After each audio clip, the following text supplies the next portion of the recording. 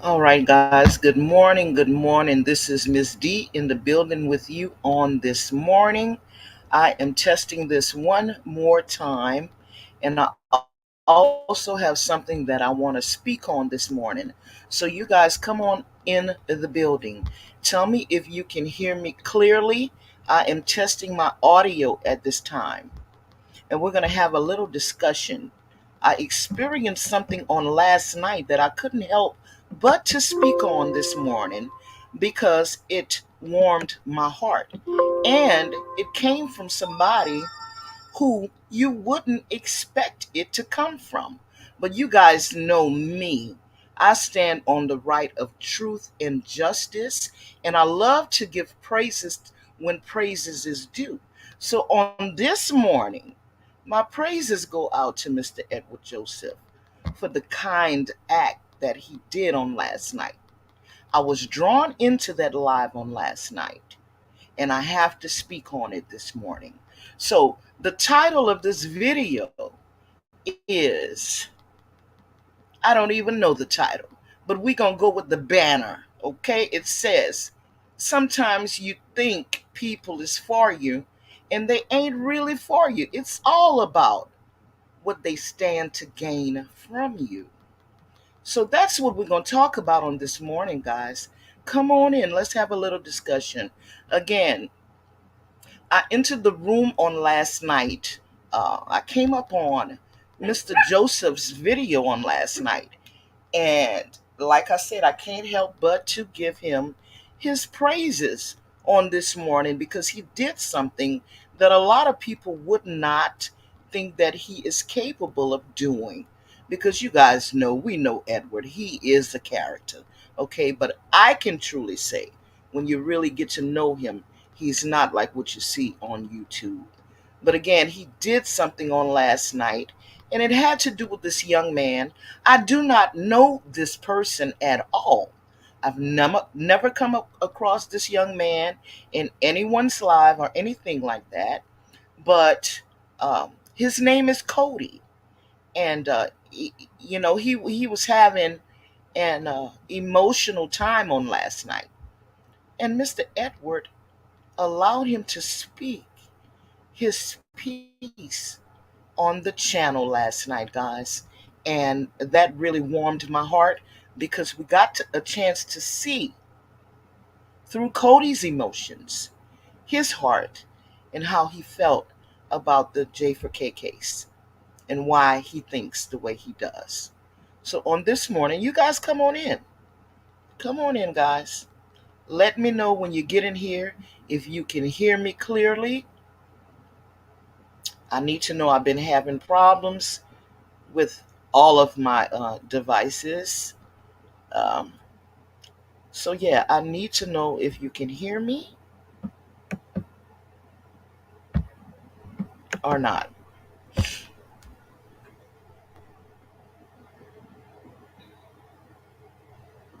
I need some feedback. I need you guys to let me know if you can hear me.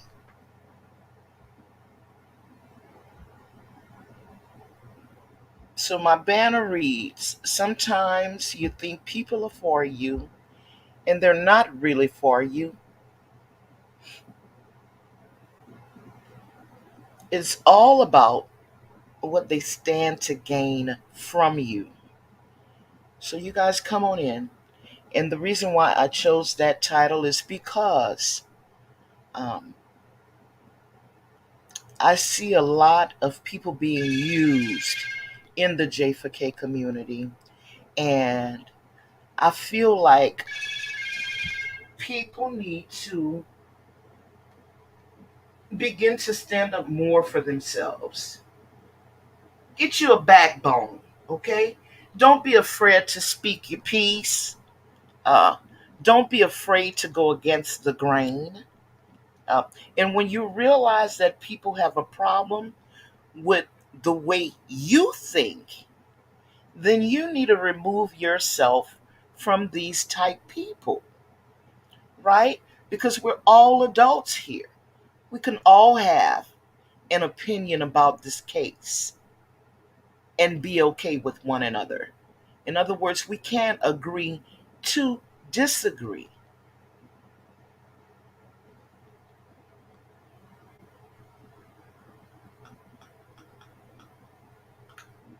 So, guys, I am waiting.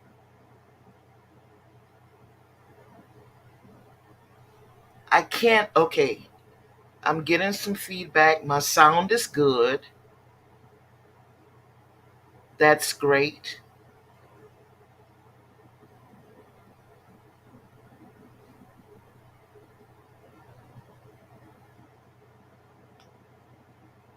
Great. Good deal. Good deal.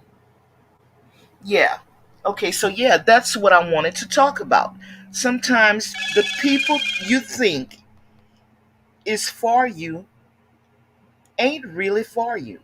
It's all about what they stand to gain from you, whether it is intellectual, you know, feedback from you, uh, emotional support, financial support, whatever it is. When you come against these people and you begin to think for yourself, voice your opinion, and when you see these people are having a problem uh, by the stance that you've chosen to take, they are not being respectful of the way you think. Yes, it's time for you to move on. And again, I say on this morning, I just have to say that I am so proud of Edward Joseph for the way that he allowed this young man to get up and speak on what he says is a vision that he had about Kanika Jenkins, right?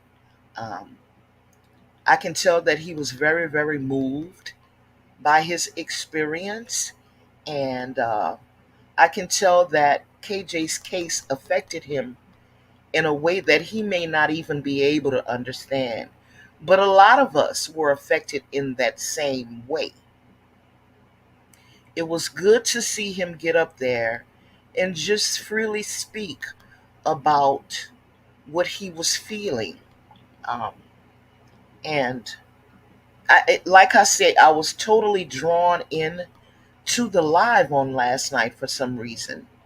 You guys know I don't get on live often, and I rarely ever get on live other than to either congratulate somebody for something good that I've seen them do, or for the worst part, having to respond to something negative that has come my way, in which I try to avoid that. But on today is all praises, guys. So you guys come on in here.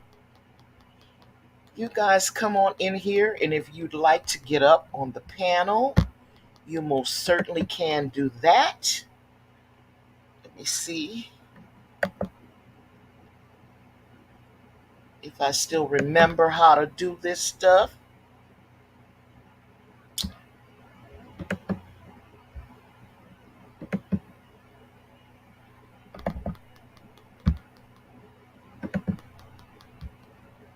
So I have dropped the link so anyone can get up here and chat with me for a minute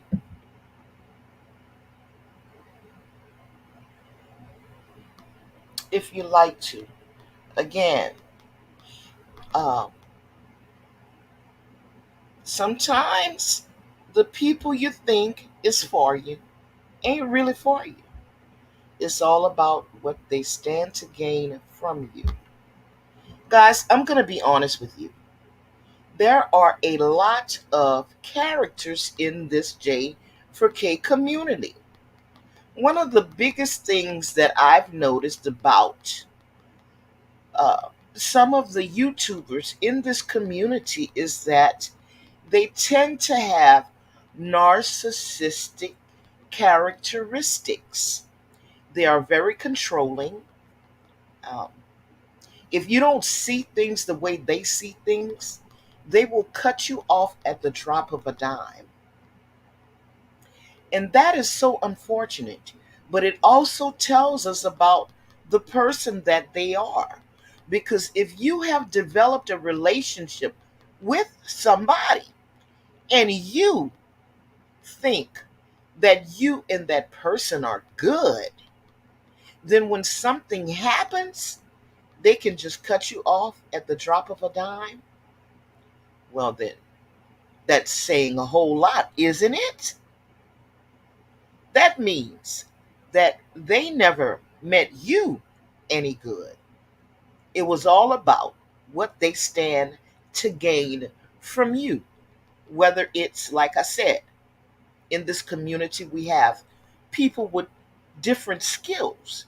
We have people who are good researchers, we have good people who are good speakers, we have people who are good writers, we have people who present information well. So everybody have a place in the community. And sometimes we have these people that consider to be gifted by God that come in and they share their visions and their dreams with us. And then sometimes some of the YouTubers try to incorporate these elements into the J for K case to make it make sense, as they say, to see where it fits, right? Because we don't know. We'll never know what happened to Kanika, but I can certainly tell you one thing. She was never at a party on the west side. She was never at the Marriott Hotel. These are two things that I can tell you for certain, right? Another thing I can tell you for certain is that Kanika Jenkins died at the Crown Plaza Hotel. Another thing I can tell you for certain is Teresa Martin, Kanika Jenkins' mother, sued the Crown Plaza Hotel and other entities for the loss of her daughter, right?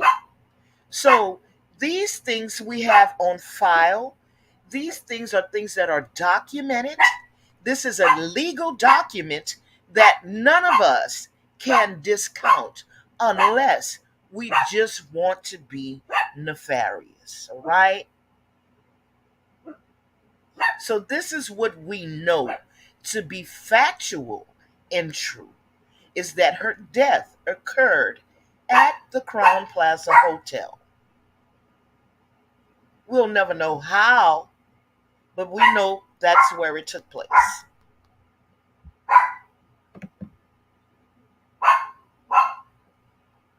Good morning, good morning, good morning. Morning blessings. Blessings to you. Yeah, I just had to pop on here because, like I said, I was just so impressed um, with the live on last night. Um, I saw this young man in there, chatting away in the chat, and then allowing him to get up on your platform for him to tell the people about what his experience was, you know, the vision or the dream that he had about Kanika Jenkins.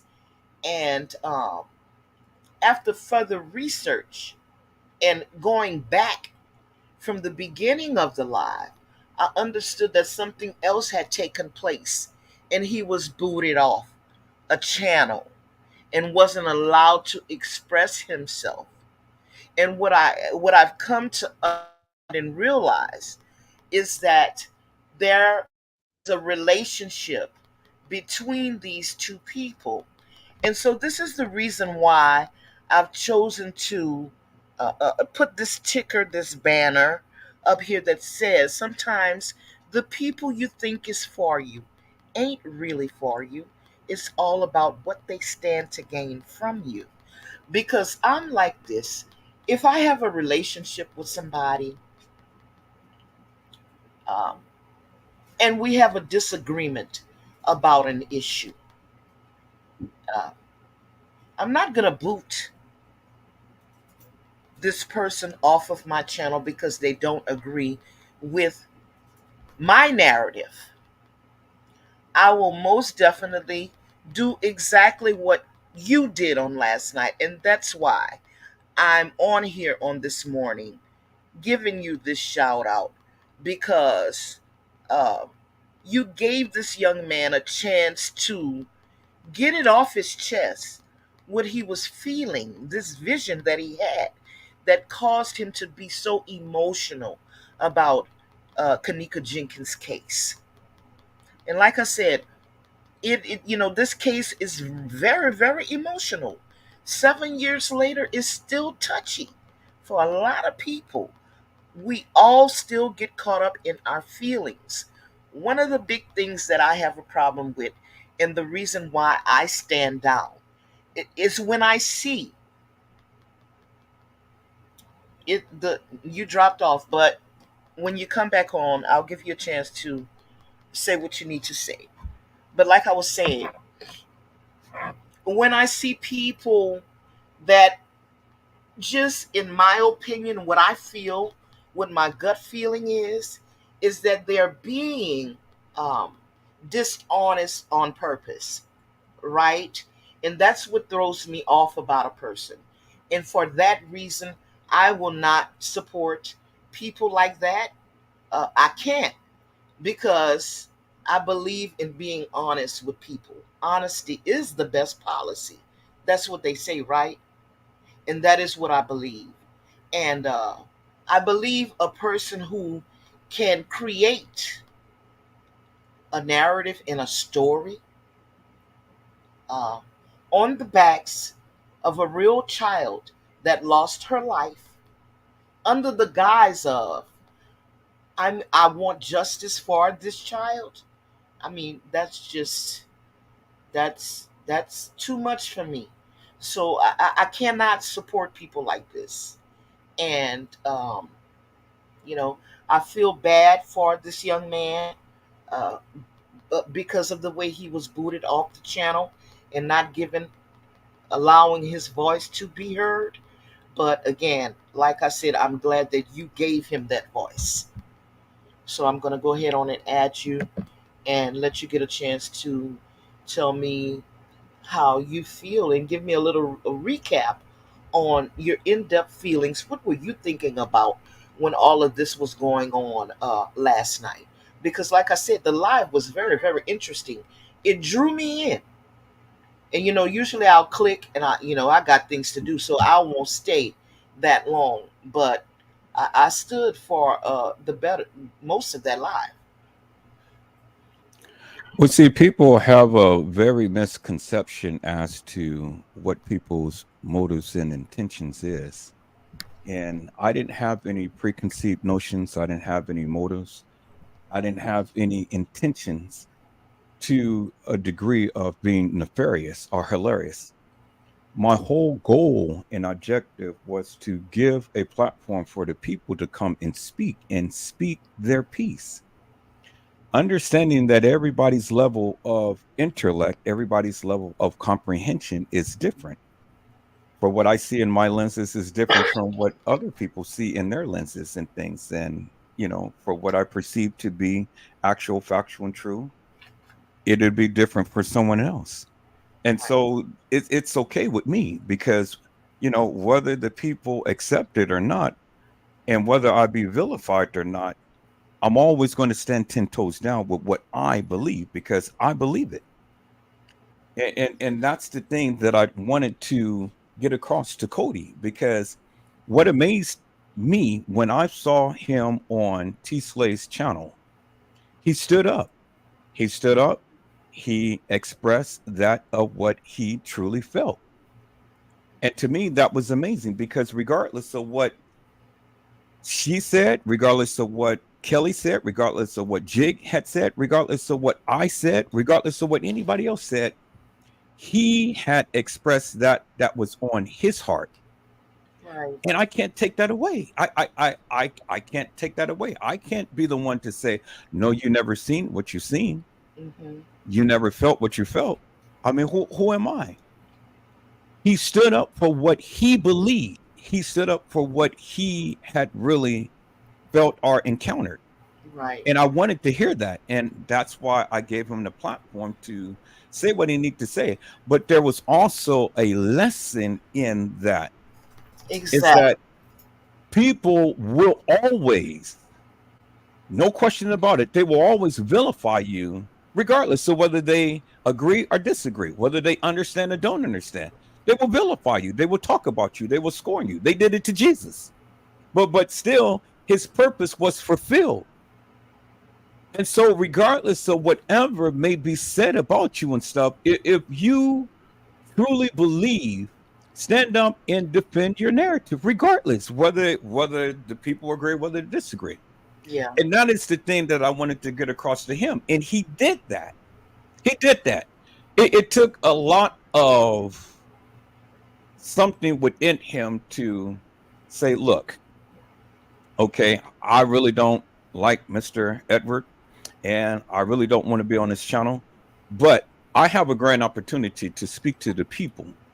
And I have a grand opportunity to speak to my foe who tried to silence my voice and who did not even recognize, give any credence to that of what I wanted to say or think. And he came, even after all of the things that I said about him and stuff, he still came and he bore witness to the people what he had felt and what he had saw. Right. And that's genuine from the heart. And listen, I can tell you when I heard the young man speak, like I said, I've never come across him before because I don't watch the channel, right? But when I got a chance to hear him speak, I can tell that he was coming from a real place. So this was real for him. And that's what the content creators need to understand. If we have people who are supporting us and following us, it is a must.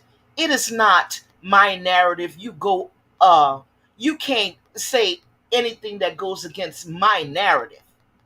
We have people who follow us. They follow us to support us, but they have a voice also. So we must let these people speak. If we don't, it means that we're only using them for what they can give us or bring to our channel. And that's not fair. That's not fair to the fa- to the followers. If people look up to you enough to subscribe to your channel and be a follower, a supporter of your channel, then you must show them respect. And that's why I said, you know what? Edward doesn't even know I'm going to do this, but I need to give Edward this shout out because, we see one thing on YouTube about you, and there were many things that have happened in the past. But I can truly say, if anybody wants to know, they can ask me because you and I have gotten really, really close behind the scenes. I can attest to the character of the man that I know behind the scenes. I'm not talking about the YouTube character. You understand what I'm saying? So, and this is going to bring me to the place of spiritual discernment. And it's also going to get us to the place to where we can speak a little bit about spiritual gifts, okay? Because I'm a person of good discernment. And when we get off this live, no, I'm going to share it with you now because I've said it many times, but people don't listen to me because I don't talk much, right? I don't do many lives, but I've said it many times. And if you go back over all of the lives that I've did to date, if I said something was going to happen, it didn't take 5 years for it to manifest. It came to pass. I got up one morning. I'm going to share this with you now because it's on my heart. I got up one morning and I remember reaching out. I had to speak to you, and you and I were not even speaking, right? But I'm a person who listens to the voice of God, right? So I got up and I said, I need to contact Mr. Edward. I need to deliver this message to Mr. Edward. Well, I think you may have jumped on the live, or I told you that you needed to call me or something like that. But it didn't go well. So I could not deliver that message to you. But I believe I did tell you, and I'm going to look for the live. I believe I did tell you, Edward, I need to speak to you. It's about you and your children. And now that I'm looking and I'm thinking back on the accident that you just had, when you're talking about spiritual gifts that God has given, this is what I'm talking about. I'm not talking about a nightmare or a bad dream. I'm talking about prophetic things in the spiritual realm. Will God give you a message for a person, for you to warn that person, so they can be able to take heed for them, as a means of protection. But I was never able to deliver that because you was not receptive to me at the time. It didn't go right. But Edward, I'm going to look for the video for you. I don't know how to do this YouTube stuff.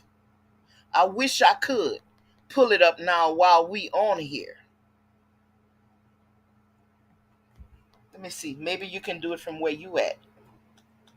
Now since we talking about this stuff, I'm gonna get on my phone and see if I can find this video with this message for you.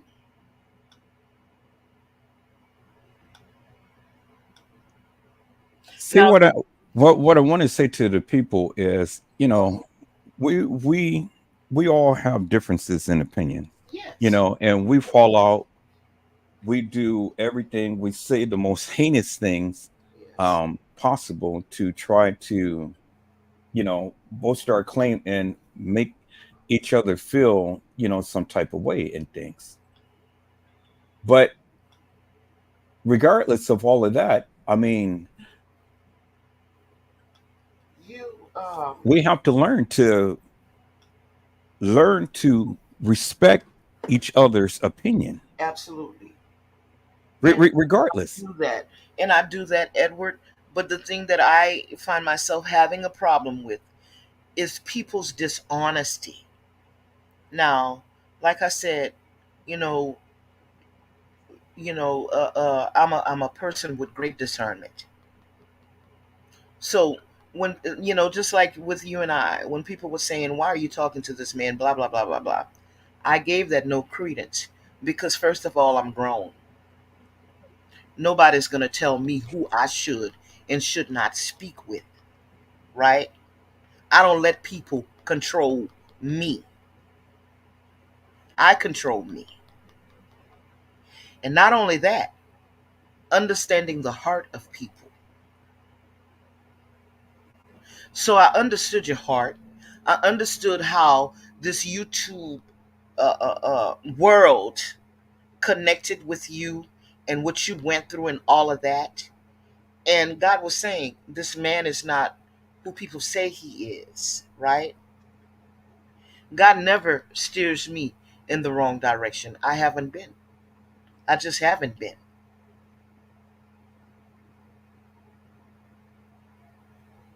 So I'm saying that to say this. When you see people who don't respect, and I say that a lot, we need to respect other people's minds. If I have a young man on my channel who's claiming to have had a vision, that's what his claim is. That's what he believes. I need to hear him out. I want to hear what he has to say. Even if it goes against my narrative, first of all, behind the scenes, he and I are friends, right? So I'm not going to shun him in the public. Whatever I do with him is going to be behind the scenes. It's called respect of persons. That's what it's called. It's being grown enough and selfless enough to give your friend the opportunity to speak what he truly feels about this case, whether he's wrong or right. He drew me in to the conversation on last night. I felt this young man's heart.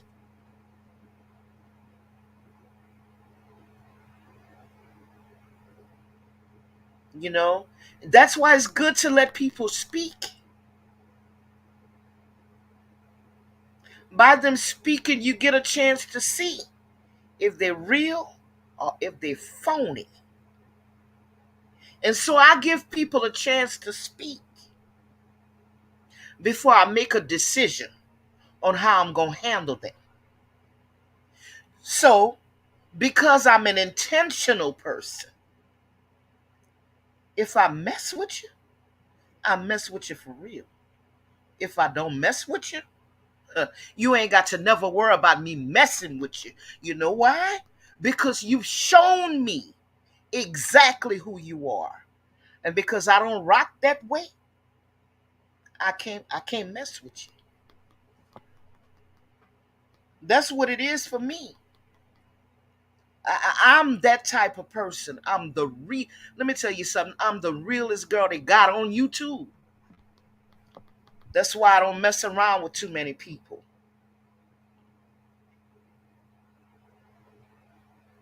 But I could teach you some stuff though, if you want to learn. Because a lot of times people think, oh, I'm gonna navigate this way. I'm gonna operate this way. And you're doing it all wrong.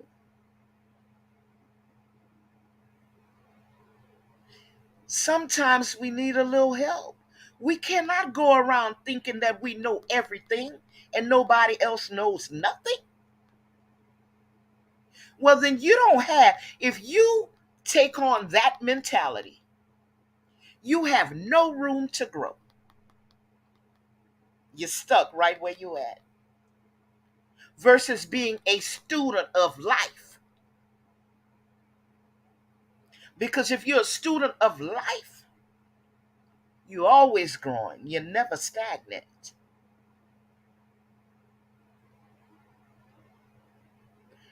We have talkers.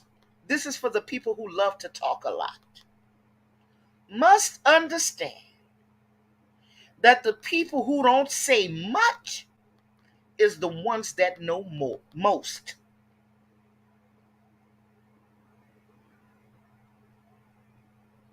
I'm going to say that again. People who don't talk a lot, that's where your knowledge is. They're like a sponge, soaking up everything.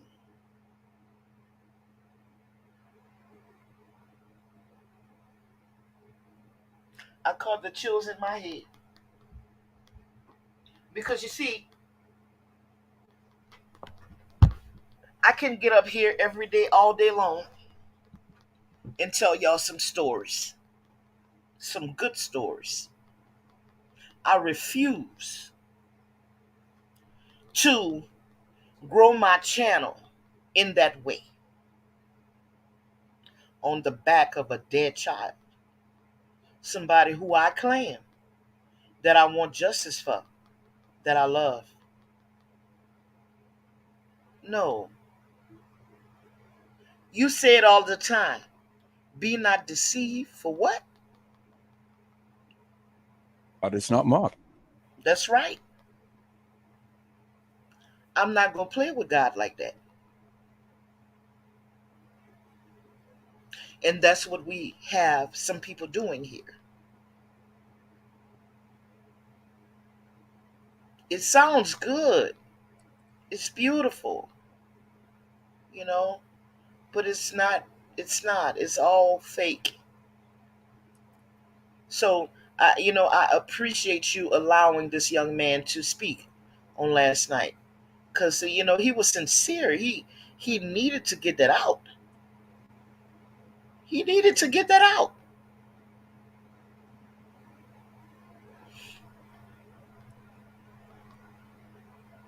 Go ahead, Mr. Edward. I'm looking for something. Well, the most amazing thing that I can truly say, regardless of whatever the difference in opinion may be and how people may view this case, it's to be able to connect with the people, Right. to learn to be respectful. I did what I did. I said what I said, and it that was intentional. It was intentional because I wanted to teach not only Cody, but I wanted to teach everybody else. See, it's a difference between being on the receiving end of the banter, of the drama, of the hilarious and nefarious mantra that the people are projecting upon you. It's a difference in being on the receiving end. And so when you're on the receiving end and you're receiving all of that, you're hearing all of that, you're feeling all of that, you're thinking all of that and stuff, it's a big difference. And for what you say and what you do, it helps you to reflect upon your manners. And if you want people to respect you, well, you got to learn to give respect. Yes.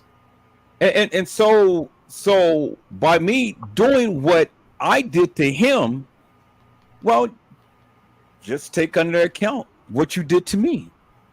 When you first came to my channel, I didn't greet you with disrespect. I didn't come out and just start harping on you and blasting up on you.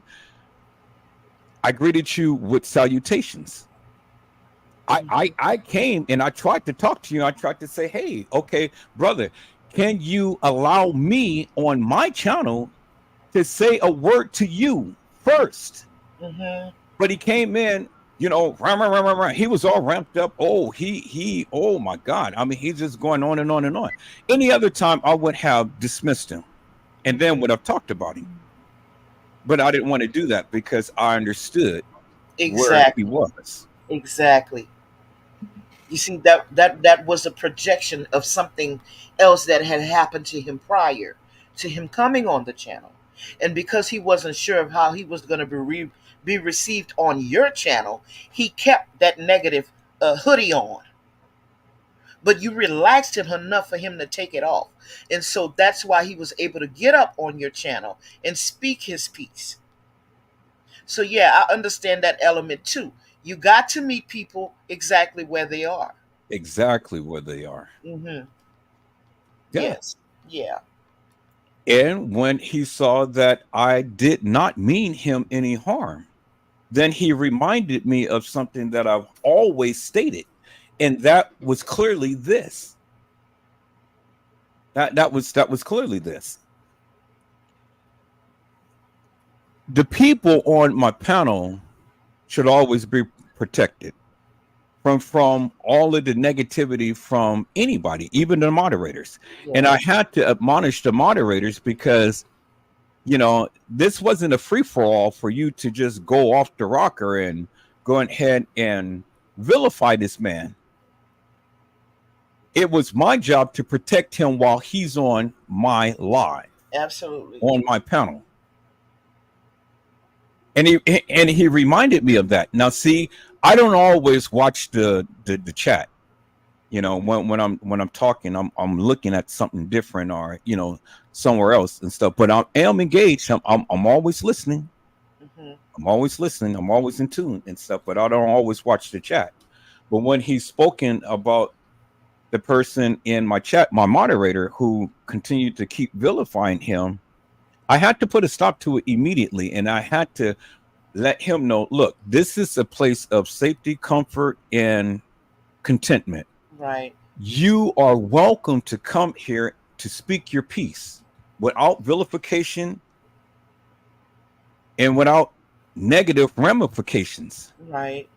No. We don't do that here. Now, we may go back and forth in the chat and things like that, but when someone is on the panel, you give that person the utmost respect. Respect, yes. Period. And I don't care who you are. Moderator, you can be with me for 10 years and stuff. If you come in and acting an ass and wanting to go ahead and say and do all this stuff, well, no, I'm going to have to exit you because that's not who I am. There has to come to a level to where we can be able to converse with each other without being at each other. And respect is big with me because whenever I come to someone's channel, oh, you chimed up now. So I'll digress for a moment or two. Hold Okay, on. you're back. I'm here. Okay. I did something. Okay. Yeah. So I'm big upon respect.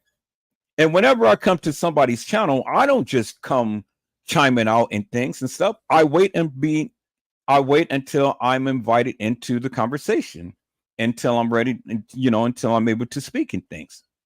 And then, I'll take a little bit of time and then I'll say what I need to say. And then I, digress down and let the other people speak in things and stuff, but not just sit there and just go ranting and raving forever and a day and taking over the channel. No. Respect is big. And if we can't learn how to respect each other, well, then we fail. But the one good thing I want to say about Cody is simply this. He learned.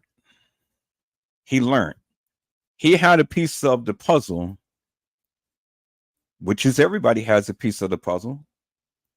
But not only do he have a piece of the puzzle, he learned to stand up on his own convictions.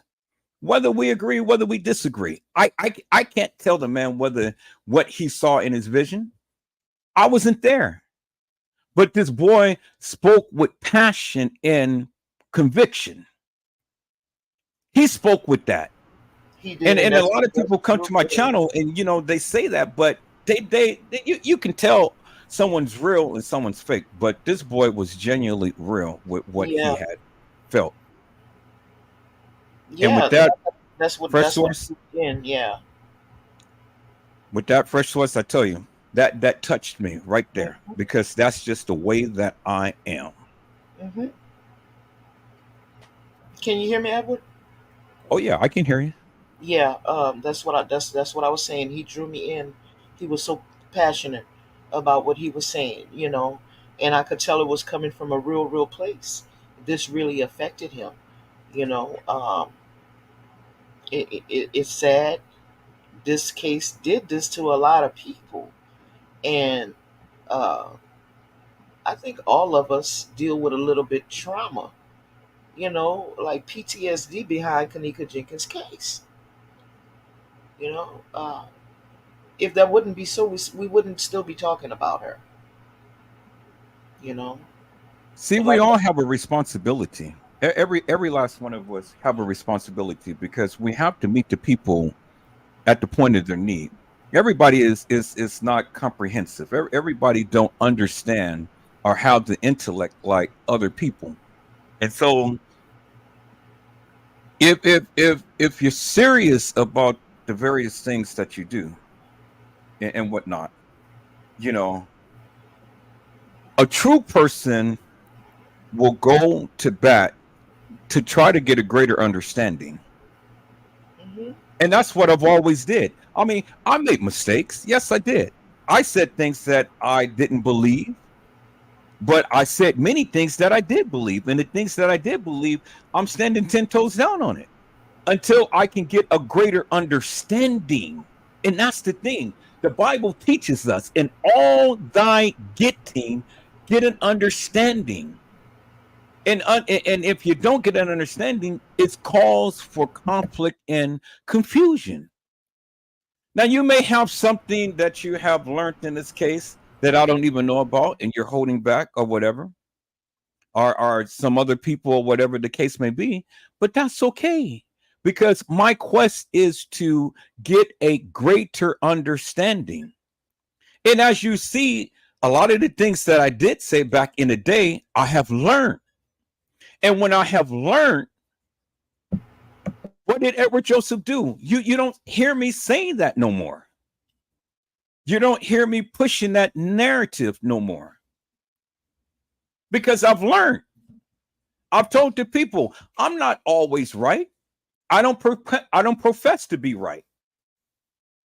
But what I do is I look, I listen, and I've learned, and then I critique myself and I critique others.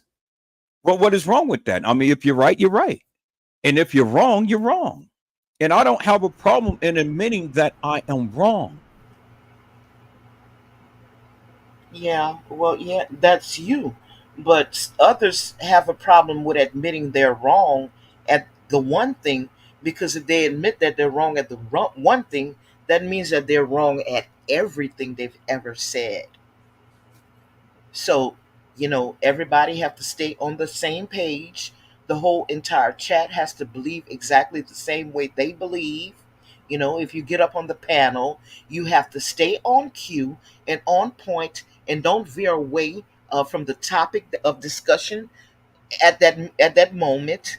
Everybody have to be in sync with one another so the narrative does not fall apart. You understand? That is a lie. When a live is operating like that, you know that these people are lying, right? You can't go off course. You have to stay with me. Don't lose me. If we're talking about the pool area, don't veer off to the hotel pictures or anything like that, because you might say something that's going to throw what I'm talking about, the pool area, off. You understand what I'm saying?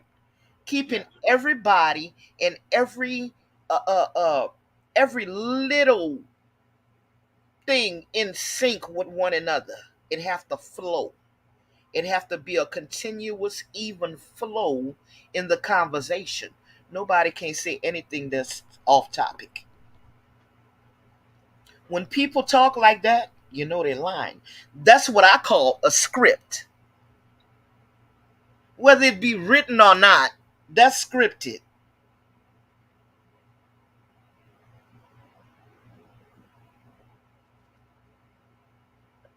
Yeah, and see, I never ran my channel like that. I never did. I've always gave everybody an opportunity to come speak. Everybody, regardless of who you are. I gave everybody opportunity to speak and share what they need to say. Because I can't sit here and dictate to you what you can say on my channel. Now, do I always agree with what you're saying? Maybe not, but I'm going to be respectful with it. I mean, I back in the day, I used to challenge it big time.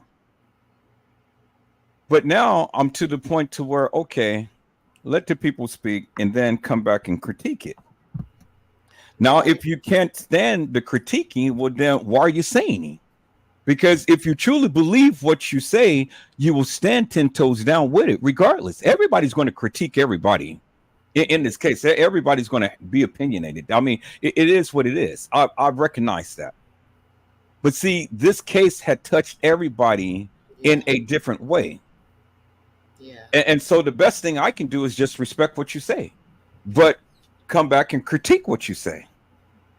Now, I throw a little bit of parody in there and, kind of like have a little bit of fun and say, oh, well, you stupid or you're hilarious or you're nefarious or whatever and stuff. Throw a little bit of banter and things just to kind of spice things up a little bit. But you got to learn to know internet play and for what's real. Yeah. You got to learn that. I've been through it. So since I've been through it, nobody can ever tell me that you can't do it. I've been through it. And because I've been through it, well, if you haven't been through it, it's your time. But even though I've been through it, I didn't let that take hold and take over my continence, take over the way that I interact with people or the way that I do things. No, I turned that negative energy into positive energy. Right. And now look, because of that, I got monetized. Because of that, the people are coming in. Because of that, my channel is growing. Hmm. Because of that, people are coming to conversate. Because of that. Yeah, So but so you got to learn to play. It's the play. and then like I said, you have to allow the people in the chat, your followers, to have a voice. So yeah, you want to be able to invite people up on the panel to express how they feel about this case. Every now and then, you know, you can't just be a dictator in telling people how they should think and feel and what they should say. No, you that can only take you so far. But then when the people get hip to those shenanigans, they're going to start to falling off. And that's why I always say that I would rather grow my channel slow and steady than fast and furious based off of lies, misconception, and deceit. But again, that is who I am. So for me, it's like when I see somebody operating like that, yeah, no, the person, I don't hate. I don't have hate in my heart. I can love you, but I can also love you from a distance because you see that kind of stuff I can't subject my spirit to.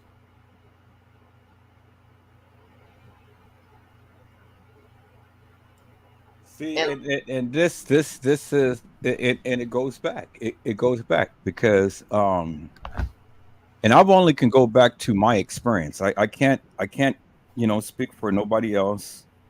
I can't speak for nobody else in this community. I can't speak for nobody else in what they envision, what they feel or think, and whatnot. I've only can speak to my experience, mhm, and I've always tried to incorporate my experience with the things that I say and things that I do. Because when you get a little taste as to what I went through, then you can understand me better. But you never understand me unless you understand something about me. And so that's why I've always tried to be as transparent as much as I can and only give what I can because I'm not gonna go out here and just express everything about Edward Joseph, whatever I did in life and things like that, because you got devilish, demonic yeah, people who's going to twist that around and you know say and do and then try to use that against me to hurt me. right, right. I've always guarded my heart, always. Well, we know that the social media stuff can be really really evil. We've seen some really bad things done to people in the past. And Yeah. that's one of the things that I never really agreed with. I don't agree with that. Because I don't care if you live in a shoebox. I don't care if you've been to jail. I don't care about none of those things. What I care about is if you know you're a liar and if you have a repentant spirit.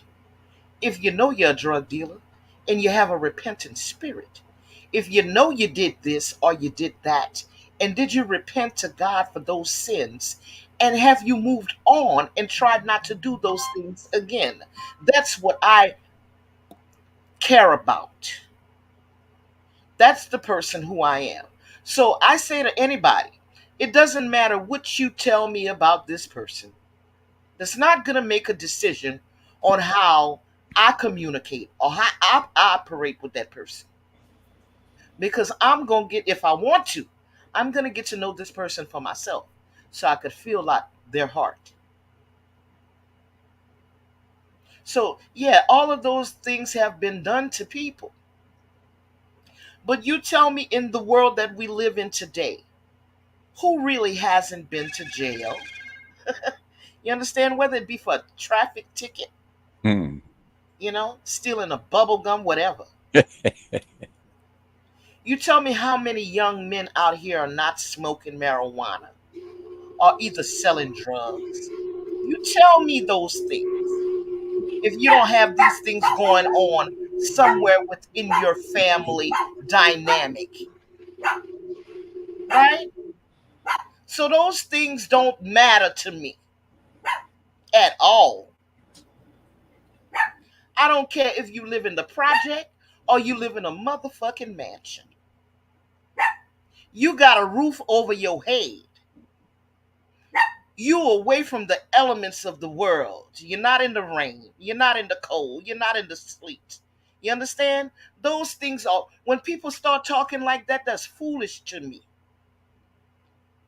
I was telling somebody the other day, I have a little sister who live in a mansion. I don't, but she does. So guess what? I don't have it, but I got access to it.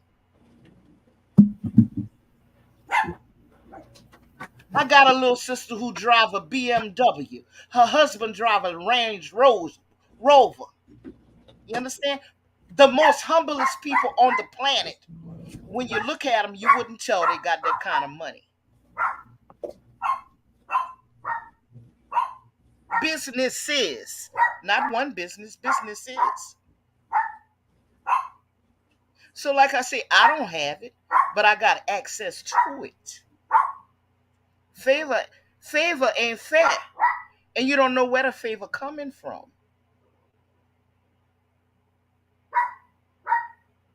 You understand what I'm saying, Mr. Edward? Oh yeah. Oh yeah. Wholeheartedly.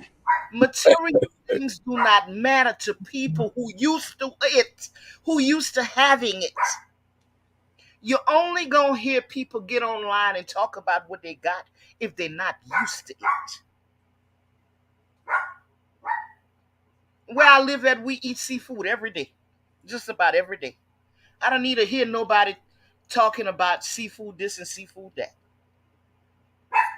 That's not that's not a luxury for me. That's common. You understand? It's things like that. And that's why I choose something about me. It's not the big things for me that people do. And it's usually never the big things that they do that's going to show you their real heart.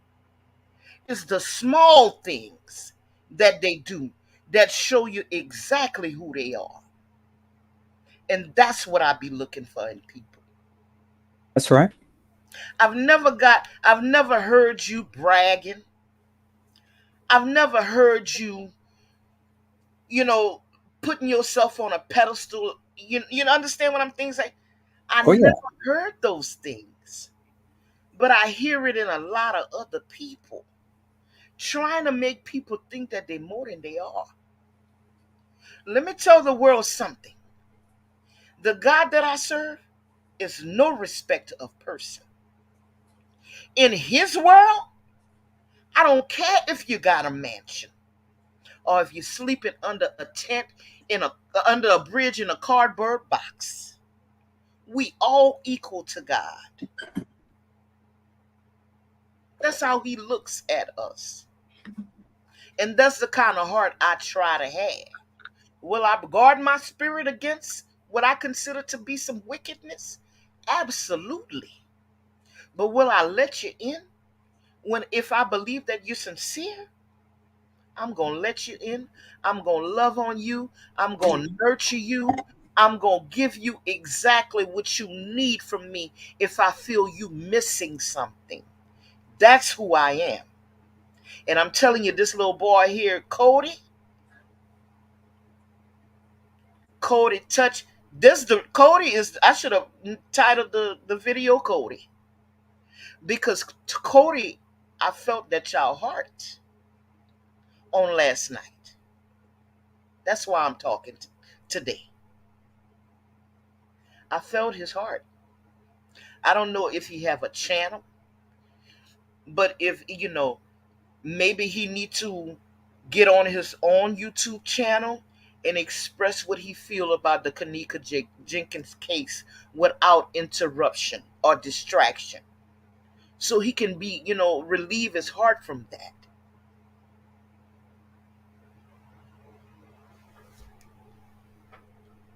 Yeah, see, this is it's conversations like this that is really it is really um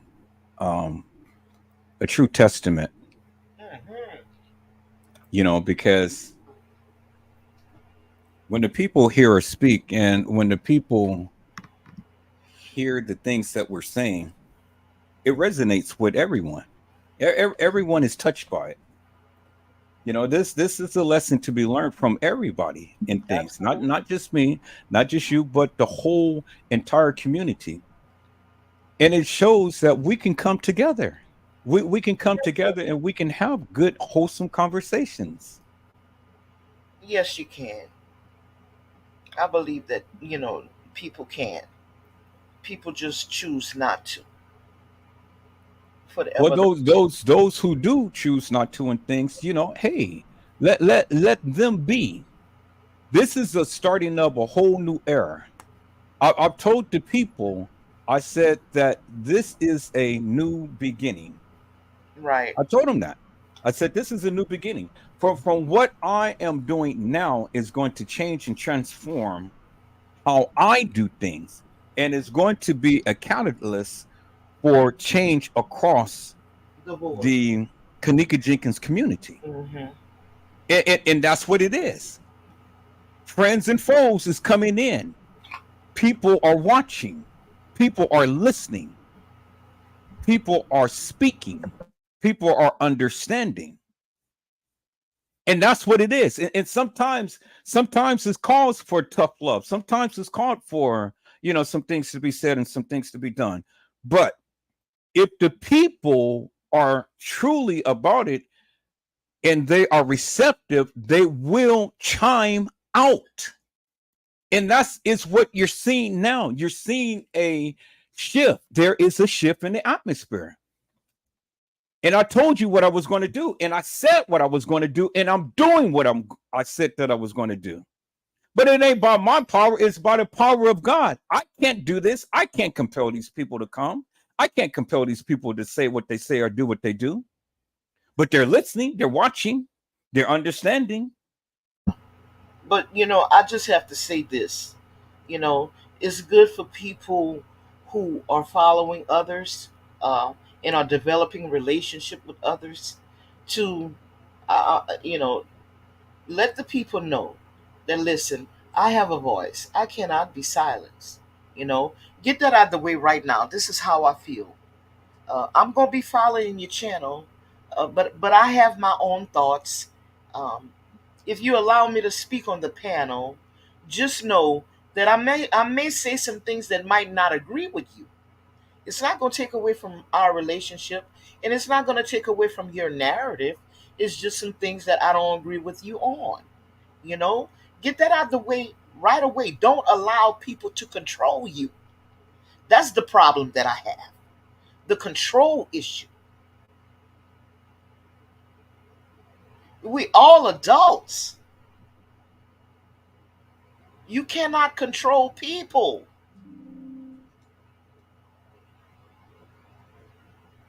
You know, you can't. You're going to go to bed hurt many times because you lost that battle of trying to control somebody in your narcissistic ways.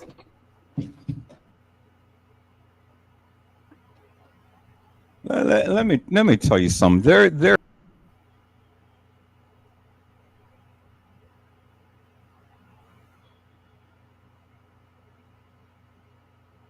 Mr. Edward fell off, but he'll be back on shortly, guys. Yeah, this conversation had to be had on this morning. Like I said, this young man, Cody, really touched me on last night when he spoke on Edward's channel. And I got up on here this morning because I wanted to give Edward a shout out for allowing this man to speak the way he spoke. And have this discussion because everybody's voice needs to be heard, guys. We don't know what the next person is going through in life. We don't know what they are harboring in their hearts that needs to be released, but they don't have an outlet. So now they are stuck in an emotional battle with themselves. Sometimes all it takes is for a person to be heard and listened to. We have to learn that.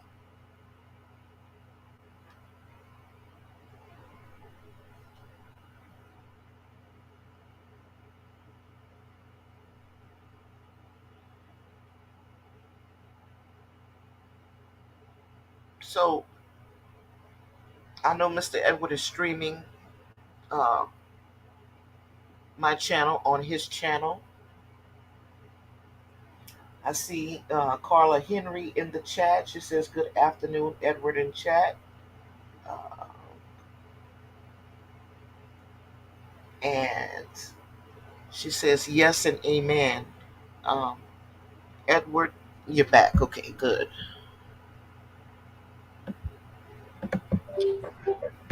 Yeah, I was trying to connect my laptop Okay, and things, and I accidentally pulled the microphone, and then that disconnected my volume. That's what kicked me off. okay, that's fine. You're back. Good.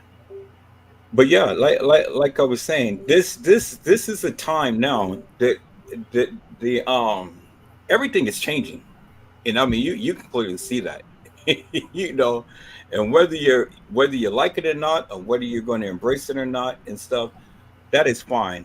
It is everything is changing, Hmm. and we have a responsibility.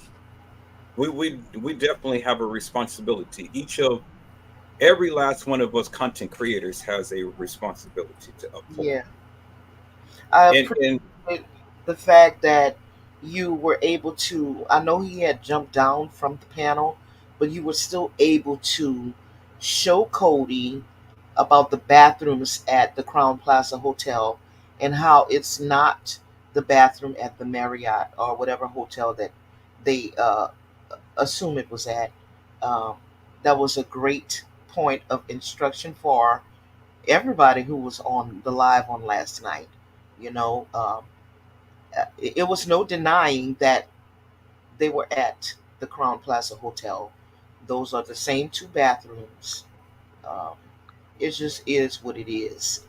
We, we. It's not acceptable to the J4K community to have any person get up and tell a story or say they have facts without it being proven to the people.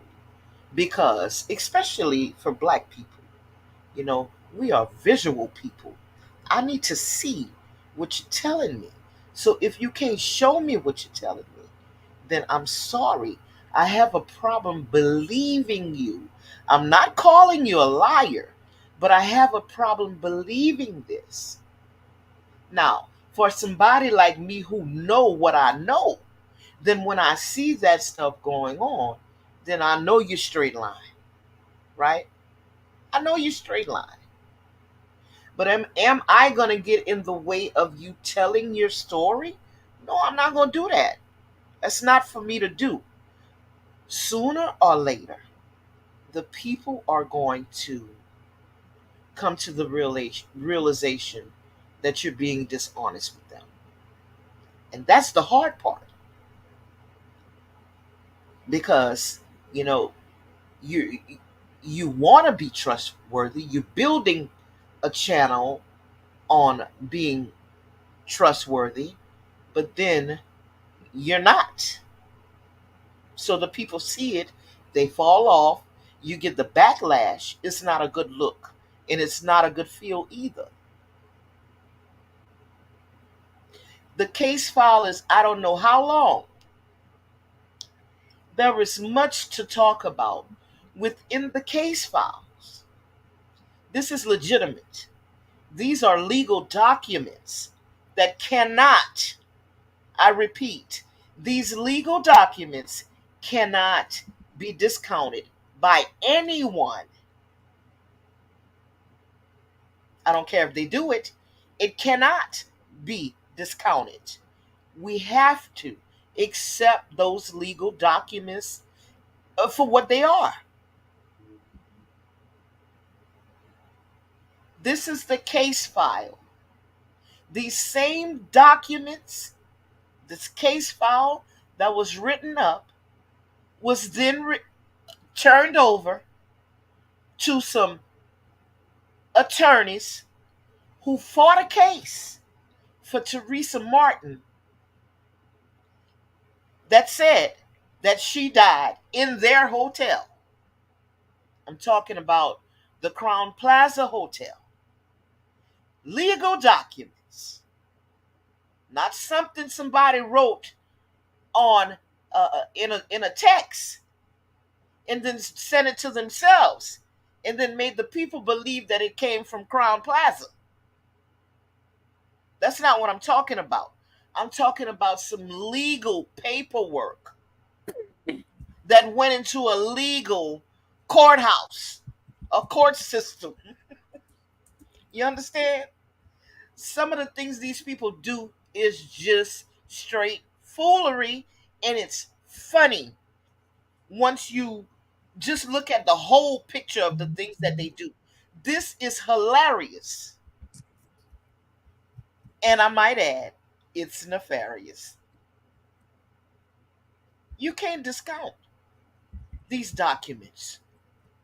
We can't get a video file of Kenneka Jenkins walking into the Crown Plaza Hotel and say that's not her. We can't do that. I'm sorry. To the masses, I'm sorry. We cannot discount the footage. It is the legal documents. It's a part of the case file. Now, I know, Edward, that you say there were two Kennekas. We can go into that if you'd like. But I beg to differ because I was one of those girls who was researching back in the day. And I can tell you that we went to Det Records and there was no other girl who died in Rosemont at 19 or in Illinois at 19. So for me, I know that you may not know, but I know that there's only one Kenneka, right?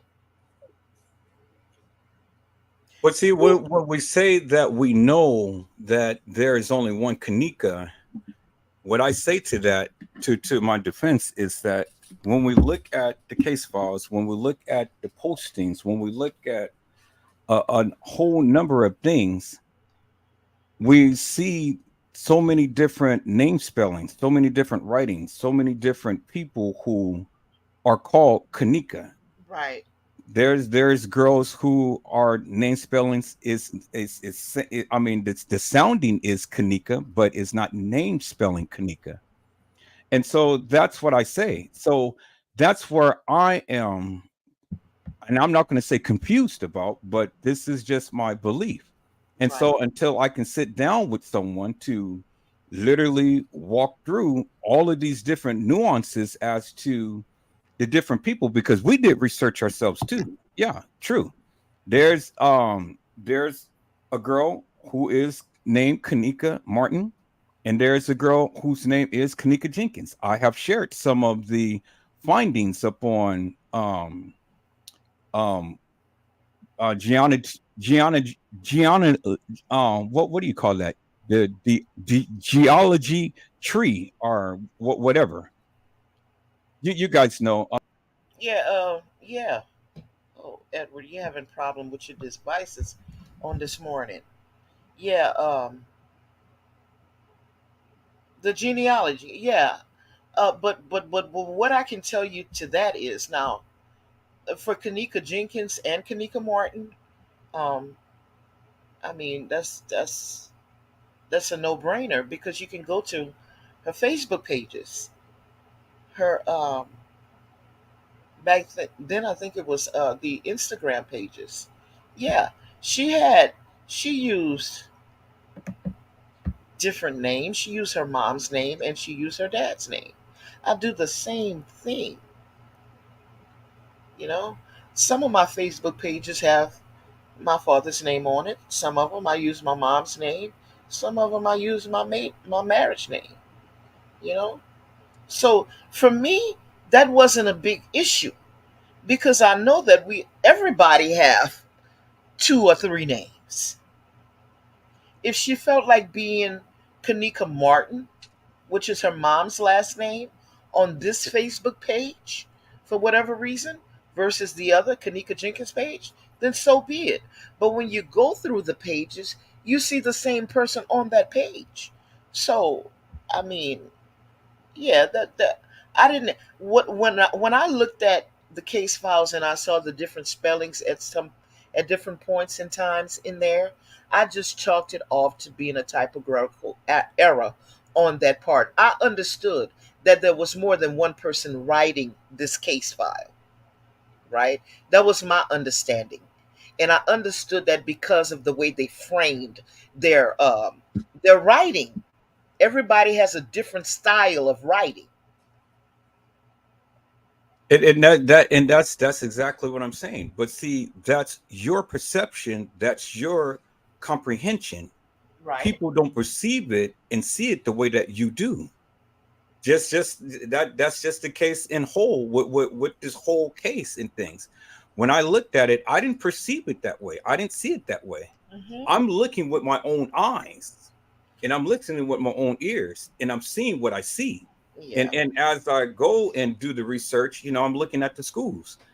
You have two different people that went to different schools that has different um verbiage on it and stuff. I mean, I'll go over it so I Okay. can show you exactly what the research that I have done and others who I work with have done, so we can get clarity out of confusion. Because as it stands now, in my eyes, from the different pictures and different things and stuff, this is what I perceive to be, and I stand 10 toes down on that. And I have a copious notes as to the research that I've done to back up why I believe such. Right. So And, tell me and what you so, feel. So tell me how you feel about all of the copious um, information that Teresa Martin has laid out on her page as far as her referring to her daughter as Kanika Jenkins, also referring to her as Kanika Martin. Can you explain that? I can't explain it because I don't watch Teresa Martin. See, I don't follow all of these content creators like many of you do. And so I've only can speak to that of what I have. And this is why I consistently and insistently invite the people. If you have the information, come share it.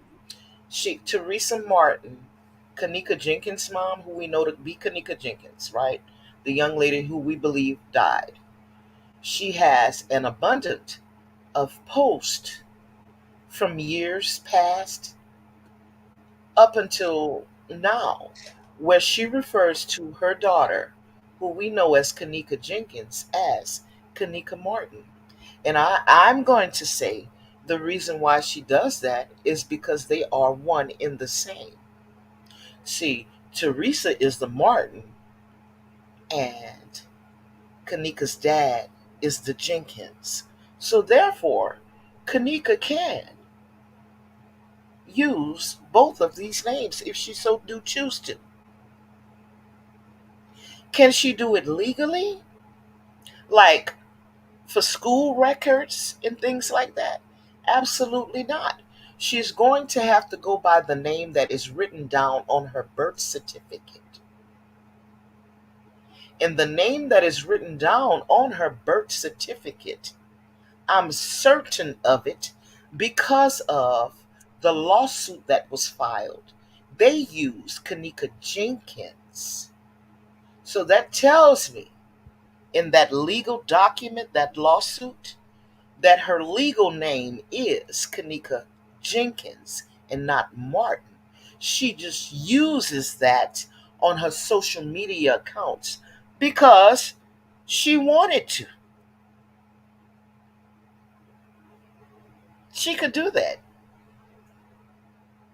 So I never really got myself bothered by her name because we all have two or three names.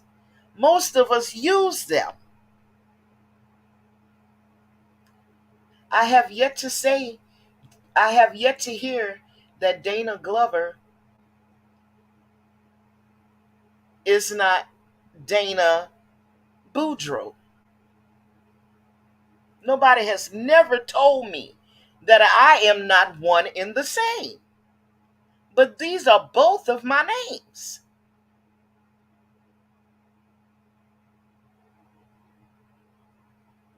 So that's how I feel about that. Well, and that's That's what I my say. understanding of it. That's what I say. I've never looked at Teresa Martin's page, so I can't speak to and I can't speak against what's on there or what's not because I've never looked at her page. And regardless of whatever she has on her page, it still doesn't change the way that I feel or what I think. Because again, I haven't did the research as what you did or anybody else did in looking at people's um Facebook pages or things like that, or however she calls Kanika Jenkins or Kanika Martin. In your eyes, that's you deem to be one of the same. In my eyes, I don't see that. In my eyes, when I look at different pictures and different postings and different name spellings and things like that and stuff, I associate those names with that person until I am proven otherwise. And so I'm always going to stand But 10 toes down with her. the thing is, we cannot find a Kanika Martin outside of Kanika Jenkins. Well, from my Because understanding, in the beginning, it was Kanika Martin, but then it changed to Kanika Jenkins. no, no, no, no. Kanika Martin. It was always understood that Kanika Martin Not was. everybody understood that, Fresh Source. It You can was. say that for yourself, but you It was. can't speak for Listen, others. I can no. I can tell you like and I hate to No, go into but what I'm all saying is, stuff. Mel, in all due respect, you can't speak for everybody else. It's your understanding, is what I'm saying. As I far don't perceive that. Listen, as far as Kanika Jenkins being found dead at the Crown Plaza Hotel, it was always understood that Kanika Jenkins was found dead at the Crown Plaza Hotel. Okay, where the name change came in was the nefarious YouTubers. It all always goes back to the nefarious YouTubers who wanted to make something seem like it wasn't, to make the story more much more than it ever was. These YouTubers research this and say, okay, well, we got two Kanika Martins. Now we got two Kanikas. Okay, we got a Kanika Martin and we got a Kanika Jenkins. Even if they knew in their heart that Kanika Jenkins and Kanika Martin was the same person, they knew they could have come to YouTube and pull this foolishness off on the people who were following them. Because the people who were following them were not researching. They were just listening to these YouTubers, right? So a lot of these stuff, like I said, everything in this case was done before. Everything in this case, even what I'm hearing now about Kanika being on the west side of Chicago at a party, that was said in the beginning. All of these things were said in the beginning.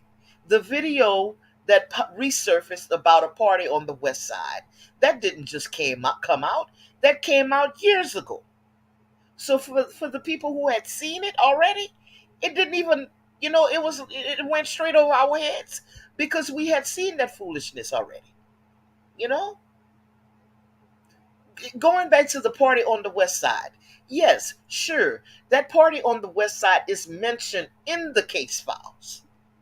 But Kanika Jenkins never attended the party at the website. Now, any logical and sensible person is going to understand that she never attended no party or no website according to the timeline and the things she did on the way going to the Crown Plaza. One of the things that I have yet to hear these people speak on, the ones who are saying that she was at a party on the west side, and the reason why they don't say it is because it's going to mess up their timeline. But they forget to say that Kanika them stopped to the store. They forget to say that because you see that's time out on that in that timeline, right? There was a stop made on the way to the Crown Plaza Hotel. They forget that. In fact, there were two stops made. There was a stop to the store and there was a stop to go and buy a pill.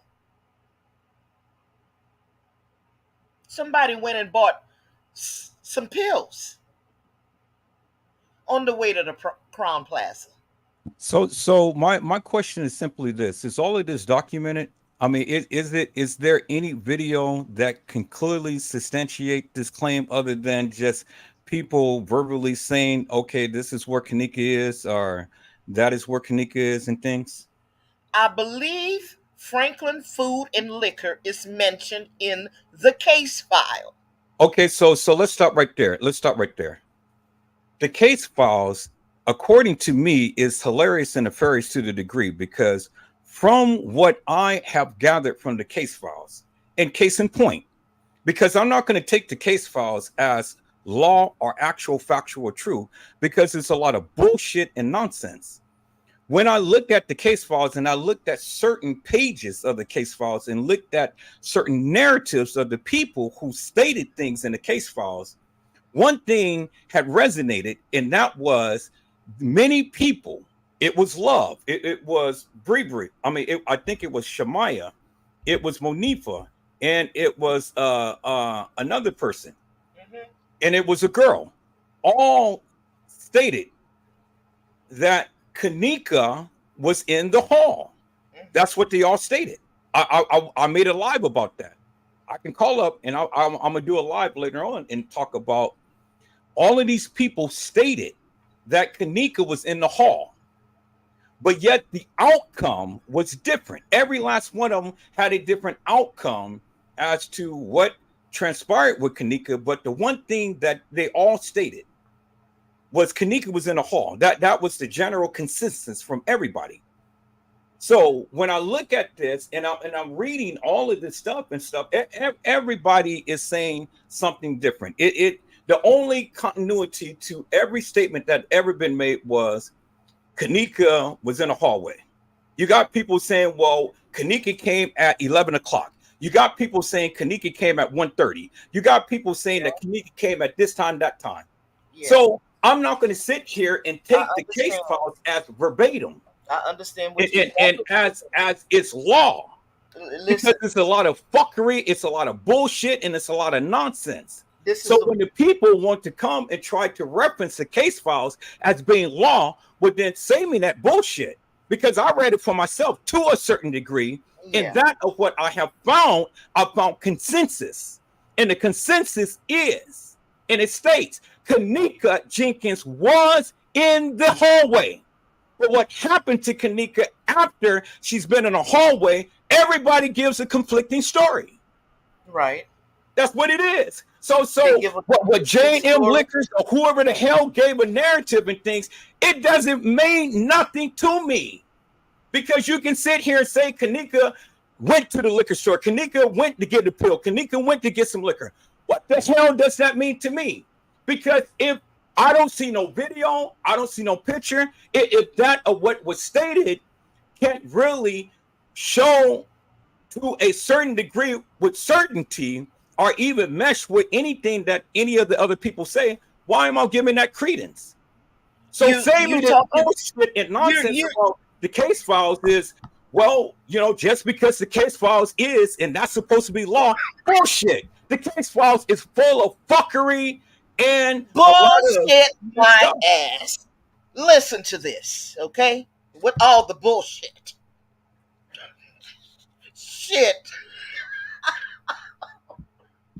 You got a bunch of drunk, high ass children trying to give some police statements, okay? First of all, some of them might have some warrants. I'm laughing, but I'm serious. They don't want to give no police statements to the police. They all drunk. They can't even remember what happened, how they got there, most of them. How in the hell they gonna remember exactly what happened in the party, all drunk and high? Of course, everybody gonna have a different time that they think Kanika did something because they all drunk and high. They're not seeing those things at the same time. Or they might have not experienced her at the same time. One person might have seen Kanika Jenkins in the hallway at at 2:15. Another one might have peeked to the door at 2:20 and seen her out there. So can we really say they're lying? We can't say that. But what I will say is I know they was all drunk and high. And for that reason, that's the reason why I believe they can't get their times right. Okay, These so people so were not sober let me ask you this: Do you believe that Teresa Martin told the truth in everything that she said in this case?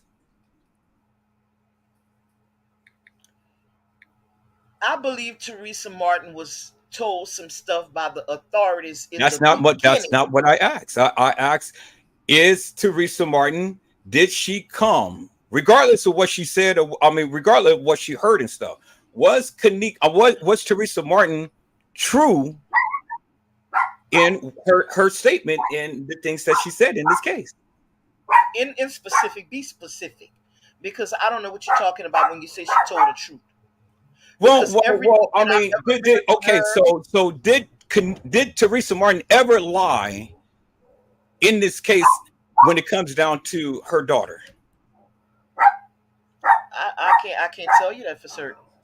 Okay, I well can't tell you if she then lied. then that's exactly my point. So you can't I tell can't me tell you that. she lied, but what I can tell you is a lot of people took some of the things she said out of context because they wanted it again to fit their narrative.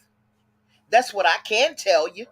Well, whether the people felt that they took things out of context, you can't sit here and tell me if Teresa Martin never lied in this instance or in any instance in this case. So, and it just goes with the same thing with the kids. You can't say that the kids never lied, or you can't say that the kids never told the truth. So it goes both ways. So, however Well, you that's what I perceive just it to told be, you. Listen to me, Edward Joseph. That's what I just told you. I'm telling you, these kids are drunk. They drunk and they high off pills. You sit a police officer in the front of these people, get them in a room with some police officers. They all high off pills and drunk. First of all, they can't remember. Secondly, they're scared because they don't want to have nothing to do with the damn police. No, I don't believe they all told the truth. Do I believe that they did it intentionally? Got their times wrong? No, I don't believe that they got their times wrong intentionally. I just believe that under the circumstances that they were under, they got their times wrong. As for Teresa Martin, maybe she did lie about a few things. But what I'm going to say to this is Teresa Martin had an open case. How dare the people expect her to get online and elaborate on an open case that she knows she's not supposed to speak on? She said certain things to give people hints as to what she was going through. But she didn't say everything that was happening. She spoke very little about this case here. And rightfully so, because she wasn't supposed to. Now, take for you, for instance, you just got in an accident.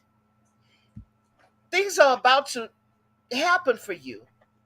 And I'm sure you're going to eventually have an open case. You're not going to be getting online speaking about this accident. This YouTube, this social media stuff, it's like a fingerprint. Your websites and all these things are like a fingerprint. This is considered to be you. These people can take these things and bring these things into a court of law and said that you said this. If you told them you didn't do it, they can get your files and say you said this, and then you're gonna be you're gonna have some misunderstanding, a mishap here.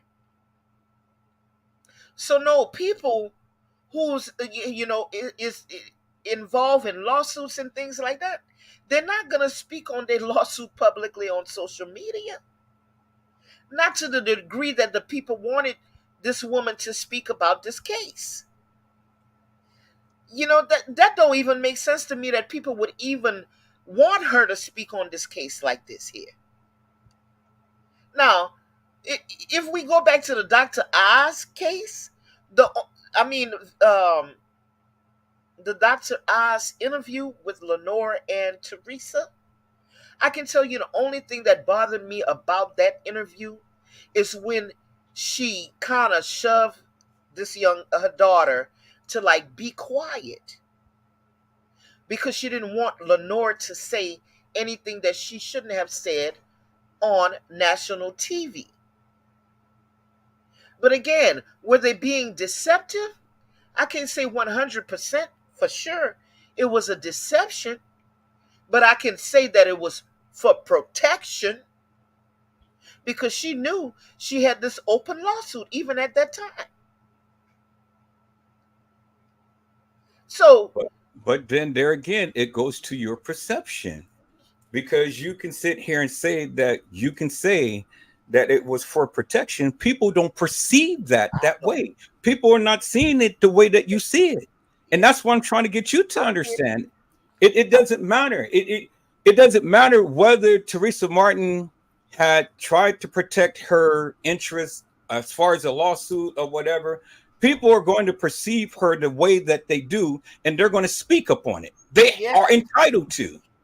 You're right, they are. And everybody's entitled to. So in my eyes, I perceive Teresa Martin as to be the biggest liar there is.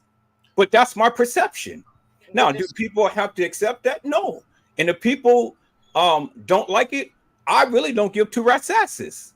Because it's my perception, it's my thoughts, it's my views, it's what I say, and it's what it is. And that's exactly what we're speaking on, how to respect other people's thoughts and views and respect their mind. So at the same time, you're saying that this is no. Wait a minute. That's different, because I can speak what I feel. I can speak what I think. Right. It's a difference. If I'm on my channel, I say what the hell I want to say. I tell the people whatever I want to say. If they come to speak, that's where the respect comes in. Right. I don't have to respect what you think or what you say because I'm saying it. Is what you're talking about. Yeah, but see, don't confuse the respect issue with what my personal views is, because the respect comes in when you're on my channel. I don't come and vilify you. Right. I don't come and put you down. I don't come and do all of that. That's where the respect comes in. Exactly. But I have all rights and reasons to say whatever the hell I please if I'm not on nobody's channel. I get it. Yeah, that's where it is. And so in my eyes, the way that I see it, Teresa Martin is a fraud. She's a phony. She's a fictitious, hilarious, and nefarious character. That's the way I see it. And I understand that may not sit well with a lot of people, but again, I don't give two rat's asses because that's my personal opinion. Okay. Tell me something. Everybody had a problem with Teresa Martin suing the Crown Plaza Hotel and all of the other entities that she sued. They had a problem with her accepting the money, uh, and they said that justice wasn't served. In your humble opinion, given what you're going through right now, um, tell me how you feel about her taking the position and on suing the Crown Plaza Hotel. You know, right now you're out of a car. She lost her daughter. Your son was injured. You were injured. The young man fled the scene. He had to be captured by the police somewhere down the line. He didn't want to stand up and face the consequences of him doing what he did to y'all. So, these people pay insurance on their vehicles. You don't have no transportation right now. Teresa Martin don't have no daughter. All right? Not the same kind of situation, but almost. Uh, Outside of anybody dying, thank God that you guys are okay. But now that you sit in the position that you are, and you look at outside, and the car that you held your mama willed you that car. You can't drive that car no more. That was, I don't know if it's the last thing, but it's the thing that I've heard you spoke most about, that your mom left you. Okay?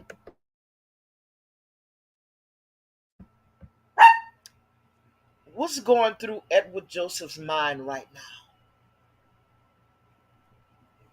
I'm hurt. My child hurt. My mama call go on. I'm gonna be all right, but somebody gotta. What I'm gonna do? Am I gonna try to, you know, recomp some of these things that I lost? Or am I just gonna sit in this hurt and loss without trying to fight back and regain some of the stuff that I lost? Your thoughts, please. Well, again, yes, I'm hurt because I was in an accident. Yes, I'm hurt because my son has been hurt. Yes, I'm hurt because I had lost one of the precious things that was left to me. And it's And let very me tell you sentimental. something. It hurted me to say that, yeah, because I didn't want to bring that up. I'm No, serious. no, no. That's fine. Yes, yes, yes, I'm hurt. I'm hurt. But on the same token, the thing is this. I thank God that he didn't take my life. Yes, I thank God that I didn't suffer no physical scars. yes, I don't have no cuts, no lacerations, no broken bones, no nothing. No trauma to the head, to the back or anything and stuff. So I thank God for that. You know, was I mad about the guy who hit us and ran away from the scene? Yes, I was. I mean, all that is a given. That's a natural reaction in things. But at the end of the day, I have to do what I have to do. So if I choose to go online and I choose to talk about this case, I'm going to tell the people and I'm going to show the people. I'm going to give them what I know based upon what I know. And that I haven't seen, I can't speak to. I can't speak to the guy running 100 miles per hour because I didn't see that. I can't speak to the guy, not braking because I didn't see that. The only thing I can attest to is what I know Right. And what I know is what happened after the fact. Right. So that's so, whatever I choose to share is what I choose to share. But Okay. I'm going to be 100% actual, factual, and true based upon my recollection. Okay. If And your it ain't no lawyer, need for me to go ahead and sit here and try to sugarcoat with the people. So whether the people accept what I say or reject what I say, it really doesn't matter to me because they're not in a situation. if your attorney says to you, Mr. Joseph, um, well, that's a given. They're gonna ask if you have social media accounts, and they're going to tell you. Doesn't matter what kind of case it is. They're going to tell you to limit your social media, and they're going to tell you not to speak about this case on social media. So when you speak with your attorney and he tells you these things, are you going to go against his better wishes for you in your case? It just all depends on how I feel. I mean, if I feel compelled to speak against what he is saying, well, then yes, I'm going to do so. Okay. And whatever the recompense, I mean, whatever that I'm going to suffer behind that is what I'm going to suffer behind that. I mean, even if you're speaking truthfully about the case, and this is just a car accident, I know you can't make more out of it than what it is. Like you already attested to, you can't say what you don't know. All you can say is what you know. I get it, but under the advice of your attorney, if he tells you, not to speak about the case, whether you just want to share the facts about what you know with him, are you still going to go against him? Because then that's going to be a conflict. Because if you attorneys don't like that. They want you to listen to them because they want to have the best outcome for you at the end of it all.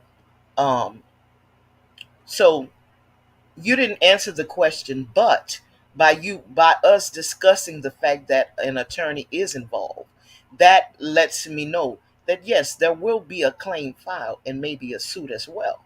So you are doing the same thing that Teresa Martin felt that she needed to do.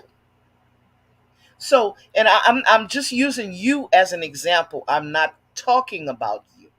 I'm talking about the other people who had a problem with her coming to this conclusion that this the only resolve that she saw fit in her mind to sue these people and end up taking this money. Why do these people have a problem with that when they would have done the same thing? Well, I can't. Nobody, Edward, listen, nobody can tell me they wouldn't have done the same thing.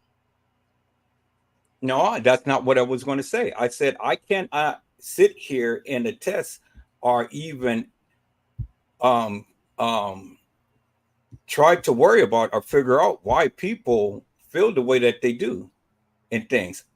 I know, as far as I am concerned, I really didn't give two rat's asses whether she sued the people or not. You never heard me on the No, internet screaming or hollering about Teresa Martin suing the people and worrying about all that stuff. She had to no, do what she had to do, exactly.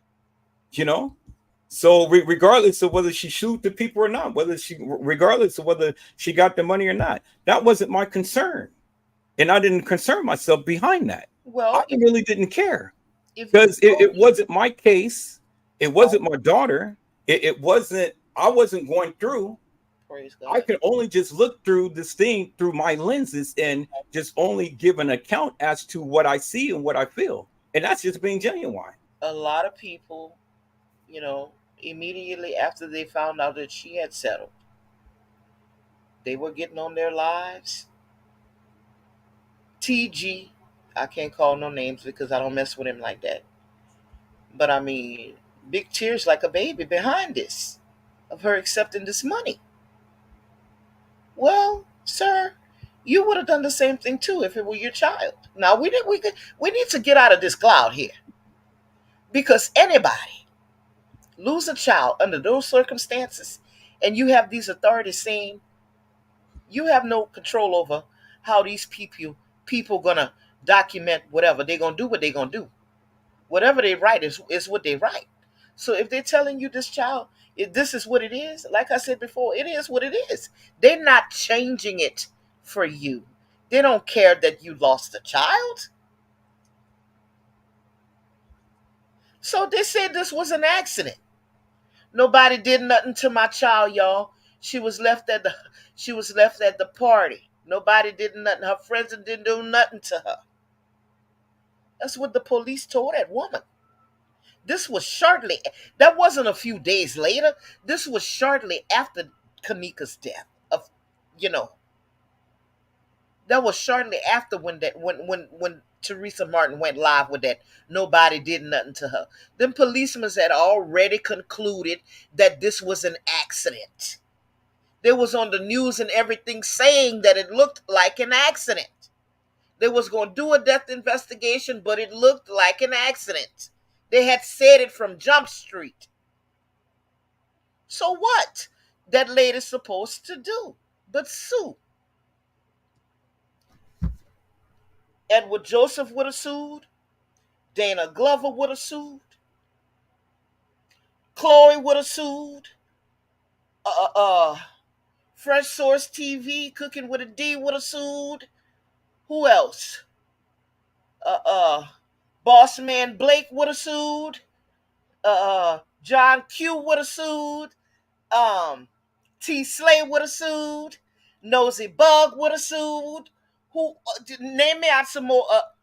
TG would have sued. Custom Design would have sued had it been their child. So people need to stop acting like they wouldn't have sued. Because they damn lie. They would have sued. And that's the point I'm trying to make.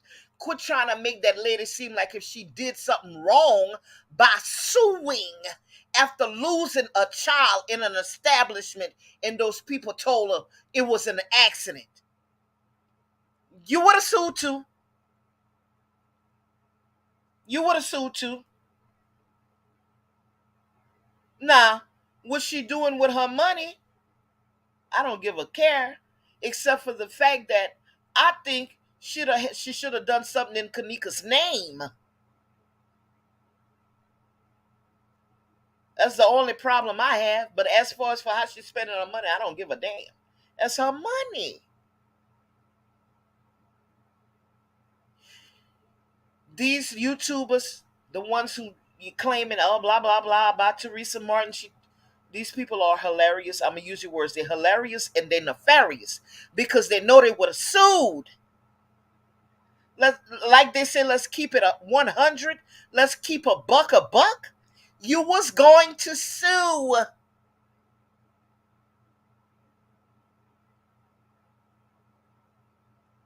And that's the bottom line.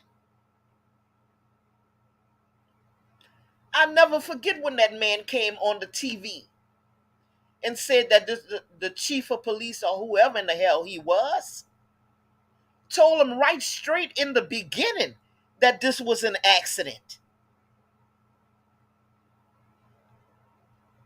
Now, did she feel in her heart that something else happened to her daughter? She did, because she was getting conflicting stories from them children. She said it on the 911 call that she didn't believe him. She been young before, you know. She know how they do. She didn't believe none of them.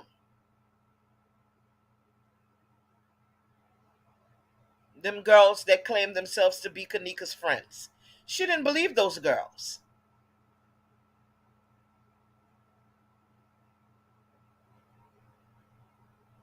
I wouldn't have believed him either.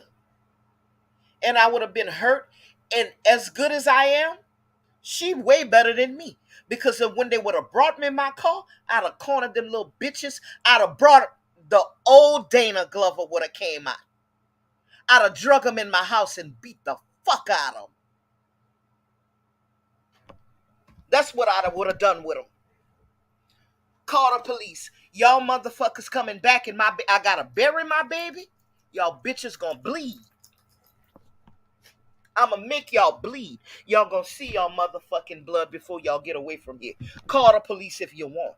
I ain't got nothing to lose. I just lost my baby girl. You think I give a fuck about some handcuffs and being put in a cell right now? That's what the old Dana Glover would have done. Not a Christian Dana Glover would have might have gave him a chance. And then I don't know when it comes to my children, because I turn into somebody else when somebody fuck with my children. And as I'm talking right now, I'm catching flashbacks because I want to get somebody right now for messing with one of my children.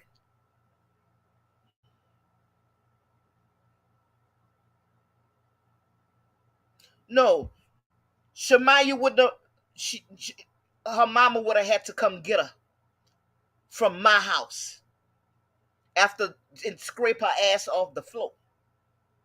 Everybody want to talk about Irene, Bree, and Shemaya. I'm just saying that because my spirit is telling me that Shemaya is a sneaky little girl. But the one who they're not talking about, the one who I always believe was the head culprit, is that little Bree. And she ain't had much to say at all. She ain't had much to say at all. Monifa and Irene ain't did shit to Kanika. And neither did Shemaya. She just sneaky. She just a nasty little sneaky little girl. That's what my spirit telling me about her. Because why in the hell else you gonna be with a whole bunch of men, some grown men in their 30s and their late 20s, 15, 16 years old at a party with them kind of men's? And where's your parents at? Where was her parent at? You know? Bree is the culprit. They want to talk about a mastermind? That little devilish eye little girl, that little sneaking looking little girl, bubble lip little girl, is the culprit behind what happened. Nobody told me that. That's what I feel.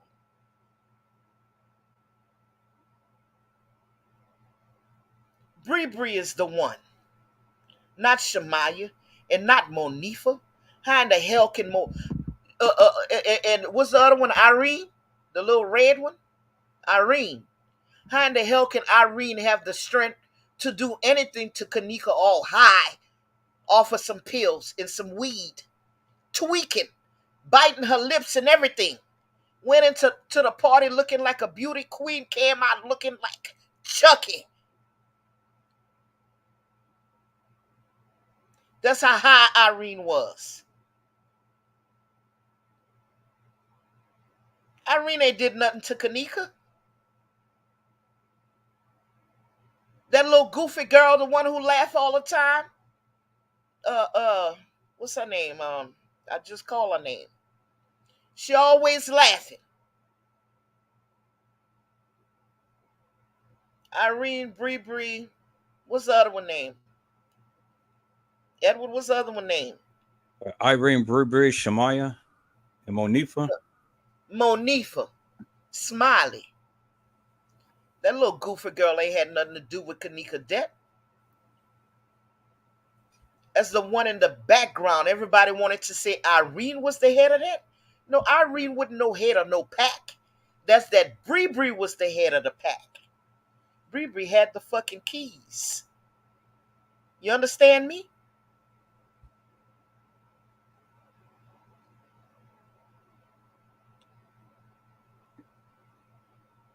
Well, If you know, anybody focus, that's what a focus should be on Bree. Nobody ever talk about Bree in depth until today.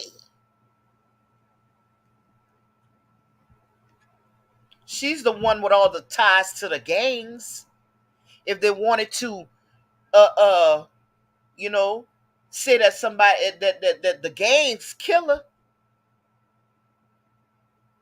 Why they didn't say that Bree Bree had something to do with it? Ain't nobody ever really spoke like that. No YouTuber.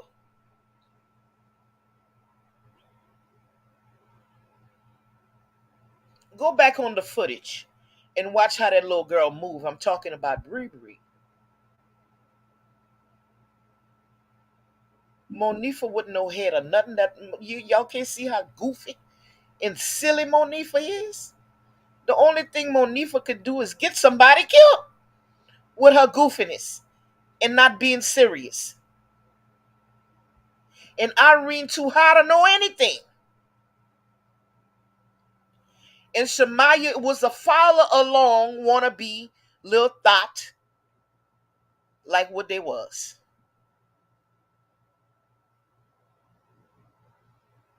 But Bree Bree, yeah,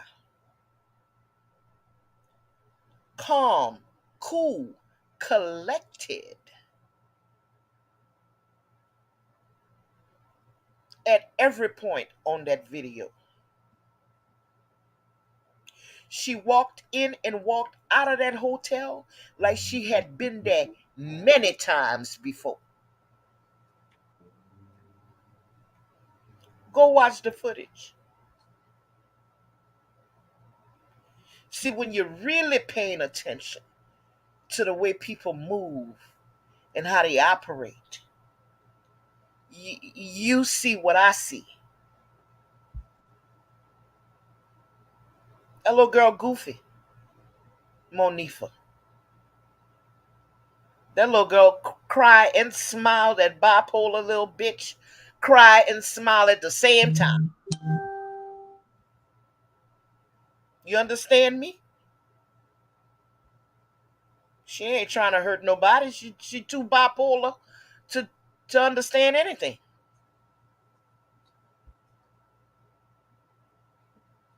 But Bree Bree, yeah, maybe the research need to go towards her 7 years later and her ties to the gangs and how it relates to what happened to Kanika Jenkins. Because none of them other girls did Kanika Jenkins nothing.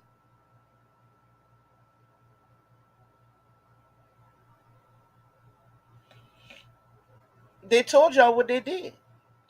Irene said her sister said she was on the bed by me.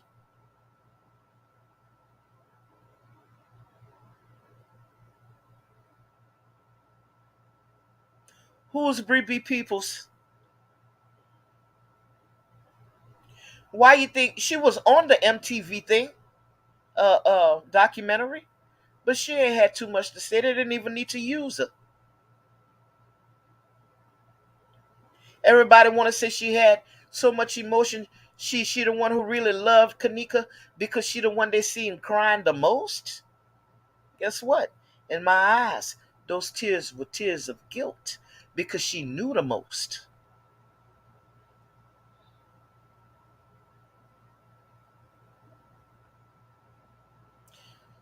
Till today, Bree Bree ain't post nothing about Kanika. You know why? Because she know too much. Who in the hell you think Teresa was talking about when Teresa got on her live and was so angry about the one that was supposed to be her friend? She wasn't talking about Irene or Monifa. See, people got it all wrong. That's why it's good to have been there from the beginning. So, by being there from the beginning, you got to see stuff in real time.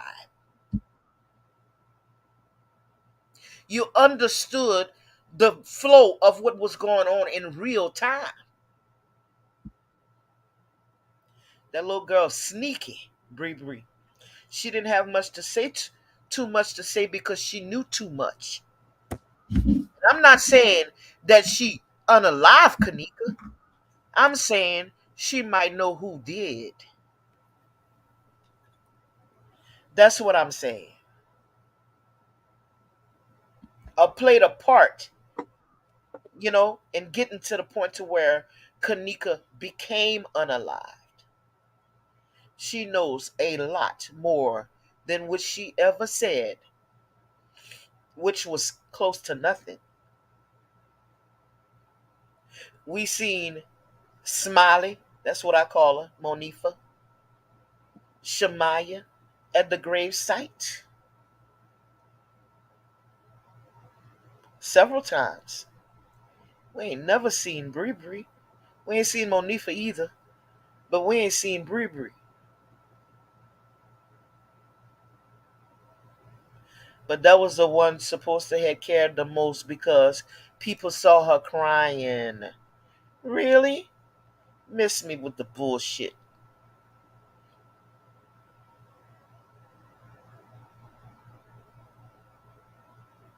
The way she, you know what? She's slutty. I'ma just say it. The way she walk and all that. Go back and look at the footage. Let me tell you something, Edward.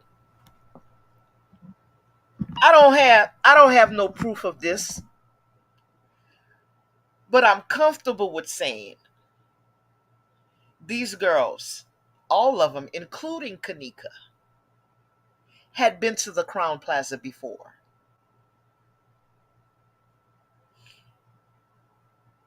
Because of the way they move going in. I don't think they passed through the front door. So tell me how, if I'm going to a hotel, I know where the back door at to get in, the shortcut to the elevators. Come on, when we talk about make it make sense, let's make everything make sense.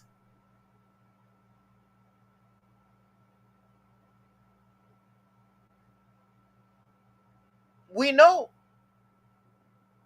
they love hotel parties. We know their friend Brianna Cotton was, she was one of the real bangers in this hotel industry, you know, getting stolen rooms, however they get it, and reselling them keys, reselling them to the people on the street. I got a video about her on my channel, way down the timeline. One of the first videos I ever made. So yeah, we know that we're used to doing this. So just because we ain't seen them at a Crown Plaza hotel before, that don't mean they ain't never been there. They did hotel parties all the time. And even out of Teresa Martin's mouth. My children not new to no hotel parties. That's what we gave them, hotel parties to get them out of the street, to get them, away from the community, so they could be safe. That ain't nothing. That wasn't none of them was their first time. It wasn't their first rodeo.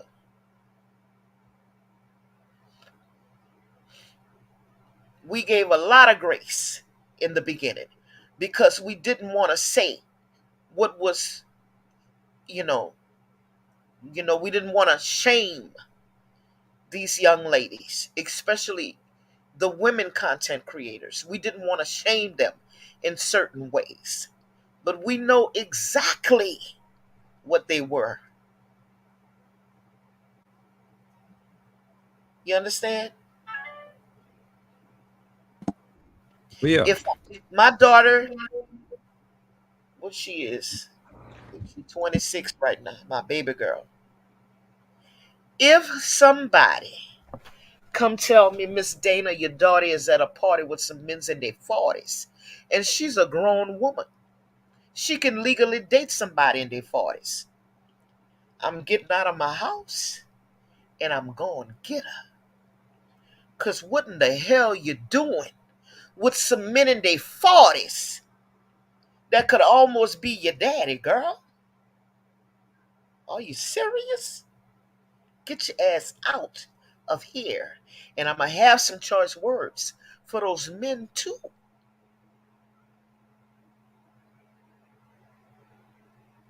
Absolutely.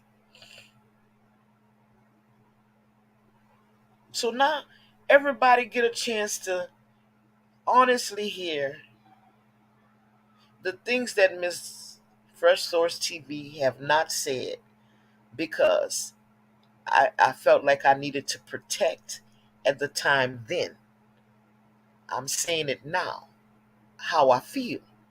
I do not believe that Monifa, Irene was too high, Edward, to have anything to do with anything about Kanika.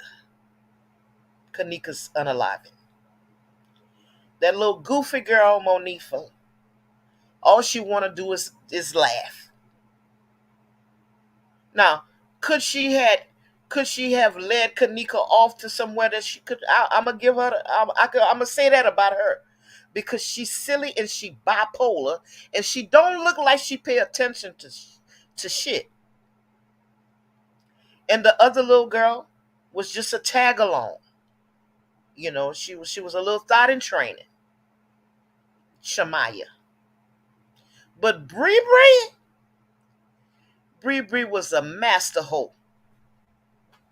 She's the teacher. She's the madame. That's the madame right there. You ever watch All the Queen's Men with Eva Marcel? I never seen that movie. That's that's who Bree is. Bree is the madame. She's a young madame. If anybody want to say they was there to, exchange goods for goods, Bree was the head of that. She looked nasty. Fresh Source, be good, girl. Be No, good. no, it ain't no reason to be no good. Speak your piece and tell the truth. Shame the devil. we Let me tell you something. I'm telling you what I'm feel. What I feel. You have you ever paid attention? Just go. I want you a man. Go back and watch the footage. Watch how Bree walk. That little girl nasty. See, you know, trust me. I'm not oblivious to a lot of the things that was played out in that video, but as a man, you already know that there are certain things I can say and certain things that I Right, can't right. say Yeah. because I mean, with I got I literally got a following of all women, Right, I understand. and so I mean, I have to reserve my comments and I have to just keep it focused and channeled upon individuals who I target in things. But even Well, still, with that, I'm reserved in the things that I say. well, Until some point, I just like, hey, I don't give a damn. I mean, whether the people like it or not, I'm just going to say what I need to say. you got So, some footage of sometimes Bree. we get to that point. But I'm not oblivious to what these girls were doing. I'm not. Right. And I understand and see, I listen and I've listened attentively because I heard what um I heard what Lenore had said. And Hmm. that was uncalled for. She brought that out. Exactly. I agree. She shouldn't have said that. She brought it out and she brought attention to that of what they were doing Well, because she listen. knows that's the type of lifestyle that they live. Exactly. Here's the thing. Okay. Now, like I said, we gave them grace. We wanted to protect Kanika in death. But at no time, at no point in time did we not realize who they came from, who raised them, and the lifestyle, right? So when we have, I just said, my daughter is 26 years old, 27 years old, and if she's in the room at a party with some men in their 40s, somebody come call me, I'm going to get her. And she's of a rightful legal age to even date a man that age. I am going to get her. And I'm going to have some choice words for those men too. But when you have a mom that is splitting on D's and in front of their young, impressionable children, even if you think you're not. But like I said, kids are impressionable. They're picking up on everything that you're doing. So, if I see my mom splitting on a D, guess what? I'm going to split on one too. Because my mama said it was okay. She showed me that was okay. We gonna all split on these. Even to today. With the social media, especially with Facebook, you know, the pictures they put up on there. No decent girls or ladies is going to put these things on social media. What are you looking for? Attention?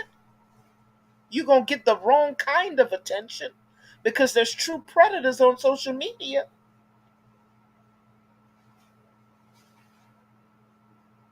You know, what do they call it? Twerking? Twerking on one another? You know? What I catch it. I don't want no woman twerking on me. They get in groups and they all twerking. You know, vajayjay on vajayjay. Booty on booty twerking. What kind of BS is that? That's nasty. What do you want? A pee pee? A poo poo? A puss puss? I'm not sure. I don't understand it.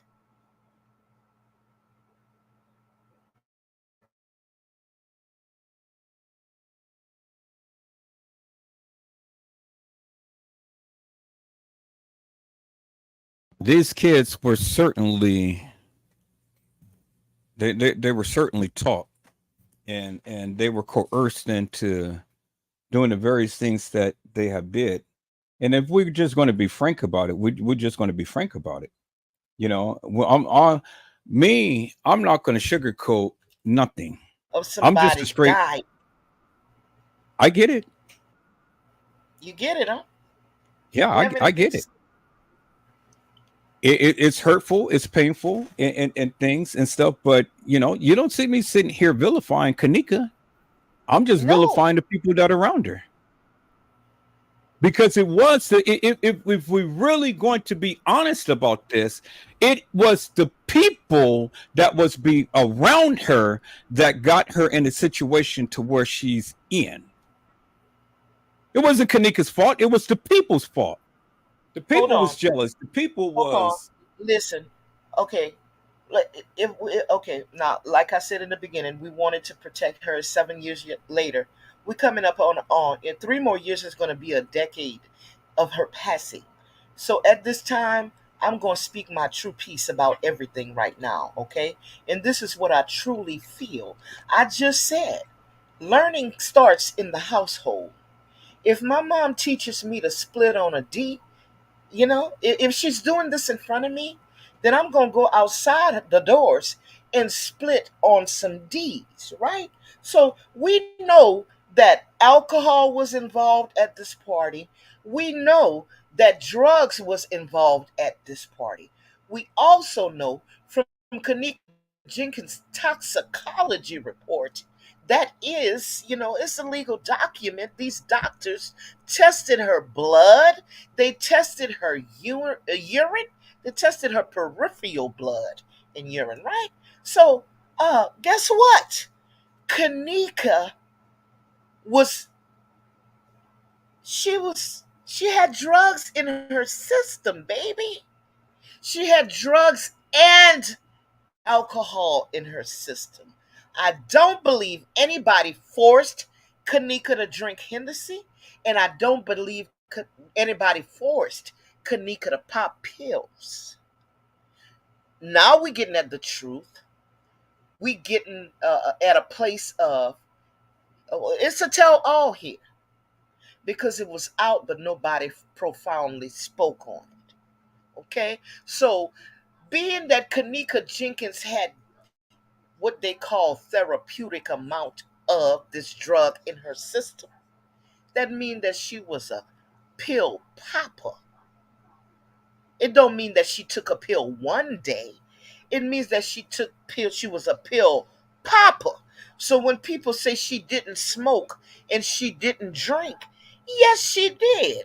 Go back to the toxicology report and see what you see they find in her lungs. They find black specks, punctate marks in her lungs, which suggest that she's a smoker. Okay? Is she a cigarette smoker? I doubt it. But she was a weed smoker.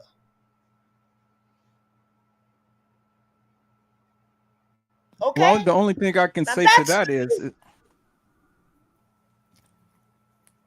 the only thing I can say to that is that I never seen any picture of Kanika putting any type of carcinogen or I mean any type of cigarettes, weed, or anything to her lips. I've never seen it.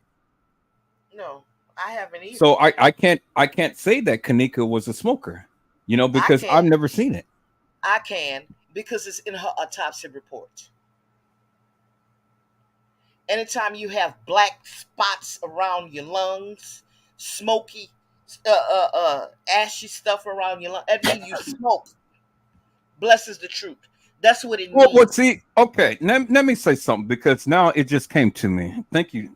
It just came to me, and I don't mean to cut you off, Go but ahead. look at in the case of Michael Jackson. Look at in the case of Kim Porter. Look at in the case of all of these people who at Whitney Houston. The hell with the toxicology reports and the autopsies and things like that, because it was stated that this was a murder in the beginning. The autopsy had stated Kim Porter has been murdered, and then so on and so forth with Michael Jackson, Prince, and all of these people who died of suspicious circumstances. So Right. you can't tell me that the people just literally sit here and all of this stuff is actual factual truth, because if you got money, and money protects the interests of the people, money protects the power. So yeah, it may be a little black girl who died in a freezer or placed in the freezer or whatever and stuff, but What look picture at should the protect? big whole thing, the big whole picture. I'm looking at Somebody it. could have paid the people to go ahead and alter the autopsy report or something to protect the interests of the establishment. Interest of establishers. The establishment had to unask $10 million, so there was no interest being protected. Now that is $10 million is minuscule to something that they have been doing forever and a day. No The interest was feds was out there to shut the operations down. We seen it. what It happened. happened in Rosemont. They had the office right by the police department, Yeah, they right did. in our faces. So you can't tell me that these people wasn't making money. And then when we go and look at and do the research upon all of the black market things of what's happening with people with body limbs and things like that, this is a multi-billion-dollar industry. It's Yeah, just like doing drugs. that all of that might be happening in Rosemont, but that didn't happen in Kanika Jenkins' case. I'm not saying it happened in Kanika Jenkins' case, but what I'm saying is Michael that Jackson died. Yeah, you're right. Michael Jackson, Whitney Houston, Kim Porter died. Kim Porter's. That's the only autopsy report that I remember that them stating that this could have possibly been a murder. and then they changed it to pneumonia or whatever. But as for Michael Jackson, they knew Michael Jackson was a drug addict. The reason why that doctor ended up going to jail was because of his lack of care for Michael Jackson. He ended up letting Michael Jackson die. You know, he injected him intravenously with this propofol, and then moved away from Michael Jackson. Propofol is a strong but slow. Uh, uh, uh, it's a strong sedative, uh, uh, strong sedative that leaves the body quickly. He had him set on a continuous um, intravenous flow, and he was not there to regulate that. That's why Michael Jackson died. So in that case, yeah, that is murder. Whitney Yeah, Houston so was a so drug I only bring these cases up just to say that, you know, we can't rule it out. With all of the suspicious things that had went on in this case, we can't say with certainty this and this happened, because I'm suspect upon everything. So I can't say for certain. Everything. Okay, so just tell you always say make it make sense. So let make this try to make this make sense for me. All right, why would the medical examiners and the toxicologist, uh, write in Kanika Jenkins' autopsy report that she had topiramate in it, and write down in it that they found black punctate marks around her lungs if it wasn't present? Why would they Well, just do okay, that? so then my response would be, it may not be Kanika, and it could have been another Oh, body. no, no, no, I'm not gonna do that, because you know why I can't get with that is because Well, I mean, but wait a minute, wait one we know minute. when people You asked me, die, and I right? gave you my response. So you may Okay, not like what my response may it's be, true. but Okay, I'm well, giving you my hey. response. All right, so let me answer. And so, okay, wait, let me go a little further, because Okay, see, now it was stated that Kanika was commandeered by this guy France Cave and these other people and things. yeah, But yet, does the evidence prove that? Because when we go back and we listen to what Teresa Martin said that there was an employee in the kitchen with my daughter for 2 hours. right. So who in the hell was in the kitchen with Kanika? Because the narrative that everybody pushed in Crown Plaza push is that she literally walked Well, herself in that freezer. mm-hmm. So But you see, how could that? you asking me a question that I can't answer because we don't have the footage for that. Well, okay, and that's exactly my point. So you can't tell me definitively that that was Kanika Jenkins' body. You asked a question, I gave Oh, you my response. listen, this is how I'm going to respond to that. You know, now that's your choice, whether you believe that's Kanika or not. But my good sense, and given what I know about the process of laying somebody to rest, um, uh, there's a lot of steps that we have to take. In an instance like this with Kanika dying, she had to be identified, right? So Kanika had to be identified by a family member to say, hey, this is Kanika. And then we get to the autopsy, you know, I'm sure they pull her dental records and all those things that say, yeah, this is Kanika Jenkins. We seen, whether people want to believe that is Kanika's funeral or not, her in the casket or not, we seen these people put on, it was covered by the news, you know, her funeral services was covered by the news and all that. So for me, I'm not going to even say, oh, that's not Kanika Jenkins, uh, that they autopsied. Whenever else said, yeah, that's Kanika Jenkins, they autopsied her. They had Okay, to so let bring me her to let a me let me funeral ask you a home. question. They held her body at a funeral home. Then they processed the body. And then she had a burial, a funeral. Let me ask you a question because this has been surfacing. We have three different pictures that was in this case. You got Kanika supposed to be on the gurney in the kitchen. You got Kanika supposed to be in a freezer, and then you got Kanika supposed to be on the gurney at a funeral home.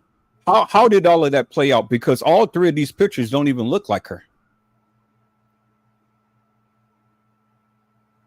And that's what Teresa Martin put out, and that's what she identified to. Do that girl in the freezer look like Kanika? And do that girl on that gurney look like Kanika? And do that girl in the kitchen on the gurney look like Kanika? I'm fixing to send you something. They all look alike to me, Edward. Okay, well, you answered my question. Wait a minute. You answered my question. You know, they look alike to you, but to others, They might not. we don't see it that way. Right. Now, again, this is Chicago. This is the Cook County Medical Examiner's Office and things. I don't hold Cook County Medical Examiner's Office in high regard. I don't. I have seeking suspicions.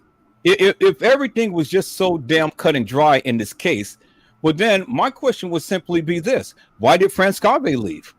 Why did, after the medical examiner performed the autopsy upon Kanika Jenkins, leave the country or leave and never be found again? You know, it's all of these things that it's unnatural and it's unnormal for honest citizens to not do. You know, we had this woman called Granite Greenscreen. She said Kanika, that wasn't Kanika in the casket, that was her daughter in the casket.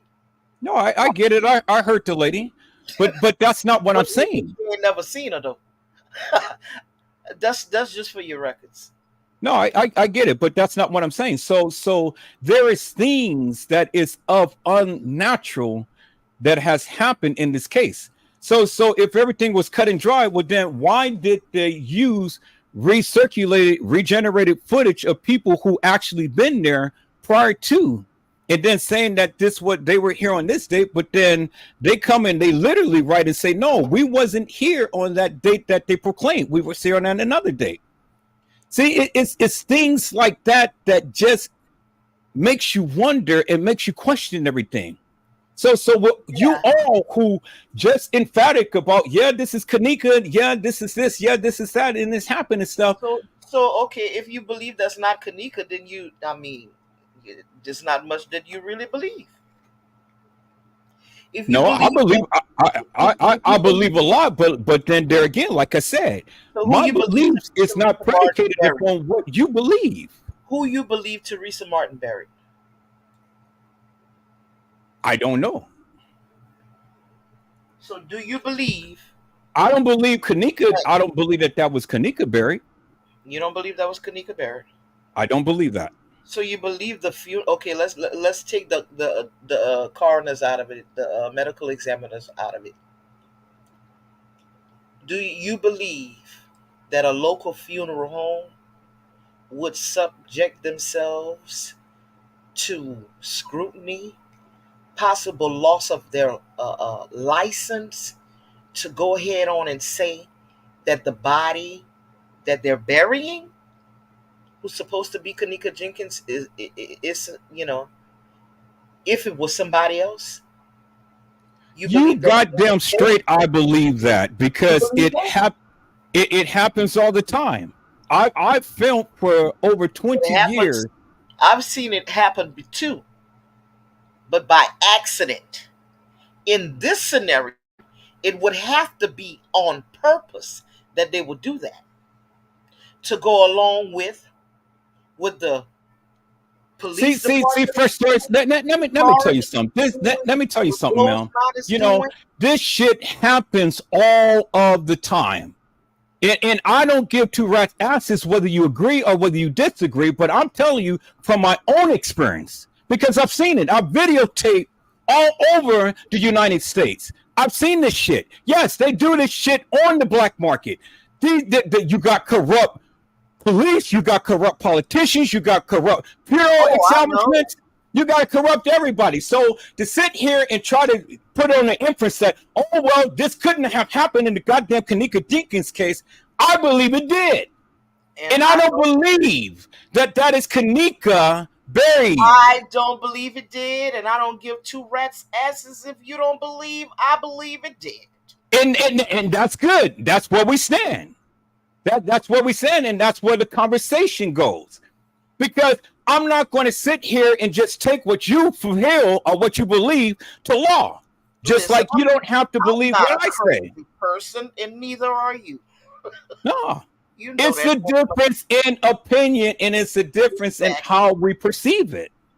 Okay. And that's where it is. So we're always going to be at odds. I'm not at odds with nobody about what they believe. If that's what you believe, that's what you believe. Well. Okay. Let me put it like this: we're always going to have a difference in opinion when it comes down to that. And that's fine.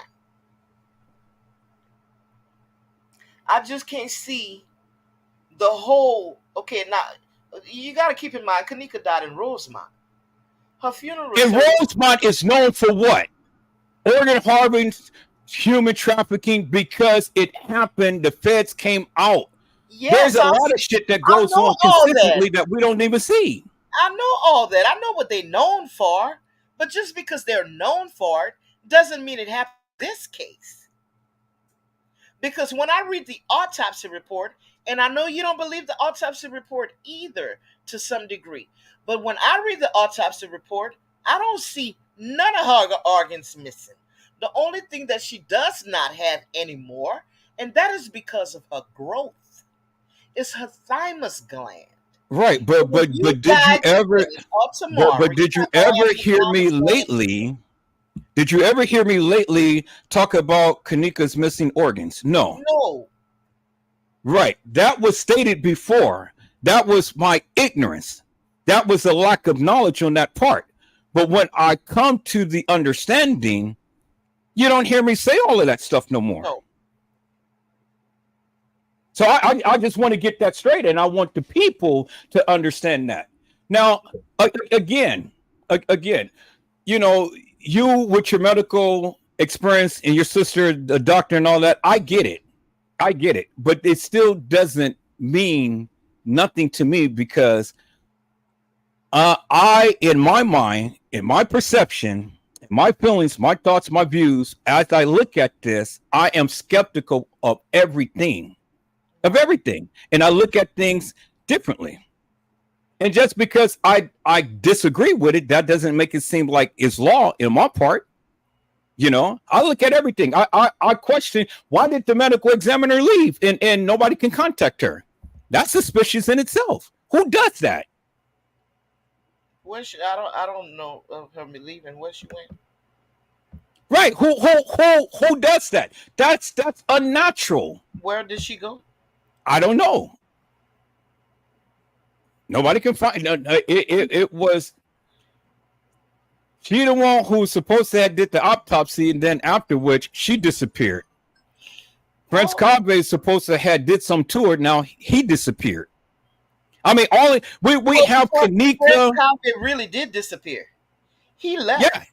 Yeah, I know. But see, the thing is, we have Kanika killed on at the end of an elevator, according to Kelly. We got Kanika never being at the establishment, according to T. Slay. We got Kanika being killed at the pool, according to Trey Gang. But Cody only mentioned that he's seen her at the pool and he's seen some horrific things. Right. Now, he never said that she died there. Exactly. But he said that he's seen some horrific things there. Listen, he's in a safe space because he didn't say that she died there. Now, if we want to be honest here, in the first photographs that we got, some people said it was the sweat from the freezer. that caused her hair to become dampened the way it was. But she, in the ice, in the freezer. But I mean, it's possible that somebody could have splashed water on her that came from by the pool. I'm not gonna say nothing about that because she was wet. Her clothes was wet. Her hair was damp. You know, so I don't know. I But don't know. but one But they thing that said we can't say is that the girl in there had just died when they took those photos. She well, wasn't gray ashen. She still had color in her face and in her lips and on her skin. Edward, listen. We this is kind of hard to explain because people often just go by what they read and what they see on YouTube. It's like, and all of those things are right. You can't Well, refute. well, Hold help me on, to let me finish understand. my thought. You can't refute what these scientists are writing on Google on how this stuff, how death goes, and how decomposition and all that stuff goes. But when you see it for yourself in real life, it don't quite go like that. And I'm a person who have, because I used to be a nursing assistant a long time ago, in a nursing home, I have set people, many people have died on me. And the protocol for a CNA, a certified nursing assistant, is that when you have a resident that dies on your shift, the first thing that you do is you call the nurse. The nurse calls the doctor. The doctor either wants to call the coroner or he wants to call the ambulance to bring that person straight to the hospital. If you have concerned family members, you call the nurse calls the doctor calls the family members. If the person, if the family member is involved and the person is really, really old and they have insurance on this person, then the family member is going to call the funeral home. Sometimes that takes 6 to 8 hours. And I can tell you from experience, I have sat with many dead people, dead bodies. As an assistant, my job was to go in, wash that person. I can also tell you a lot of times that last bowel movement that everybody thinks that dead people have does not happen. Okay? This is from experience, true experience. Okay, but let me interject on that Hold for one on. moment.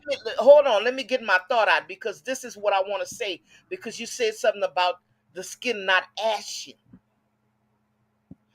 When I say the body is fresh, I mean the body is fresh 12, 14 hours. That's my definition of being fresh without color changing. Because I've sat with dead people 8 hours, 10 hours, 6 hours, and never see their color change. The only thing I'm going to see on that dead person body is if I don't immediately close their eyes and their mouth, is a fixation of the eyes and the mouth and the hands getting stiff. The color changing? Absolutely not. A dead body can retain the same color for, I'ma say, at least up to 12 hours and still look fresh like they just died. That's what I'm talking about when I don't believe she was dead long. That's my definition. I'm giving a 12-hour window. Okay, so now I'm going to say this. You never been in a situation to where a person was deceased and you're in a freezer. Well, So you do know. Hold on, let me speak. you do know that the temperature Mhm. changes the conditions of the body. Absolutely. So whether it's extreme heat or whether it's extreme cold, it changes the look, the temperature, the things of the body. So your experience has nothing to do with what happened to the girl, because Yes, you sir. never been in a freezer when a person was dead. This is You what I never been will in there. tell Hold you. on for a moment. I haven't interjected you. Let me get my thought out now. You never been in a situation to where a person was deceased in a controlled or uncontrolled environment.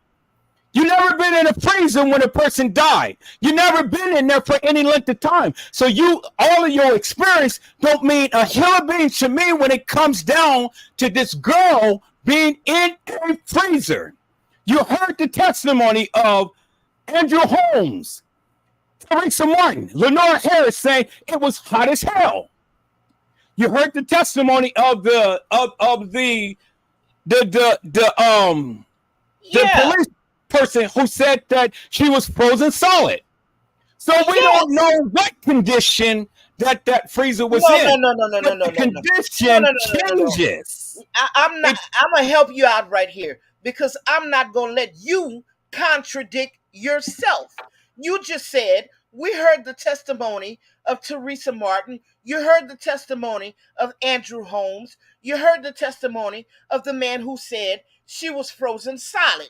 Now we're gonna put it in chronological order because the testimony of the man that said she was frozen solid came before any testimony of Andrew Holmes or Teresa Martin. So if Kenneka Jenkins was in the freezer and it was turned on and she was in a control environment, that means that she was in the right environment for death to preserve her body in that freezer. That's what that means. Now, Andrew no, Holmes got but not there not not not when they turned necessarily, the heat because off. we Yes, don't know for certain yes, the exact necessarily and temperature of the freezer. absolutely So you no cannot tell me that nothing that girl more, nothing wasn't else to be said decomposed or on that. anything. We don't know the What do we temperature. do with a She dead may be in a body? controlled environment and things, but we don't know the temperature. So you can't sit here and Yes, tell we me know what the you're temperature. experiencing Yes, dead sir. people and Yes, things sir. that No, that sir. girl No, wasn't sir. freshly killed. No, sir. We know the temperature. The temperature was in the 30s when they found Kenneka Jenkins, as they say, dead in the freezer. That's So as they say, she but was cold. all of that shit in the case files wasn't actual, factual, and true. The beverage manager was lying when he said she was frozen solid, but she was definitely in a controlled Okay. cold There you have it environment then. There you have that it. So if preserved the beverage her manager body. sitting up here lying, Furthermore, how in the hell could you sit here and tell me that the case files is actual, factual, and true? Give me a break with that bullshit. no, we're Give me a not. break with that bullshit. Well, Hey, look, we know because the we autopsy don't report says know. We that she only go by wasn't what they frozen solid. said. We don't know. The autopsy report said that she wasn't frozen solid. To I keep don't all give of this in chronological order, the beverage manager said that she was frozen solid. That meant that she died when that freezer was on, whether somebody turned it on or not. She was in a control environment that was cold, which further preserved her body, which brings me back to my point about being her freshly dead. Okay? Color not changing or none of that. Where do we put cold, dead bodies? We put them in freezers to preserve their bodies. Now, Andrew Holm came there afterwards when the freezer was hot. Lenore and Teresa got there afterwards when the freezer was hot. That's when they But just because she's in a controlled environment doesn't mean much of anything to me, because again, you're in an industrial freezer. That's different from That's what not the different than nothing. Industrial, my ass. She was in that big deep freezer. My cousin got a restaurant. I go in them freezers every time I go over there. Where's about your cousin in the freezer? That ain't got shit You with cannot the Tamika stay in Jenkins there. face. If a What body got is shit there, what to do with that? it's gonna cold. But the freezer is different from what these wars use and stuff. At a morgue. Save me with that bullshit. Let's be real. Save me with that bullshit. I don't give two rats asses about your cousin in his goddamn freezer. That shit ain't got nothing to do with Tamika Jenkins being in that freezer. Of the freezer. If it's industrial, then you know it's colder than any other freezer. So I'm trying to stop you from contradicting yourself. I'm not contradicting myself. What did I contradict myself on? I stopped you because you was fixing to say something about this industrial freezer. Keep in mind, you said it. It's an industrial freezer. That's not no ordinary freezer. So if you put it on 34 degrees, it's cold in there. You got to go in that joker with a coat, a tam, some mittens, a hat, and all that. But that is what they say, and I don't believe what they say. You want to go back to really? You want to go back to what they say?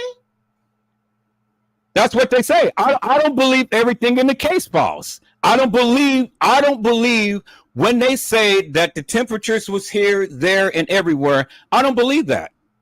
I don't believe a lot of the stuff that was written. Go back to, and like you said earlier, this is the reason why we have people at odds or in not communicating well with one another because of what they believe. Everybody have a different belief. But you know what? If you tend to stick to what's true, what's logical, like they say, analytical thinking, the way your thought process is, the things that you know and the experiences that you had in your real life. Save me the bullshit. Save me the bullshit because all of the goddamn people. Hold on for a moment. Let me say something. Everything that you guys are saying that you call actual, factual, and true, I don't give two rats asses because again, in my let me say something. I've sat here and every time I say something, you keep interjecting. Let me say something. Goddamn. Okay. Again. Okay. I don't give two rats asses what you perceive to be the truth. I don't care. Like you say, shoot your shot. Right, and I'm trying to, if you let me. So again, I don't give two rats asses as to what you perceive and any other goddamn YouTuber perceive to be the truth. Because as again, like I say, if all of this shit was actual, factual, and true, like they proclaim, then everything that we have ever written, ever been written, ever been shown, ever been said and told and stuff, would have been something that we can be able to follow down and say, okay, yeah, this is what this is. All right. But it's not like that. Every time you look at this shit, it's always a twist and a turn. It's always this and that and the other. It's always. I've never in my life have ever seen such things just being so convoluted. Right. It's crazy to me. Yeah. So with you guys and your so-called experience and stuff, that shit don't mean nothing to me. Sit me down one-on-one or sit me down with the people. Let's bring out the case files. Let's bring out the autopsy report. Let's bring out other cases. So what you want to do, Edwin? So what you want to do? You want me to get on your panel and break this autopsy report down to you? No, you don't have to be on my panel. That's not what I'm saying. Well, what I'm saying is, you believe what you believe, and I believe what I believe. That's where we have the impasse. You said that you don't want to go through this no more, so I'm not going to bother you with that. You understand what I'm saying? But what you're saying, it's not going to change my mind. I know, but this is the thing that goes for you too. That's good, and I told you, you don't have to believe me. I've always say that. So what's the effing problem? It's I've no always told you and everybody else. I got my narrative. I say what I say. I think what I think, and I do what I do. right, You ain't got to believe me. right. Who gives two rats asses? Nobody. You goddamn straight. So it ain't no problem. It's not a problem at all. You know? Yeah.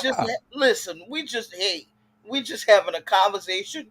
It's getting heated. Emotions is No, getting no, high. ma'am, Listen, hold on. But it's a good thing because I'm I'm grown. not. I'm not It's not angry. intimidated. Understand the It's not play.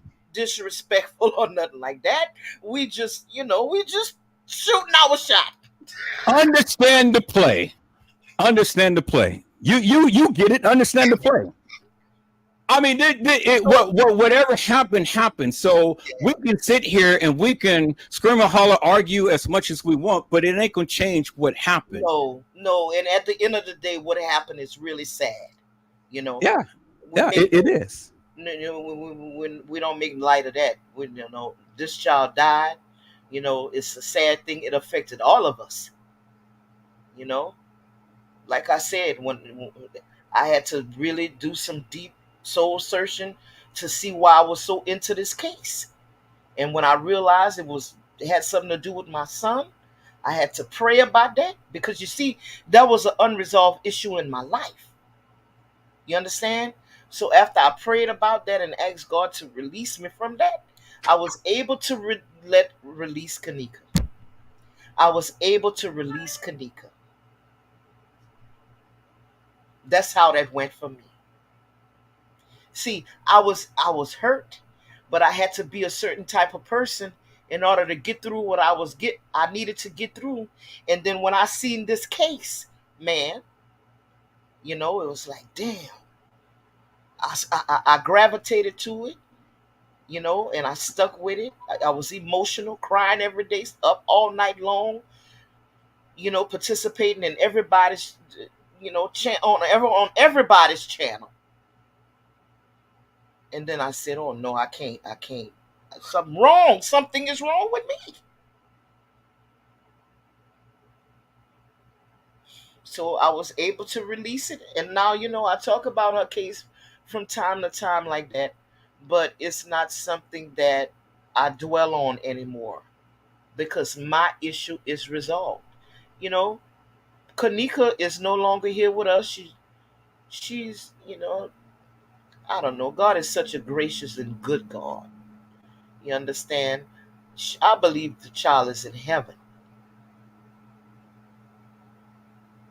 Just the same way I feel Whitney Houston is in heaven. Because sometimes when God sees us operating in a space that's gonna take us, we, he he know he gonna definitely lose our soul. He might just end up calling us home.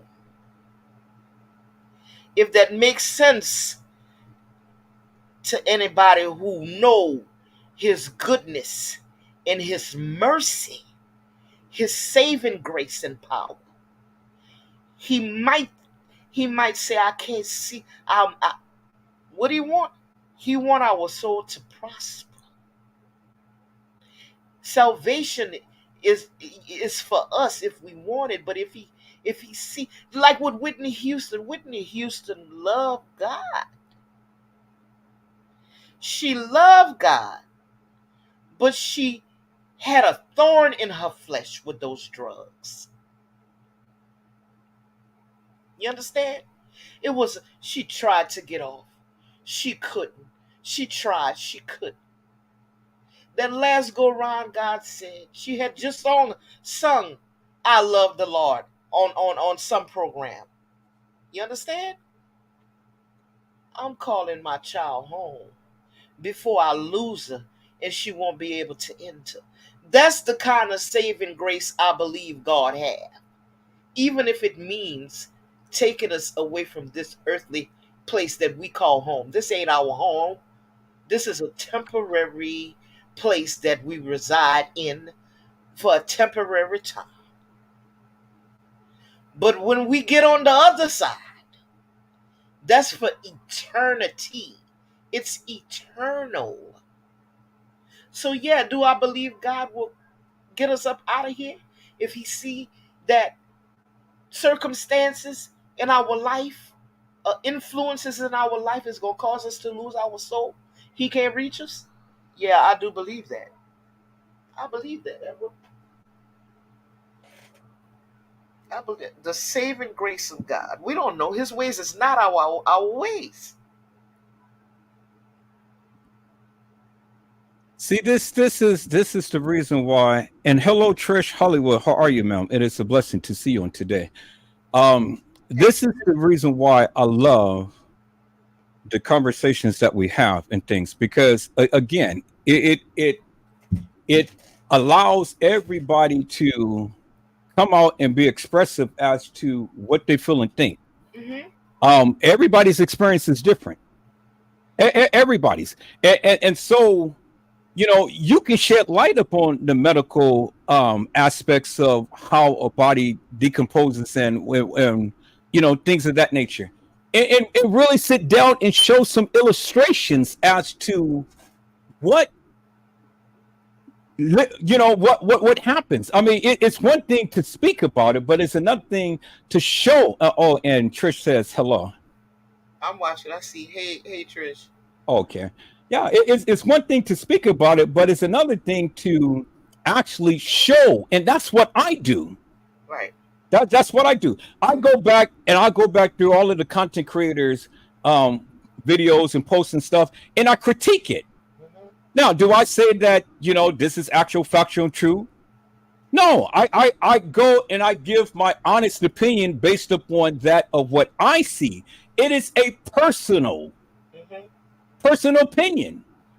It is not bearing upon everybody. It's not, and that's the thing that I try to tell the people. You don't have to believe me, but this is what my thoughts and views is. Based upon what I see, based upon what I feel, based upon what I know, based upon my experience. That's why I try to go and show illustrations. That's why I try to go and outline the things to give the people a good cohesive explanation as to why I, Edward Joseph, feel such. And you did that beautifully on last night with Cody. Yeah. And then if you're receptive to it, okay, well, let's have a conversation. And if you're not receptive to it, still, let's have a conversation. But my thoughts and views is not bearing upon everybody. Everybody else, right? And mine ain't either. Like you say, it's everybody's own experience. Fresh Source, I love you dearly, ma'am. I love you dearly, more than what you ever know. And I'm publicly speaking that. Yeah, we had our differences and things. We had our jousting and things. You were the very first one that came to my channel and conferred with me about this case. And many years later, even in the midst of all of the twists and turmoils and this and that and the other, we can agree to disagree, not take it to heart, and sit back and laugh. Yeah. And what we are doing right now, the people are seeing. And I'm trying to tell the people, understand the play. You can be animated, you can be sophisticated. It's not personal. It's not personal.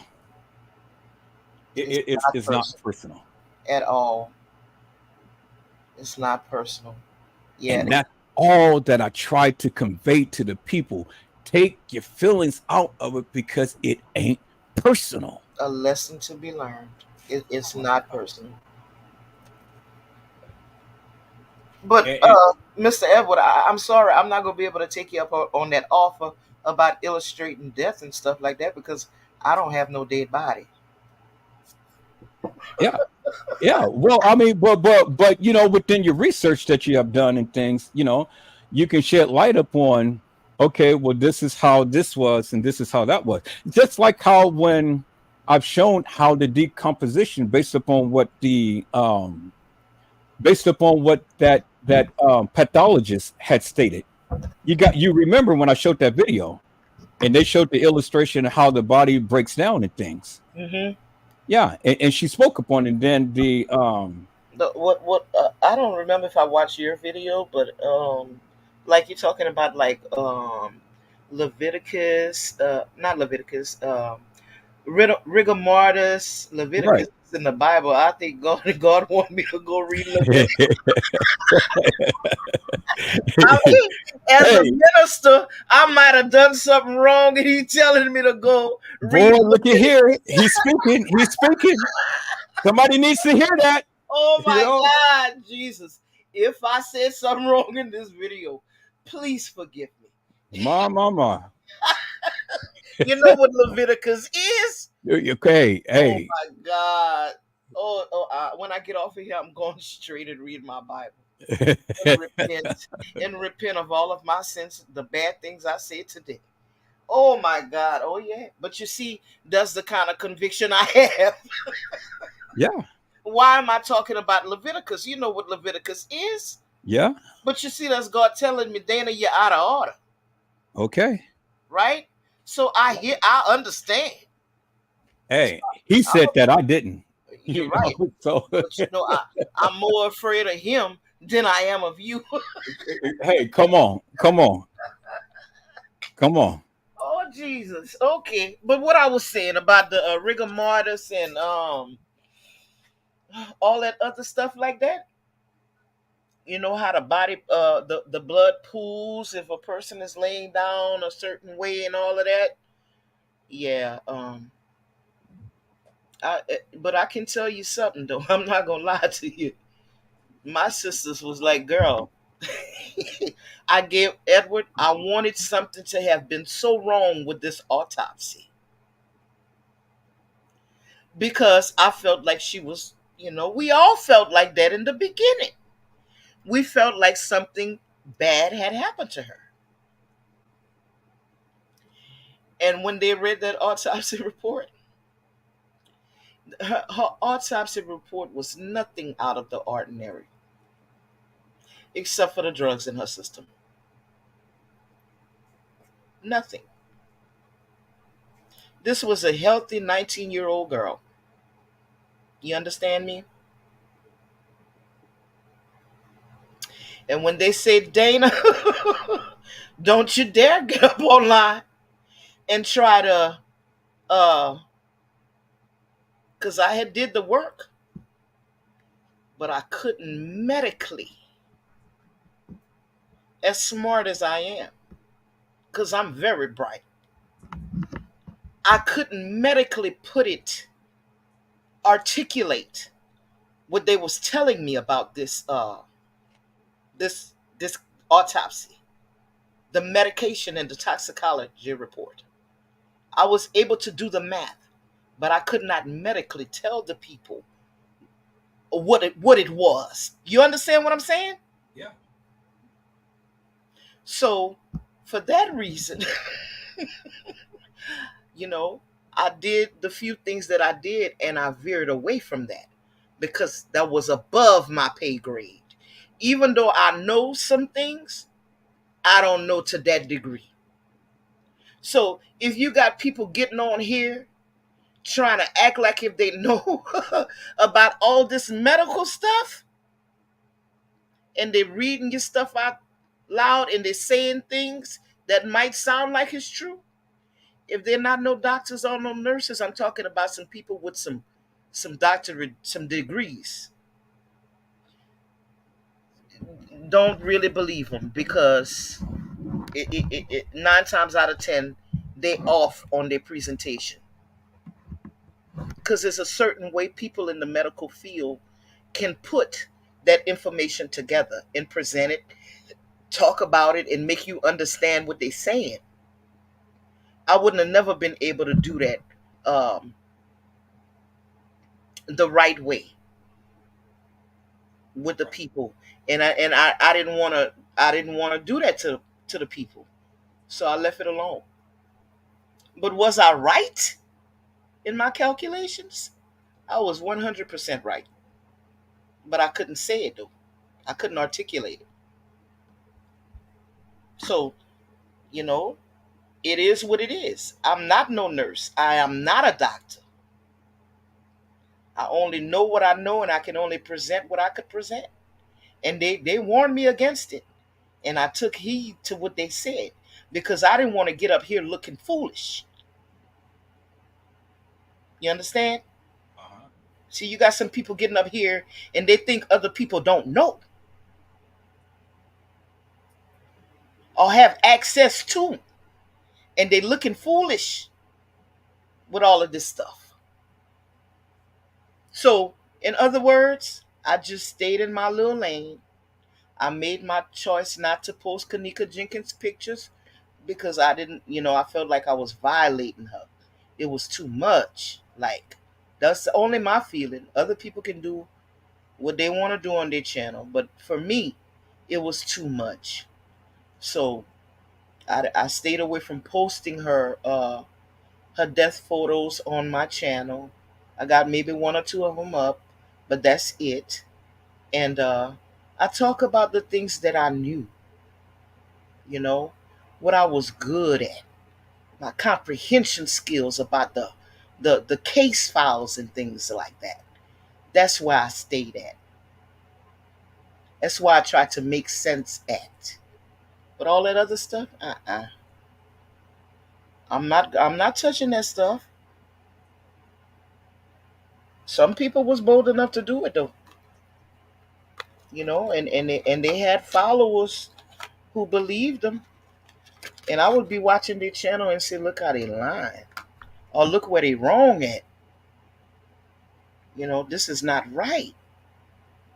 Just because you have black spots, I heard him say that she had some kind of disease with her lungs. No, that mean that she was a smoker. It didn't mean that she had no some kind of black lung disease or whatever. That's not what that mean. But that was their interpretation because again, people only know Google. Google is a good friend, yeah. But sometimes you have to know for yourself. You have to know the real truth.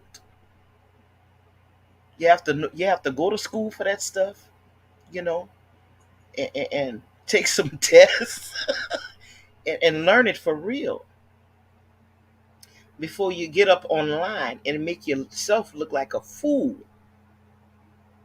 I said black lung disease. No, that's not black lung disease. That's not what this is. It means that she smoked at some point in time in our life. Just like anybody who smokes now, if they die, their lungs are going to be dark because they smoke. If you smoke a cigarette, it's going to stain your teeth. Just think about your flesh, your lungs. That's supposed to be pink and vibrant in color. Your lungs is going to change colors as well. So that's what Kanika's lungs did a little bit, you know. And like I said, it is what it is. According to the autopsy report, Mr. Edwin. Not according to what you believe or what I believe, but according to what they're saying. They're saying that she had a continuous flow of topiramate in her system, which is a therapeutic amount. So that means that she was taking these pills for a while. It don't mean that she was overdosed or she was drugged. Now, could she have taken a pill that night too? Absolutely. But it wouldn't interfere with her therapeutic amount. It reading in her blood system and in her urine as a therapeutic amount because it was in her system. If she would have took one pill, they would have said she had traces of. That's how they would have worded that. They would have said she had traces of this drug in her system. But they didn't use that terminology. They said a therapeutic amount. When you go and you research and you study and having these people to break that down to me what exactly was therapeutic, they showed me and they taught me and they watched me as I broke the medication down so I can come to realize if I got this amount of medication in my system, divided by 2 weeks, how I can get to this amount of milligrams, which is going to show me that it was a therapeutic amount of this drug in her system, or this medication in her system. You understand how that works? Mhm. So that's what they taught me. But I wouldn't dare get online and try to break that down to the people, because I didn't have the medical terminology to I had the medical terminology. I just didn't know how to put that shit together to make it make sense to the people. So, you know, yeah, they was on smoke and shit. Now I can't say, I don't even remember. Did she have THC in her system? I don't remember that. Do you? I don't remember. I don't remember. I don't think so, but yeah, those two things, yeah, that was definitely there, you know. And like I said, again, we had a little fun on here. We got a little animated and stuff, but we're not making light of the fact that somebody lost their life, you know, and that's no longer with her, with us here on Earth. Had a whole life ahead of herself, missing out on children, a husband, a family, her mom, her siblings, and all that stuff. Her grandmother, her little nieces and nephews that she loves so much. No, we're not making light of that. Uh-uh. We would never do that.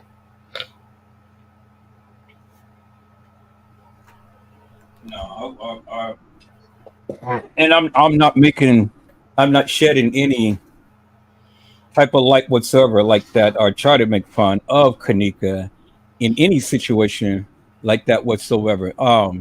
Trish had said, "Why should we even believe she had terpyramate in her system when everything else was a lie?" And see, that's exactly. And then she said, "Should we believe it because they said it?" And see, that's my stance. That's where I am. Now I get the case files, I get the autopsy report, I get all of this and that and the other. Hmm. But again, Trish has a very valid point. Why should we believe it when a lot of the things that was ever spoken in this case was a lie? So Okay, we have to sit and shift through. this is how I'm going to answer that. I'm going to ask Trish, why should we believe that Kanika Jenkins died? Trish, you can't hear me, Mel? Should we believe it because they said it? Or why should we believe that she died?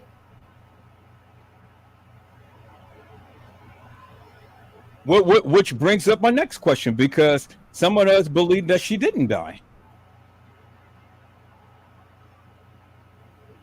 Based upon a lot of the things that is out there. I, So I I, mean, I could tell Trish why I believe these things. I can't say why should she believe it. But I can only share with her why I believe those things. And I believe those things based on the case files, what I consider to be and what I know to be legal documents that I cannot discount. I saw a funeral of Kanika with her mother present and family members in tote at the funeral home in a service for Kanika Jenkins that tells me that she died. I saw them bury her that tells me she died. I have these legal documents that say that she had terpyramate in her system.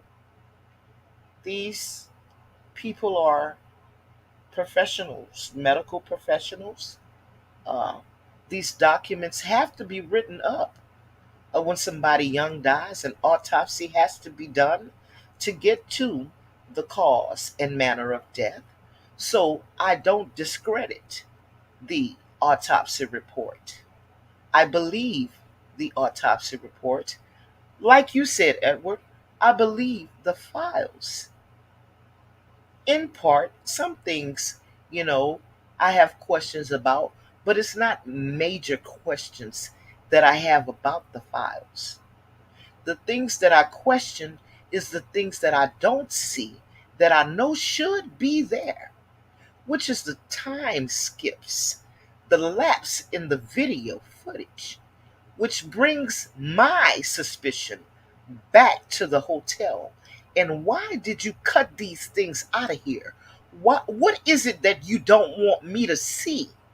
That's the things that I question.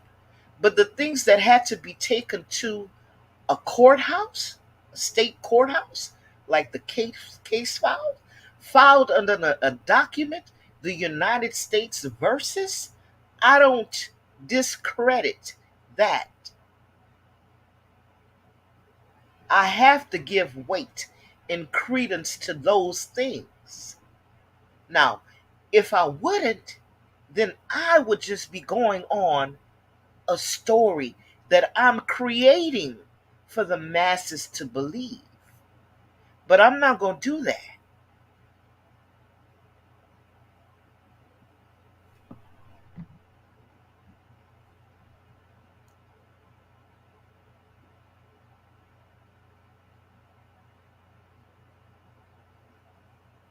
Church, I don't know why you can't hear me. I'm speaking. Everybody else on the channel, on the panel, can hear me, but you're the only one who can't hear me. But if you can't hear me, tune in directly on Fresh Source TV's channel, and then you can hear me from there. If you can't hear me, okay, I see. I see what happened. All right. So when I was speaking, now I see why the people can't hear me. They because I have my on my channel muted, but now you guys can hear me. Okay.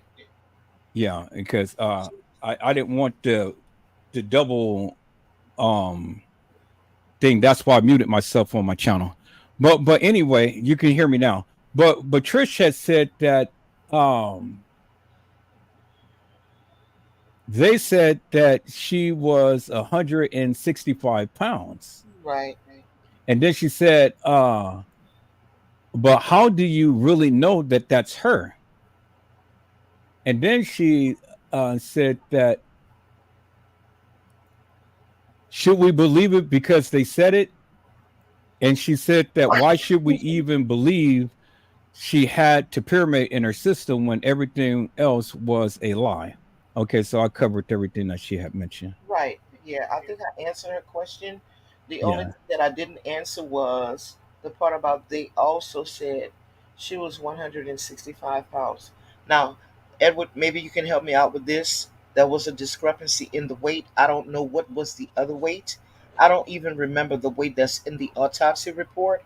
The But weight in the autopsy report was 165 pounds. okay, so And the weight that they gave in the case files, as far as her description, was right. 135, Okay. 135 pounds. Yeah.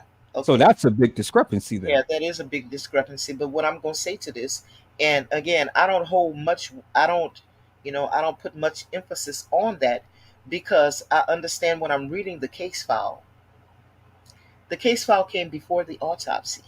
And again, I said it before, but when you have people in the field taking information down, they're doing an investigation and they're talking to people, whether it be your sister, your brother, your daddy, your mama, they're not going to know your exact weight. So if they got information from Lenore or Teresa Martin or any other person that said that Kanika was 135 pounds, that's what they got. So that's what the police officers put down in the files, in the case files. They put that in their report and then later on in the case file. When we get to the autopsy report, from what I know, okay, and again, this is a personal experience. Some of you guys may have not had that personal experience, but from what I know, when a dead body goes to the funeral home, the first thing that funeral home gonna do is put it on a table, and that table is called a wait table. Where I'm at, okay, I'm in ministry, so I've done a lot of things. I've seen a lot of things. I've been to the funeral home multiple times. I've covered many funerals and also have had to go into the funeral home, either, if we had to do flowers and stuff like that, either had to put flowers on the casket or on the body or whatever it is. So I know for a fact that when a body is laid on that table, that body, that dead body, is going to be weighed. Okay, is gonna be weighed, and that the funeral home, and also they do that at the morgue too. They put a body on a weight table before they autopsy it. It's done again at the funeral home because all of the organs is now put into some sort of sack and then placed back into the body, right? So now from the morgue to the funeral home, the body don't weigh the same because all of your internal organs have been taken out.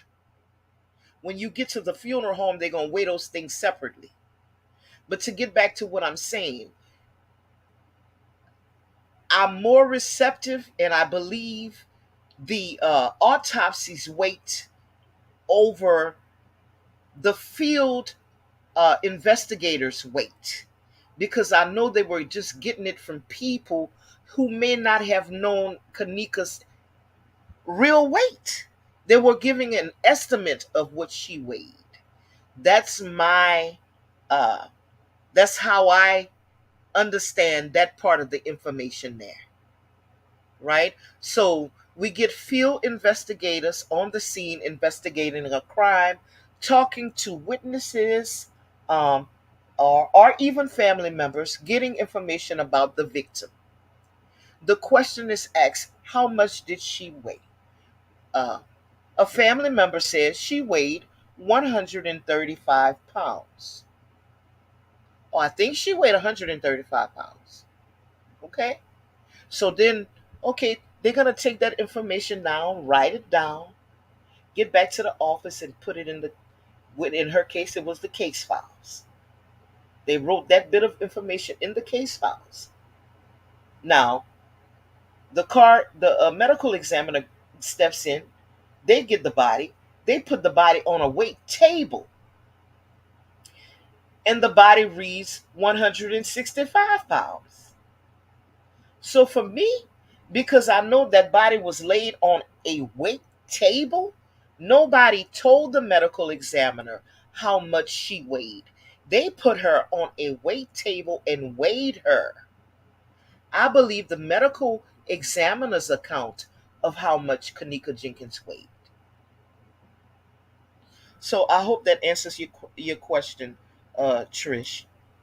Well, that was good because see the way that you explained it, it takes you out the equation, and it puts the focus upon the research and the knowledge as to what you have. See, when we start to say, well, because of my experience, and then we interject our own personal views, well, then people don't take that to heart because now we say, okay, yeah, well, I say that this is the truth. I say that this is the proof and things like that. And so when we start to making it personal, well, that's the only thing that the people see. Okay, well, you said, then they get defensive, and then it's like, well, we don't care what you say. We want to see or hear or get a greater understanding as to what has been proven beforehand. Right.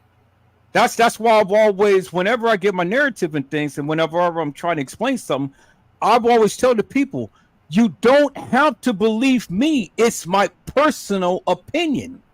And it has no bearing upon what you guys say, believe, do, think, or whatever. And I base that upon that. And so then I go and I examine everything. I give you what I believe based upon what my experience is. Right. Well, I've always put that addendum out there. And then if I need to go further, well, then I take it out my hands and I say, okay, well, this is the research that was done because this is based upon actual events. And so it may not be to the degree in this case, but it is something to reference. And then I've always say, if you still don't believe that, do your own research. Yes.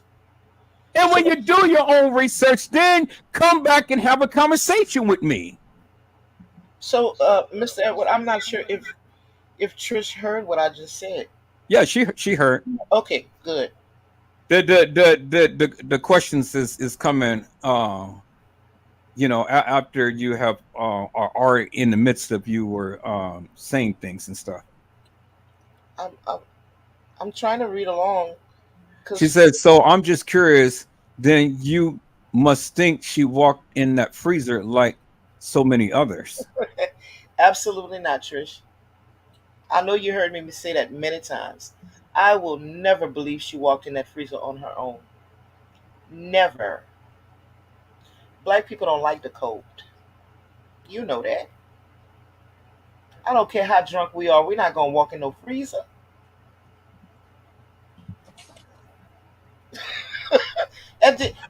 That's one of the things that caught my attention too, when they said she walked in a freezer. Like, really? I know they're used to the cold in Chicago, but still, black people don't like the cold. We'd rather be in the sun all day than to freeze. Most of us will. So no, Trish, I don't believe that she walked in that freezer. And that's why I just said the things that I put emphasis on is the things that I cannot see. Because what are you hiding? We have too many skips in that footage to say that the footage, yes, it was edited in a sense to where they took some of this pieces of this footage out because they didn't want to release that to us. They could not let us see exactly what was going on. We got time skips in that footage when she's actually walking to the freezer. Show me the whole bits and show it all to me. Because 30 seconds or 60 seconds is a whole lot of time. If you just take your time and count to 60 using the 1 second method, that is a lot of time. So if you took 30 seconds off the footage right here, you know what could have happened in those 30 seconds that you're not showing me? You could have showed Kanika Jenkins could have been getting drugged, pulled, beaten. You understand? In those 30 seconds. Somewhere.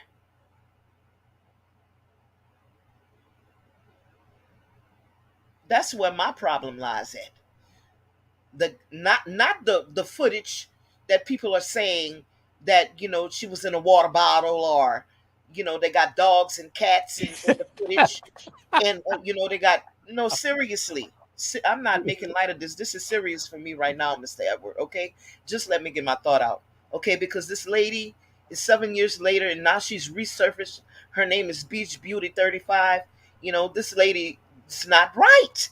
We got people believing people like Beach Beauty 35 and Candace Starr. The one Candace Starr gave Kanika Jenkins a blanket to cover herself. Okay? So now that's where you're getting your information from? Really? Really?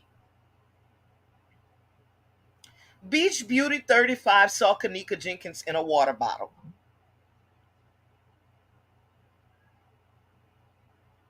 This is the kind of crazy that goes on in the community.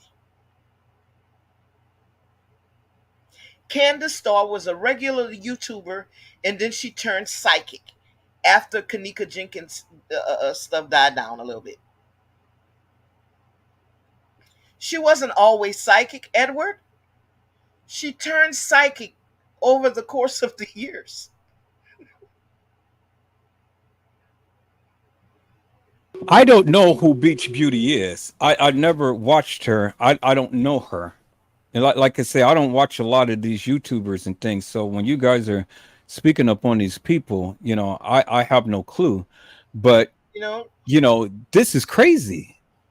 well, See, all you this is what I say, people. You won't get me to sit here and endorse or even be watching. I mean, well, not to say that you guys can't watch it and stuff, but I don't get. You got some crazies here. You got this woman thinking that Kanika is in a bottle. You got this guru woman talking to a machine and stuff, and he's supposed to be talking to Kanika Jenkins. You got these people who saying that they see dead and speaking to dead people and stuff. I mean, this is all demonic. I can't play in that. I can't not play in that arena, peoples.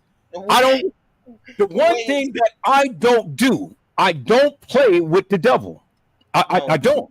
That's why I never allow Kelly back on my channel.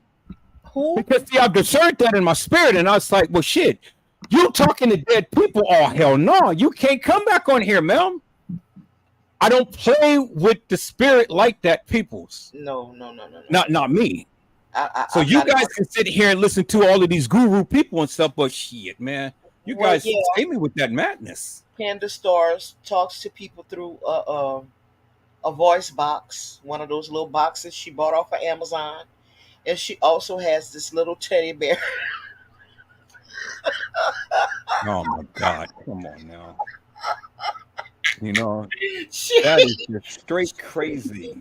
she have a teddy bear that makes some sounds and some noises when she speak. All right. Well, so that's Beach Beauty, the one who you speaking of now? No, that's Candace Star. Candace Star. Okay. Yes. She's the one who went on live one night and lied to the people. She was trying to get some money. She was trying to collect. She was trying to get her followers to send her some money. And she said that she didn't have no light. And the lamp came on.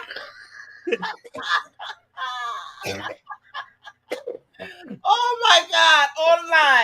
Online, Edward. She didn't know what to do. She was she was trying to swindle.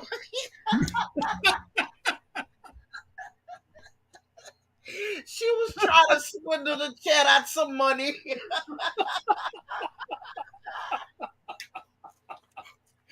She told people a sad story about her husband wasn't there, and then people had turned off her light.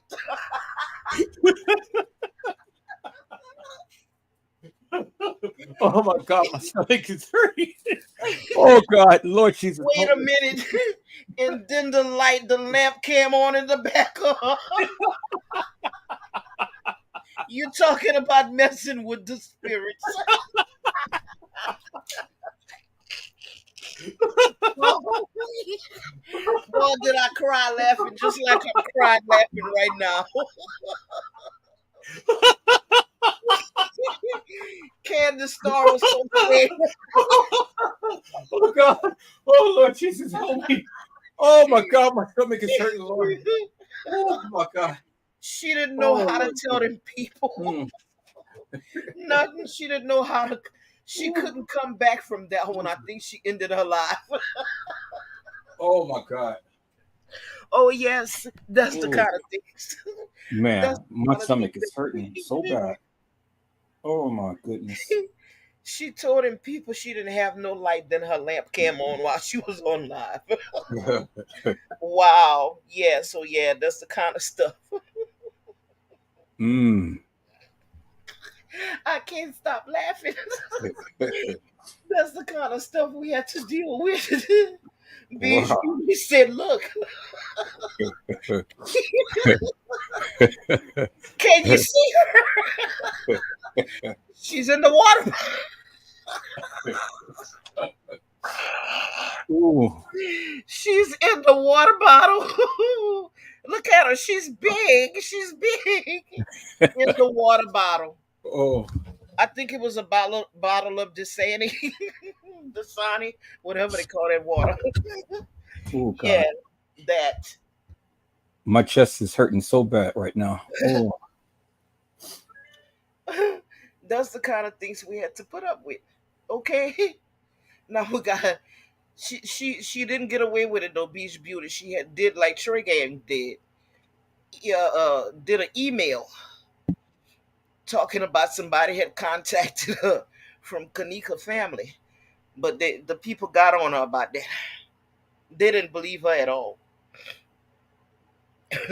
So yeah, they was doing nefarious things like that in the case, for clout. That's what they call it on clout. Clout status, clicks and views. Yeah. So yeah. when When it comes, you get people that's not, done been through all of that, and we see that coming on. Shit. Like they say, you can smell a rat a mile away. yeah, I can. If it walk like a duck and it quack like a duck and it sound like a duck, it's a duck. So where's all of these people now? Well, they dropped off. I mean, Candace Starr is still in action with her foolishness, but I don't see too much of Beach Beauty anymore. So I don't know if she still making videos or not, but I don't see too much of her anymore. In fact, Random News just made a video about Candace Starr and that teddy bear I'm talking about. You can go get those little voice things off of Amazon, right? It's just some little voice box that has like a radio frequency that is not set right, and you can hear you can hear people speaking on those channels, but you can't hear them. It's not clear. So she takes that and she tells the people that she's speaking to, the dead people. She speaks to Kanika. She's Vinny, her boyfriend. Now tell me why she want to be in contact with her abusive boyfriend, ex boyfriend, huh? But Vinny always comes through for her, and then she tells him, to get Kanika. Can I speak with Kanika and all this and that and the other? And so now Kanika comes on, and then she gives her a blanket. What? Are you serious? But you know what, Edward? Some people really believe this stuff. That's amazing to me.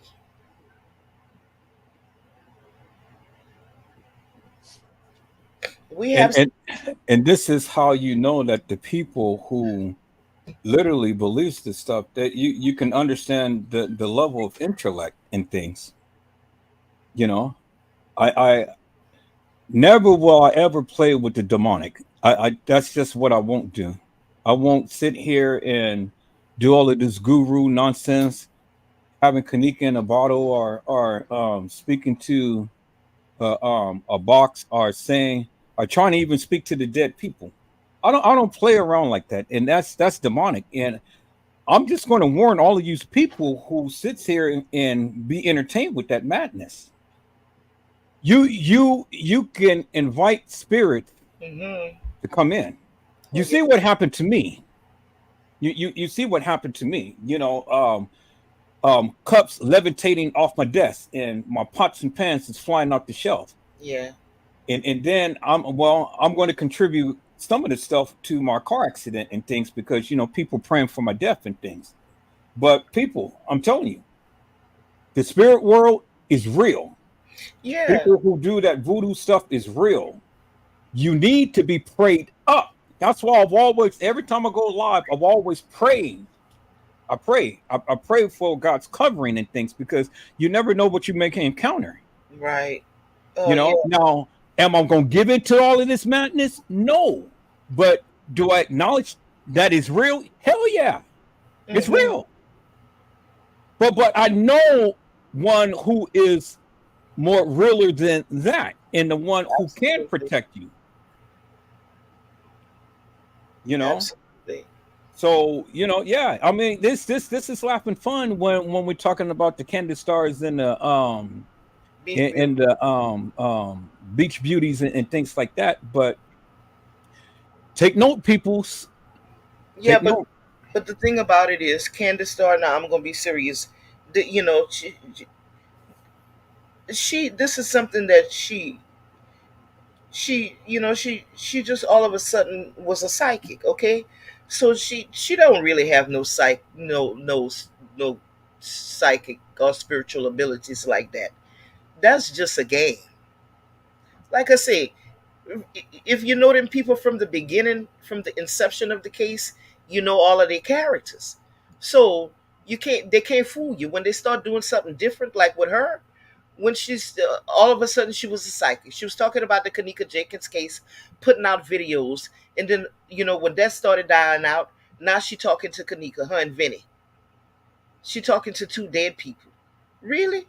And then as she got more comfortable talking to him like that online, she started gathering up her little props. There you see the crystal ball. You see the back what you call it, the backdrop with the crystal ball and all kind of little whatever witch stuff in the background. Now she got a tablecloth. Now she got other little gadgets that she played with in her hands. For her too, she doesn't understand that she's inviting those demonic entities to come into her space. You know, you can't don't play with what you don't know about. Don't play with that. Like it's a game for Candace Starr, what she's doing.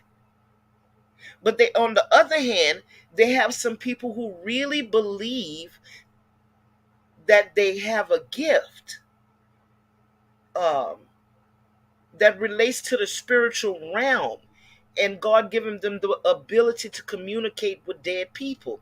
And I'm gonna say this even for the big psychics who, you know, like have been world renowned and who people know, and they do tell things that have come to pass. Even with them, what they're doing is demonic. Because here's the thing, nowhere in the Bible, okay, now, if we want to put it into context, we'll have to do it like this. If you believe God has given you a spiritual gift to tap into the spiritual realm, then I'm not going, please don't ever tell me, being a spiritual person and a person who does possess a spiritual gift, such as this, what we're speaking about. And that is something that nobody really, really wants to claim. The prophecies. The Bible called us prophets.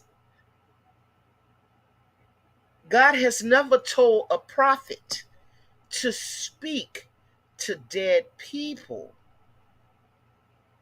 A prophet knows that that is against God's law in the Old Testament as well as in the New Testament.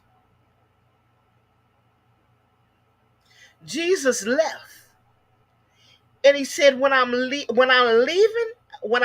this place, I'm going away to prepare a place for you. That's what Jesus told his disciples. He didn't say sit around and wait for me to come back and talk to you. You know what he told them? I'm leaving you the Holy Spirit. You understand? Jesus didn't come back to nobody as a ghost.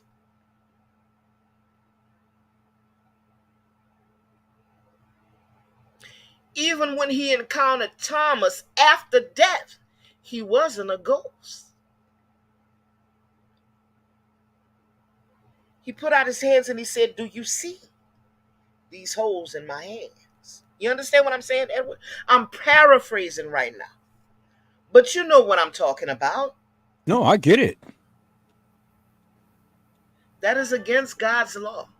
So if somebody believes that they do have a spiritual gift that God gave them for the believers, because you're going to throw people off.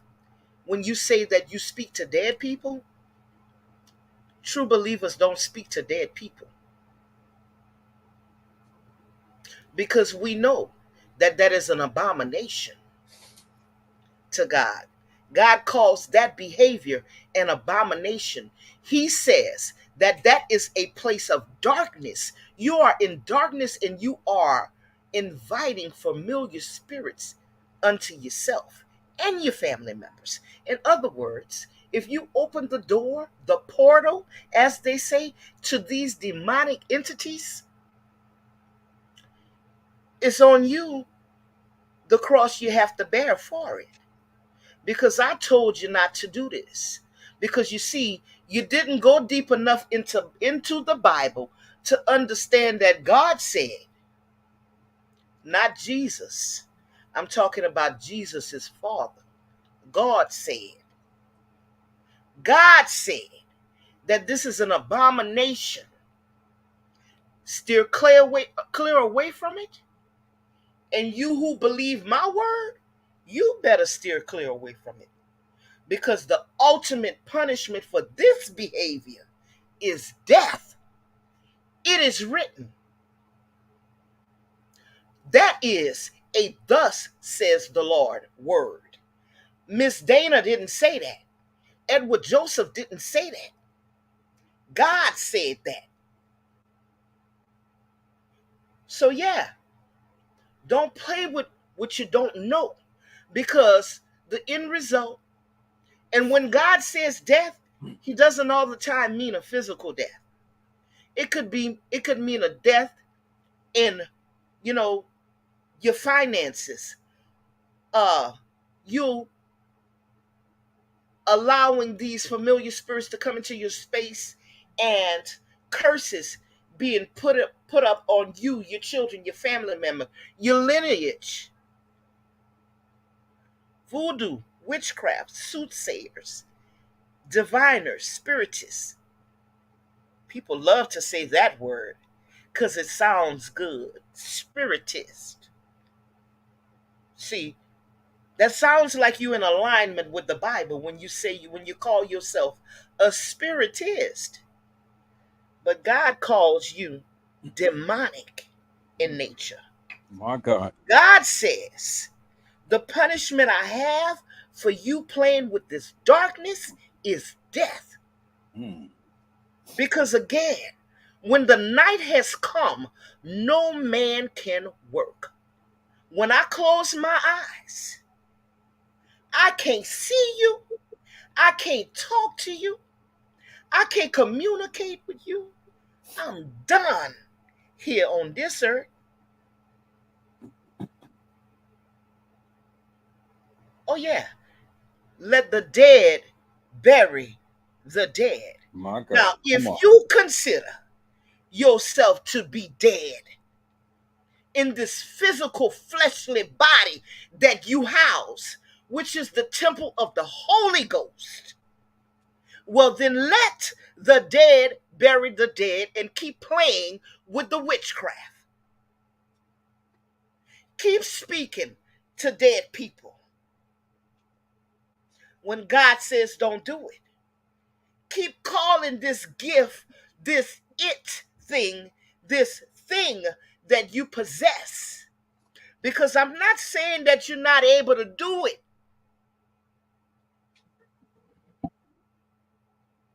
but it's not godly. Keep playing with it. And if you love the Lord, like you proclaim to love the Lord, you're going to turn from your wicked ways. You're going to get closer to that scripture. Ask God to give you the spirit of discernment so you can understand what you're reading and help build his kingdom. His kingdom is the kingdom of love. is the kingdom of life. It's not the kingdom of darkness, and it's not the kingdom of death. God's kingdom is the kingdom of love and light. Satan's kingdom is darkness and death. So if you fall, let me use this analogy right here. If I go to sleep, let's say you and I have a conversation on the phone late at night, Mr. Edward. I hang up the phone and I fall straight to sleep. During my sleep, I have a dream about Mr. Edward. Then I wake up the next day and I say, God gave me a vision about Mr. Edward. No. And especially if it's nightmarish. And I say, God gave me a vision about Mr. Edward. This happened, that happened, blah, blah, blah, blah, blah. This was in my vision. Because I believe, in my ignorance of the Bible, I believe that God gave me a gift, right?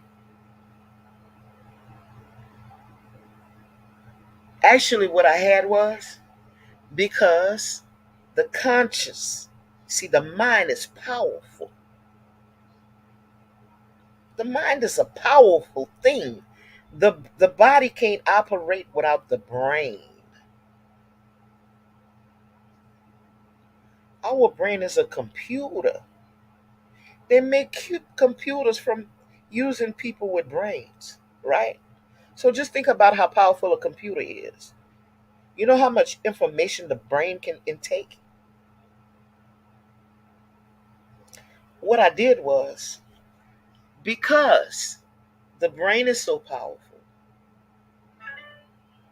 I went to sleep after I just had a conversation with Mr. Edward. I had a dream about Mr. Edward. Or I had a nightmare about Mr. Edward. You know why? Because that was my last thought.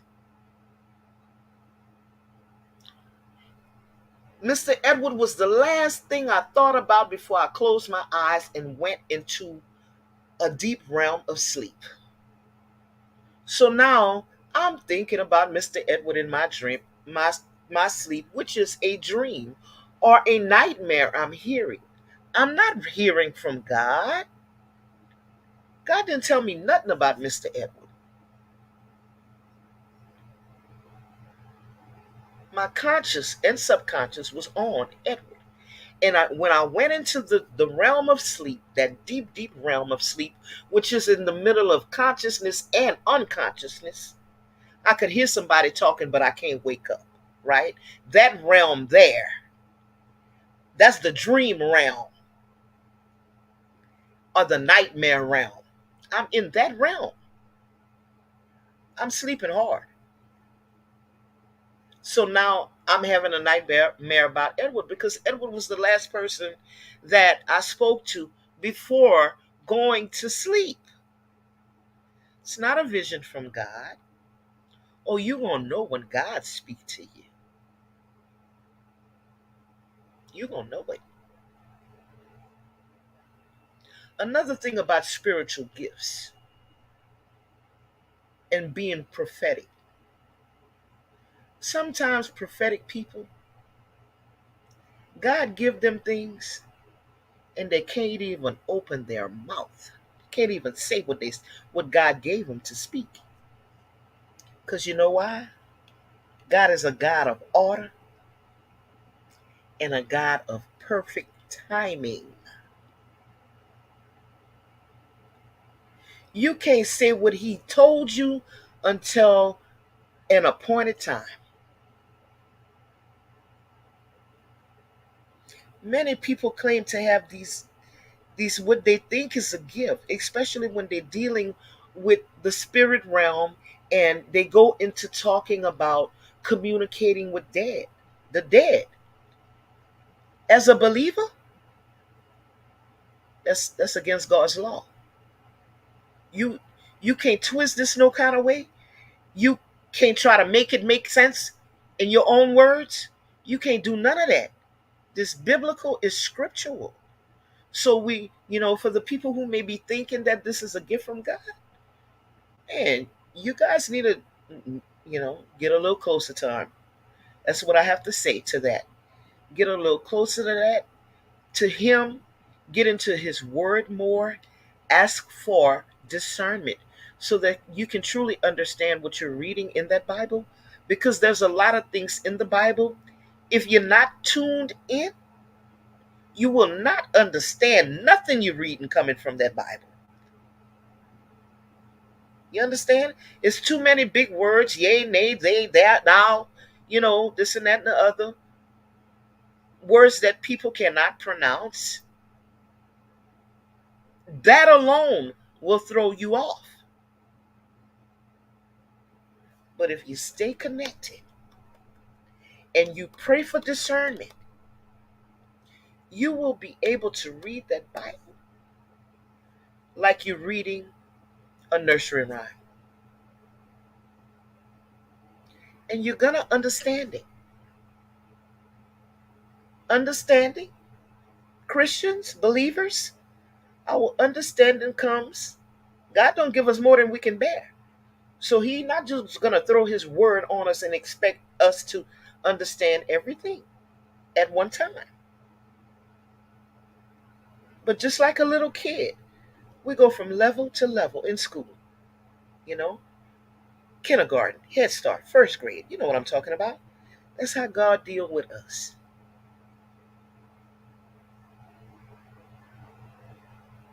You might be in Genesis right now. You don't in the beginning was the word, all of that, right?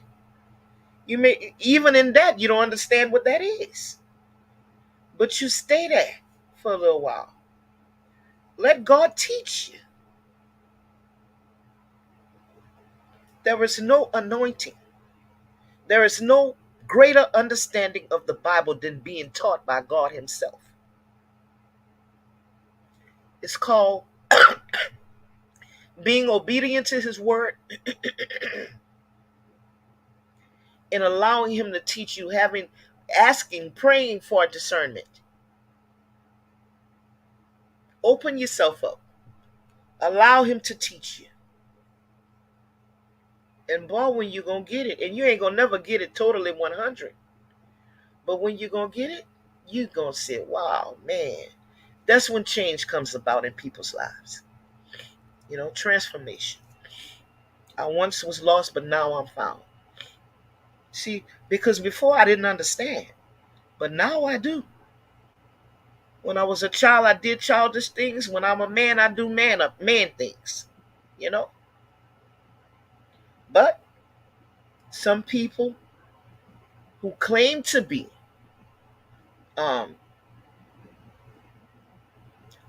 or they assert themselves as having much knowledge of the Bible, they still drinking milk.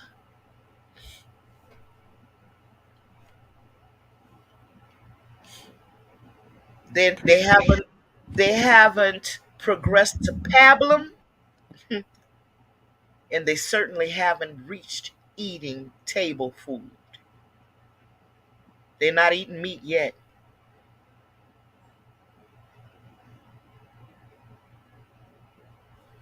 So that spiritual stuff, I say again, if you don't know about it, keep away from it. Because what you're doing is you're opening up portals for familiar spirits to get into your life and wreak havoc in your life, cause destruction, confusion. The devil comes to do what? That's what he comes to do.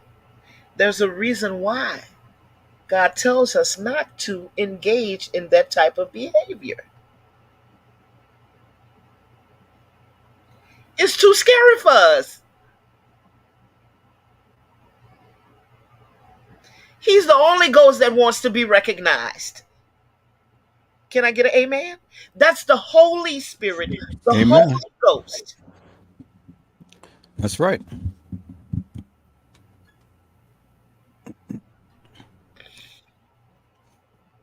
I think I'm done.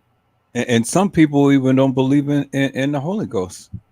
So I'm not here to try to change anybody's religion or try to downplay anybody's religion or beliefs and stuff, whether you Buddhist, Methodist, Pentecostal, Holiness, Baptist, Jehovah Witness, and the likes and things. I mean, everybody's gonna look at the deity in many different ways. They're gonna call him many different things and stuff. However, you or whatever you reflect him to be in your life, that's what he is to you. And that's fine. I'm not here to put down nobody's religion. Neither All I'm do saying is this.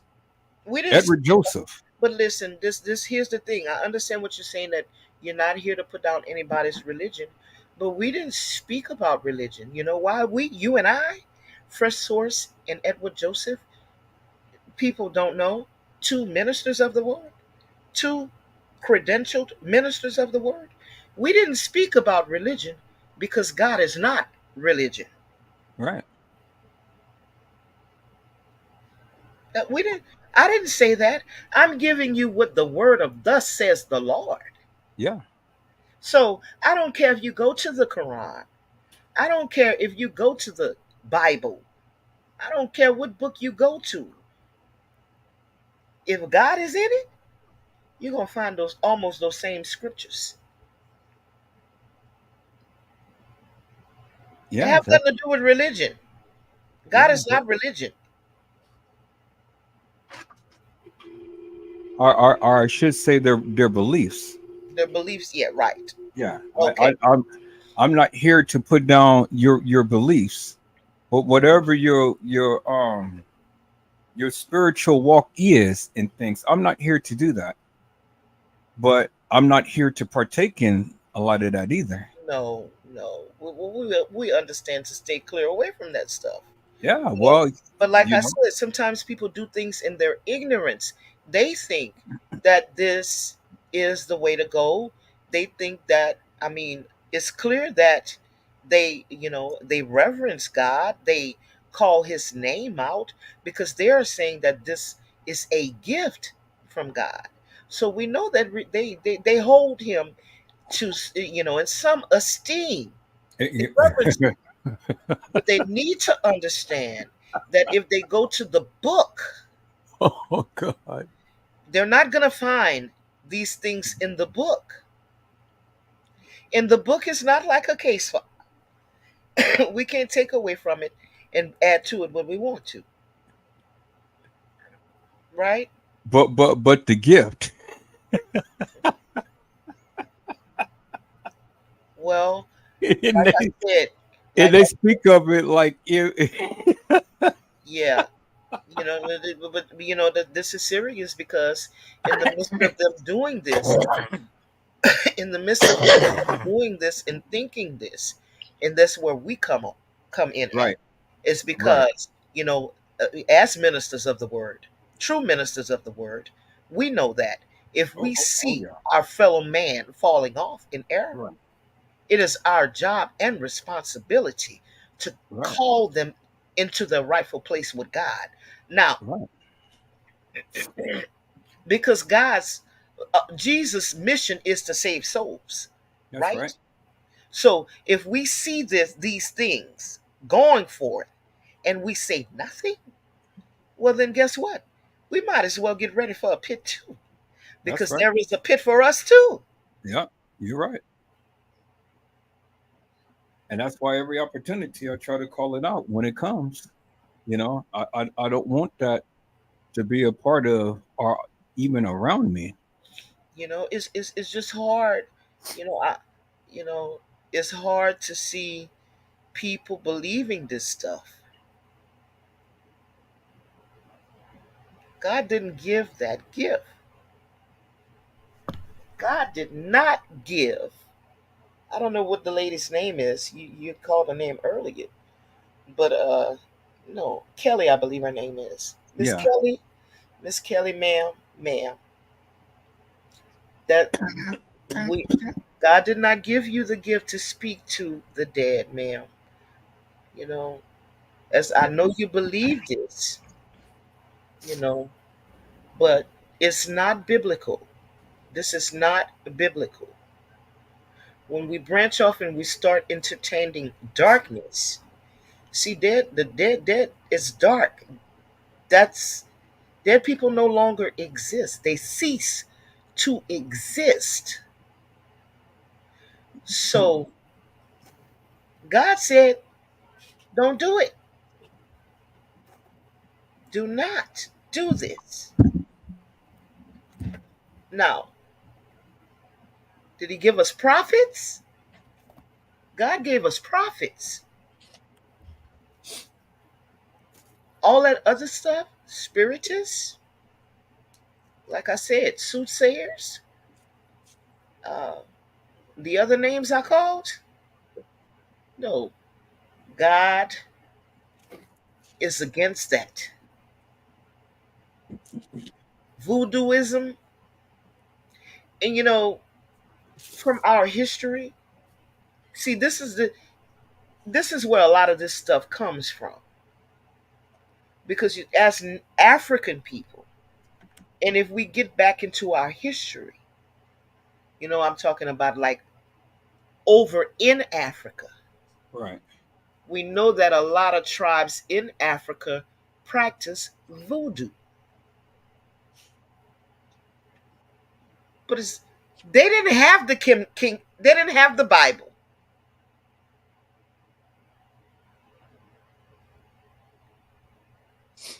They believed in getting in touch with their ancestors during rituals and different things to invoke different spirits. As you see, you can call it up on YouTube, how they put on things that look demonic to cover their faces, to invoke these spirits, you know?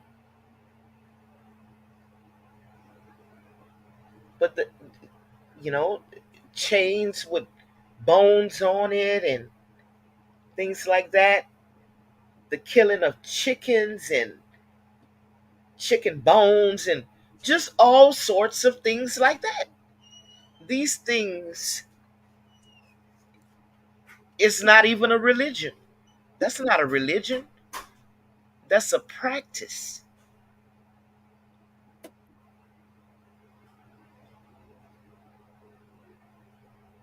You know, and somebody who loves God should stay away from that stuff. Stay away from it. Everybody. The Bible says, yeah, I know what it says. He says, y'all gonna dream dreams and y'all gonna have visions. But he didn't say for y'all to speak to the dead. And that's where I draw the line. I don't entertain that. No, no, no, no, no, no, no, no. No, I don't entertain that. And at the end of the day, you know, God loves all of his children, even if they are in error, because he don't want nobody to perish. So that's why he used other vessels to try to call them away from those things, try to get them in the right place with him, so that their souls won't be lost at the end of the day. Many people have been doing things for years and years and years and do not understand that they operating in error, operating doing things against God. You know, the very person that they proclaim that they love. He is their life.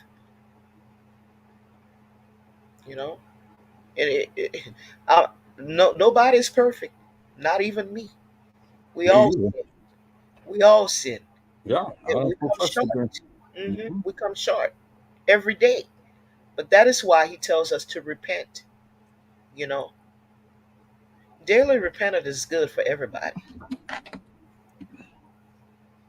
Repent, and that's basically just saying, God, I'm sorry for what I did, and please help me to try to not do this again. Sometimes that might be a little work. You might have to put in a little work because you might have a little stubborn spirit, even subconsciously.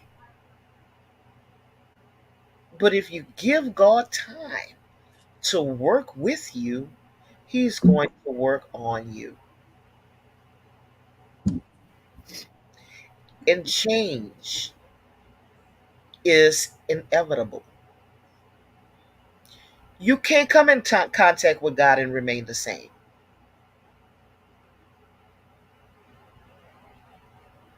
I No. haven't met a person that loved God for real ever remain the same after they can't had a true encounter with Him. Taste and see that the Lord is good. See, some people need to taste and see how good He is. It's one thing, oh yeah, God is good, God bless me, blah, blah, blah, blah, blah. But have you tasted?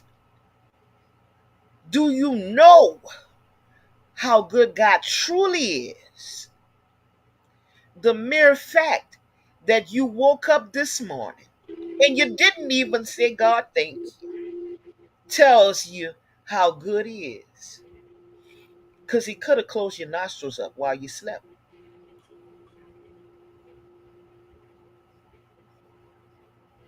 You understand? Oh yeah.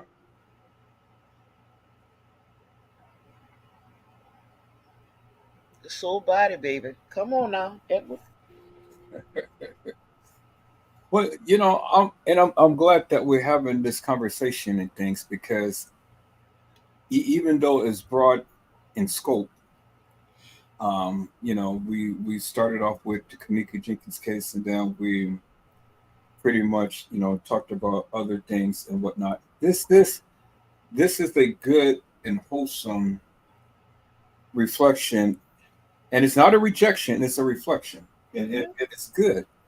It is good for everybody to be able to come together and to be able to share their thoughts and views based upon what your um, personal experiences in life, Yeah, and not just on the Kanika Jenkins case, but on any different topic and things. right.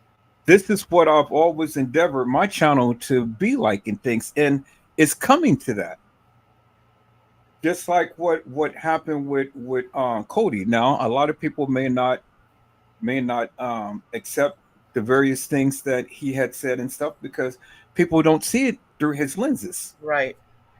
But what touched me was not so much as to what was said, How? but what was said. Hmm. A lot of people don't get that. It's not what he said, but it's what he said. He came from the very depths and the very essence of his being. Yes. Whatever it was that he had saw or felt, it was heartfelt. Yeah. It was like a cry. It was like your own child being in some type of distress. Yeah. And he had expressed that in a very real, sincere, and vivid way. And all he wanted to do was just come and just speak upon what his experience was. That's it. Yeah. That's it. You're right, and I felt that as well. That's why I opened the channel today. Yeah. He needed to release that. He needed to release it, and I'm glad you allowed him the opportunity to do so. You know. Now again, I'm not putting on anybody's backs for what what they believe. At the same time, as a minister of the word, and when I see people speaking like that, you know, I have to say something about it because again, I just gave you the reasons for it. No, it is not God's desire that any man perish or even be in ignorance. Okay, That's so right. we need to be, let them know. Okay, we're not taking anything away from what you believe. I spoke about how the wording of these things, because as a believer of God, we cannot say, and I'm not speaking about Cody, I'm speaking about the other individual. We Right. cannot say that we speak to dead people, because that goes against what God says. God said those words. Jesus didn't even say those words. God said those words, right? Yeah. He said, I want you guys to keep away from that. And the other thing is, I want people to, I don't want people to get uh, confused about a true spiritual gift versus a dream or a nightmare they had. And I'm saying that very sensitively, because, like I said, I understood that the young man, Cody, said that this is what I heard him say. He was looking at photographs of Kanika Jenkins uh, in the freezer. And I'm going to paraphrase right here because I'm not exactly certain what he said after, but I believe he said he fell asleep and then he had a vision. Well, as a minister of the word and knowing what I know, I need Cody to, and I'm not saying that he does not have a spiritual gift. I'm not saying that. But in this instance, what I believe happened to Cody is that because he was looking at the photographs of Kanika Jenkins in the freezer, which was the last thought on his mind, when he fell to sleep and he got into that deep realm of sleep that I just spoke of, Yeah. is the realm of sleep where you're conscious but you're almost unconscious. It's a deep realm of sleep. Right. That is the realm of sleep where dreams come, right? This is the realm that people dream in. I believe Cody had a nightmare because Kanika was the last thing that was on his mind. Right. I believe he was thinking about her while he fell asleep. And while he was in this deep sleep, he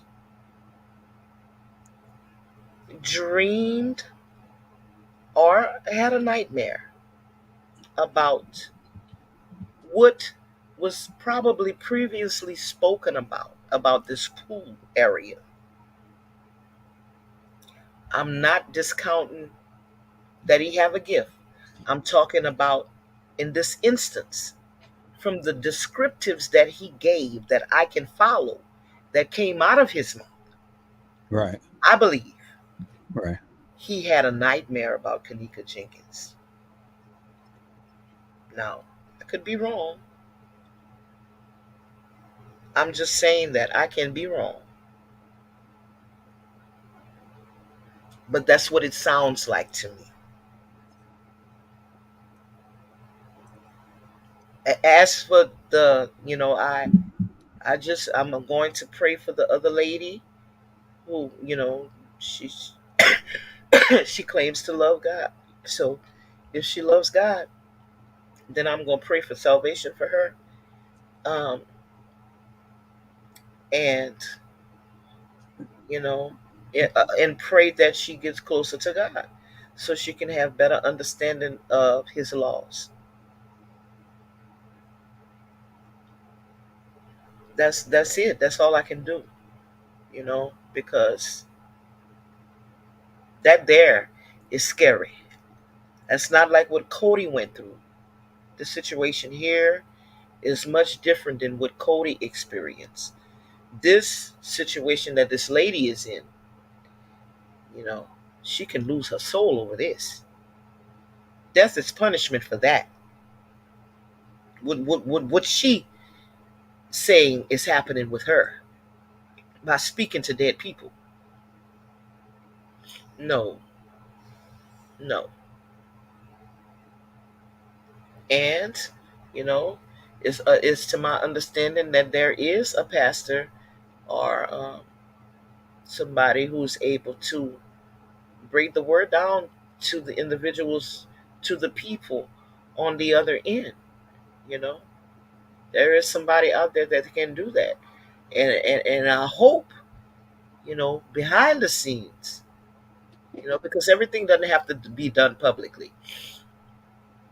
But I hope behind the scenes that this person is giving, some scripture, some sound scriptural information to the people who are claiming to speak to dead people, because we're all reading the same Bible. So the words of God is in his Bible as well. And since he is presenting the word to people publicly, then he should know these scriptures. So I want to ask you a question because as you've been saying that, my mind goes to reflect upon some things that she had said, and it always boggled my mind. I can't ever say that I did it because um, I mean, it may just seem far fetched. I know that people say that they do it, and she said that she did it Mm-hmm. and things. And there's no way of me proving that it ever happened or that it didn't happen. I can't speak to that, Okay. because I'm not her. I'm not in her mind. I'm not in whatever realm that she may have been in. But she stated that she was Irene at the time to when her and Kanika was at the end of a hallway, Mm-hmm. and she stated that she was in a body of Irene. But now this is the caveat here. This is what really piqued my interest when what she said. Now I don't discount that you can believe that you're in somebody's body.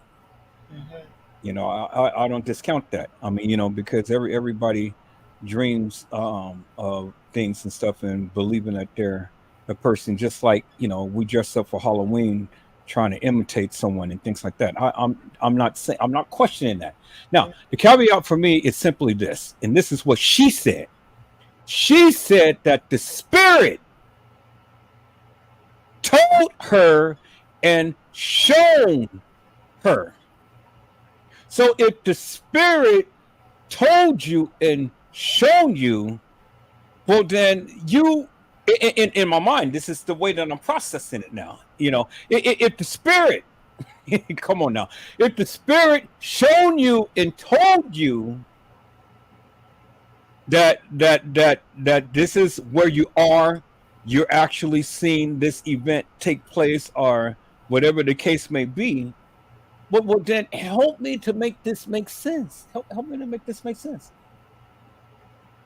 If the spirit shown you that instance, why didn't the spirit show you the before and the after? Why just that? Yeah. You see, you asking me to help you make sense out of it, but that's a problem that I have too, because um, if the spirit is going to show you all that, well, then I need to know why.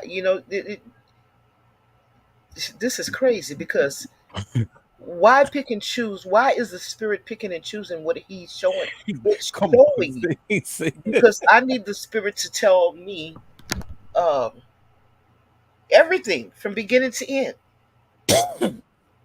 You know, or did the spirit, or did the spirit just drop you off at the end of the hall?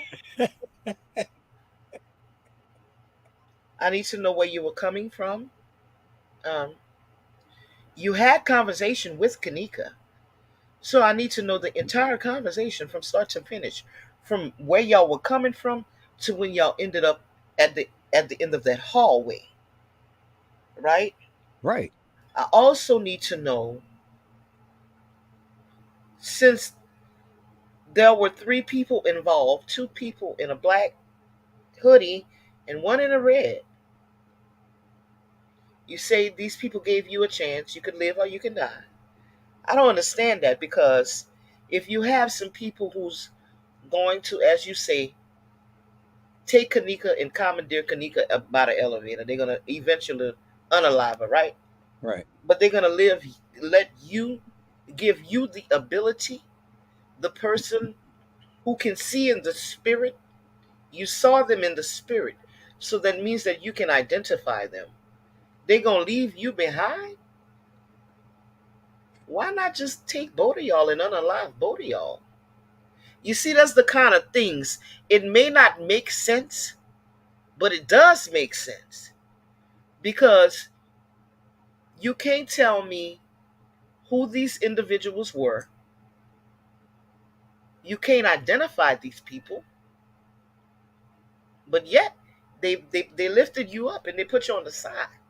So you had to have been in close proximity to one of these male people for them to do this.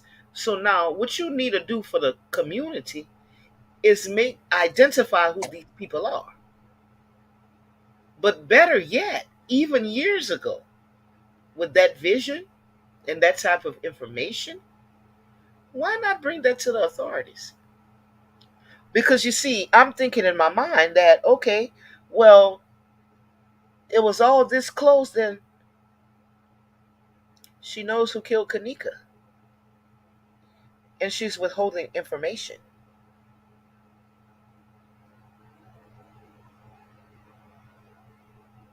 You saw Right. all of that. You saw all of that. One of them picked you up and put you on the side, and they gave you a choice to live.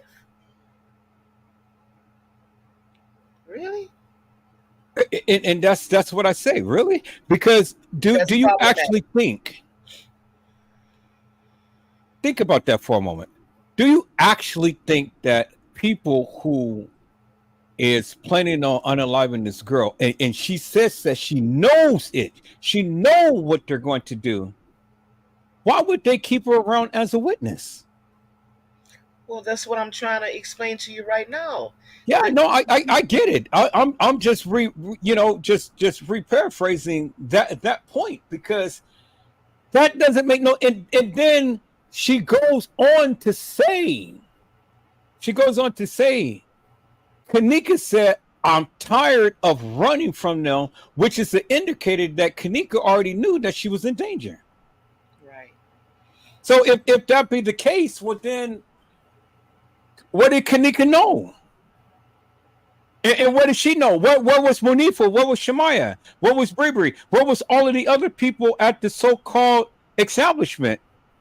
Uh, What was everybody? What was they partying? Was they drinking? Was they smoking?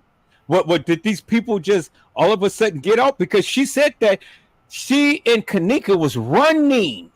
So if Kanika was hooked up on some drugs and stuff, how was she running? And how was Kanika coherent enough to even understand that her life was in danger and go to tell you, well, I'm tired of running? right. I mean, it's little key things like that that just gets my mind to say, well, Yeah. Yeah. come on, man.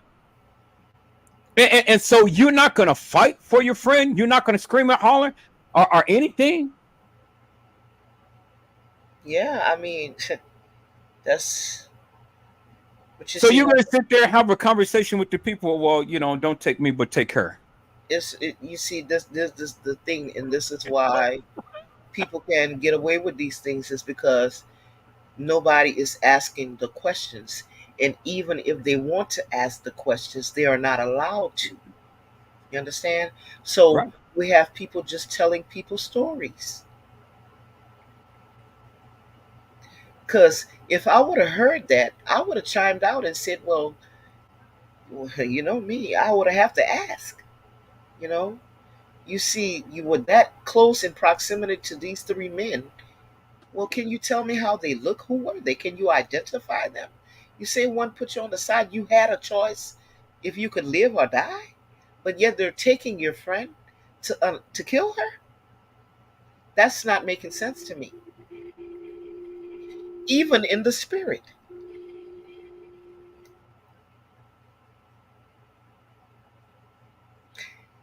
And the fact that she was able to take on somebody else's body, that's like kind of like shape shifting, a metamorphosis. I don't, I don't. God is not into that.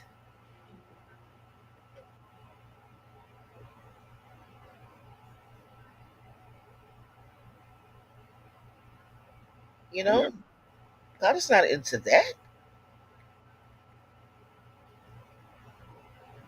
I don't know. Prayers are needed. That's all I can say is prayers are needed. You know, you know, I know the spiritual side of it, but in the natural, I'm trying to make it make sense. Um, because I'm sure a lot of other people are trying to make this stuff make sense. You see, their voices cannot be heard because they shut down. They're only there to, support the channel. They can't speak. But I know other people are having questions about this as well. You know, Cody's situation is a little bit different for me. You know, I mean, he's young blood. Um, you understand? He's not tainted in a way that these older individuals who may have, you know, doing this for umpteen years are. Uh, so yeah, he, he that's a totally different issue for me. I'm not looking at that the same way. I'm looking at this mega. This is a mega something right here with Right. with this lady. Right. And again, no, God don't want nobody's soul lost. So this is, it may sound negative, but it's not negative because at the end of the day, it's all about drawing nigh to God. That's right. You're calling His name out. You're saying that He gave you this gift, but yet you don't know that His word says that He would never give you such a gift. Right. So now it takes for one of His soldiers, a vessel to be used to try to break this down to you as best they can to call you back into your rightful place with Him. That's all this is, you know. That's all it is. It's no hate. It's no shade. It ain't none of that. It's about saving souls. But see, that's their perception though. They don't get it, and then they'll never receive it in things. Which hey, it ain't my call nor here or there and stuff. Right. You've been warned, and Yeah. that's all that we're here to do That's is to it. warn you That's it. for the error of your ways and stuff. And so now whatever you do after which and stuff is going to be incumbent upon you. Right. But I'm just here just to try to, speak to the people. Don't fall for this form of manipulation. But that's all I can do. I mean, I'm just here just to speak to the people, to tell the people, be careful. Be Right. careful what you think. Be careful what you say. Be careful what you do, because there's consequences behind every action that you do, Right. and that's it. So I'm not here to try to browbeat people or change people's lives or tell people what they can say or do, what who they can watch and who they can't, and so on and so forth. And I'm not here to try to speak negative against the people. I mean, a lot of things that I do, if you really be, um, if you really be candid with me, it's just, I won't say that it's all fun and games. It is just a way to kind of like spark the interest with the people so we can have a dialogue, because something as trivial or something as serious as this can be very impactful, just depending on how you look at it. Right. And so when I'm serious, yes, I'm serious. But when I'm playing with candor and things of that nature, well then, I mean, Yeah. Yeah. You serious? yeah, you got to understand the play. I mean, this is internet. This is a way to. kind of like, you know, pass the time away, speak to the people, um, bring awareness and things of that nature. The power of persuasion is very, very powerful, very powerful. Well, yeah, I And know. and when you're listening to people who's very controlling, very manipulating, very kind, cunning, and conceiting, and coming with "Hey, baby," and all like this and stuff, coming with the allure, as you're giving these people accolades and stuff for being a servant. Well, Hmm. who are you praising? Right. Who you have to really think about that. Who are you praising? I mean, is that person really benefiting your life and changing your life and transforming your life? What, they give you a wrench, and now you go buck crazy and stuff. You feel important, you feel empowered because they're speaking your name, and things like that and stuff. But yet you're being sucked into this Yeah. whirlwind of madness, Right. and, That's and and you're not conscious as to what is happening. that is so unfortunate. Yeah. You know, but oftentimes when you know, some people are just made to follow. You know what I mean? Some people are just made to follow, and it's nothing wrong with being a follower. You know. But the thing I'm gonna say to that, and the thing I'm gonna add to that is, before you can lead, you must have had to been a follower. Had to. You understand? Exactly. Now we get these type of personalities who, you know, they like you say they're very captivating and they know how to speak, and they do this mind control with people. But people ought to go into these things, you know, with the mindset of I'm gonna keep my mind. You understand? Yeah. If they would go into it like that, it would be much different. But you see, like you said, they want to belong. A wrench ain't nothing. You know, people can take they, can unwrench themselves. I think that ain't nothing. It's just for you to moderate the chat and monitor the chat. Allow you to delete comments. That's all. But that's power to them, and then being caught out, and it's like, hey, you know, um, look what I can do. And yeah, if they come in, I'm going to be right there to do this and that and the other. I'm kind of like, okay, well, wow, really? Yeah, that's crazy. I mean, It's crazy. it, This YouTube stuff is crazy, man. it is. It's crazy, but it's funny. I won't call it entertaining. It's funny to me. It's just funny to just see the different ones. Now, what's really interesting to me, because I've seen it. I've seen a lot of channels grow. Hmm. Different people grow. Okay. I don't know if I want to say the names on because I'm not on my thing. Um, but CD, you know who I'm speaking of and stuff. His channel grew Hmm. by leaps and bounds. I mean, everybody was there, and he had this attitude, was like, I'm the big man. Let me beat up on my chest and boom, boom, boom, boom, boom, and like this and stuff. Right. And I And, mean, and I have to admit, he had it going on for a while. but doesn't that happen a lot with uh, people? Once they, how I want to say this. Hello. Once they begin to grow, then they get big headed, and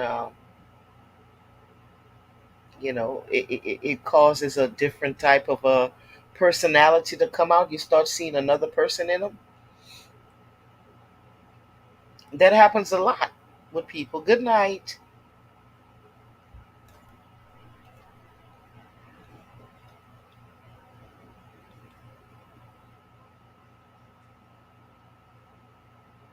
Yeah. Have a great rest, sir.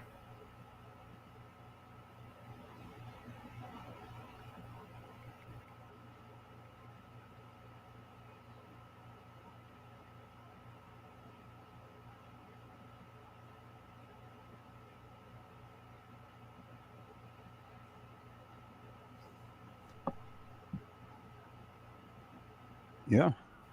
Well, hello from India.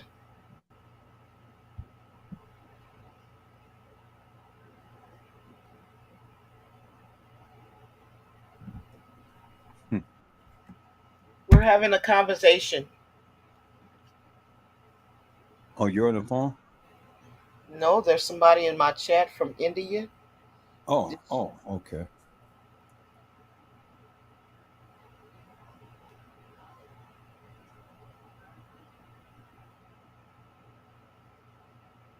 So yeah, people begin to have they develop this big personality that like they can't be touched, or it's I'm the I'm the stuff. You know what I mean? Mm-hmm. I don't know. I need to learn how to do these things.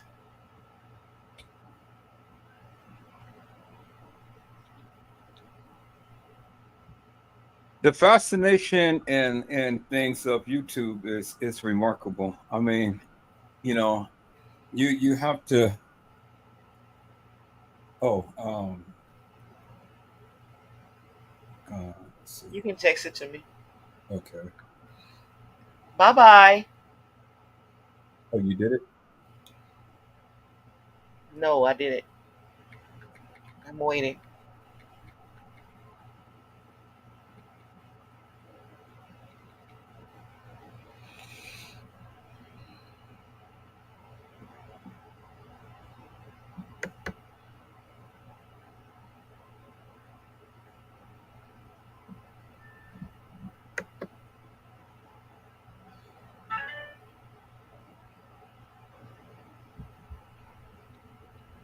Got it. Okay. Okay.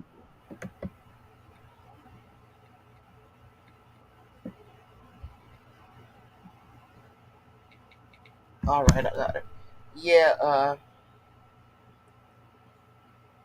don't need that going on over here. See, you talking upon some things, and I'm beginning to notice that more that you talk about, things and stuff, then it starts to attract those type of people. Hmm. Yeah, I want you to know that not one person came. As we've been on here almost 5 hours, yeah, hours, yeah, 4 hours and 47 minutes and 43 seconds. yeah, Not one person that is subscribed to me came on my channel today. Not one. yeah. And you know why? I mean, that's evident. So because they not only are they not watching yours, they come on to mines to see, and then when they see, then they tend to taper out, and it's Back like, away. what? No, Right. you know. So I get it. I get it. you know, as long as I'm not on the channel, well then yeah, it's free for Hmm. everybody to come in and talk and say this and that and the other. But see, that lets you know who is in your corner and who's not. Well, the the title is a lesson learned last night. What does the tick of the banner read? Sometimes the people you think is for you ain't really for you. Yeah. It's all about what they can gain from you. Yeah. People need to learn how to think for themselves. Don't let anybody silence your voice. Don't let anybody think that they can control you. Set your boundaries and leave it just like you said it.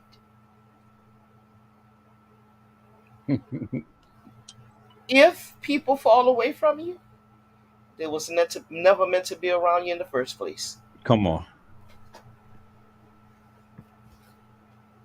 Come on. And that's why I've always say it really doesn't matter to me whether they like me, accept me, and things of that nature. Because if you're going to be with me, you're going to be with me. And if you're going to be against me, well, that's going to show at some point in time. You can shake and fake as much as you want to, but your true nature will always show. Absolutely. You can come and camouflage equipment as much as you want to, but the truth always has a unique way of revealing itself. And these people who proclaim that they oh my God, What? I'm done. I'm done with responding to this attorney. They want to take my claim. They want to take my case so bad that every day I got calls. Now they're texting. I'm done. I'm done. Well, I've already got an attorney, so I'm done. oh, I okay. don't need them no more. They wouldn't be texting if they know they couldn't get something, something, something. Yeah, well, the attorney that I already got said just look, sit back, relax, go to all of your appointments and stuff. Make your appointments and things, and be done with. Hmm. And it's all going to work out because right now it's just a waiting game. Right. So I've already got everything squared away with my job. The paperwork is filed out and stuff. Then I've already got money coming out for my 401k to um, take care of me through this little period of whatever and things and stuff. Right. So I mean, I'm good all the way around. So however long it's going to take, I'm good. Right. Right. So I'm just going to sit my little self here, and relax. And I'm still in great pain, but Yeah. Trying to heal from that. Yeah. You got to recover. yeah. Hmm. So I'm not gonna get up and put myself in undo or go No. and try to get somebody who's forcefully trying to get onto the case and stuff just because they know that they know that I got a case and they know that they can make money. But if you're not listening to what I am saying, that's a problem with me. Hmm. It's a problem with me. So, no, no. And right now they're not listening. So right now I'm not even taking their text messages no more. It's a done deal. I'm good. Yeah. You didn't handle that situation. Yeah.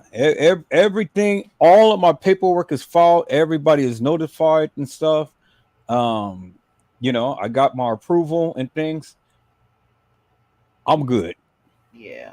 I'm good. So y'all don't worry about me. Just thank you for praying for me and things. If you mean some good for me and things. Yeah. But I'm here to just get on my computer, clean all of that stuff up and stuff because all I got is just time right now. And you know, just continue to keep reaching out to my son and Make keep it. encouraging his mom just to stay on track. And we, Yeah. we're gonna be all right. And Yeah. I'll compensate her back for the time and stuff that she's with him right now. I told her that. Said don't worry about that. You know, first you wanted you wanted me to take him. Now when you got him, now you don't want him.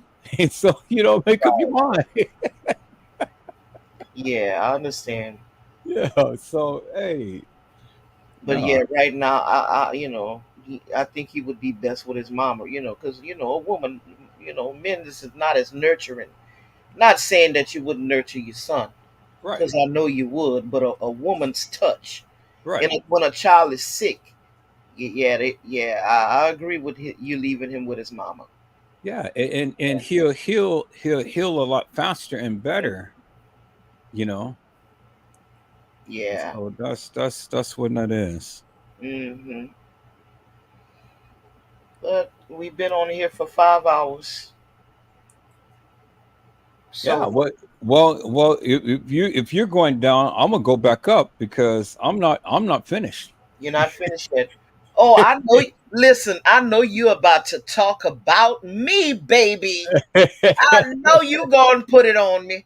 But look, I gotta go to the store. I'm coming back for your ass. Yeah. Let Hey. me go get my snacks. You know, I love those yogurt covered cranberries. Oh my God. Strawberry or chocolate? No, I love the white chocolate.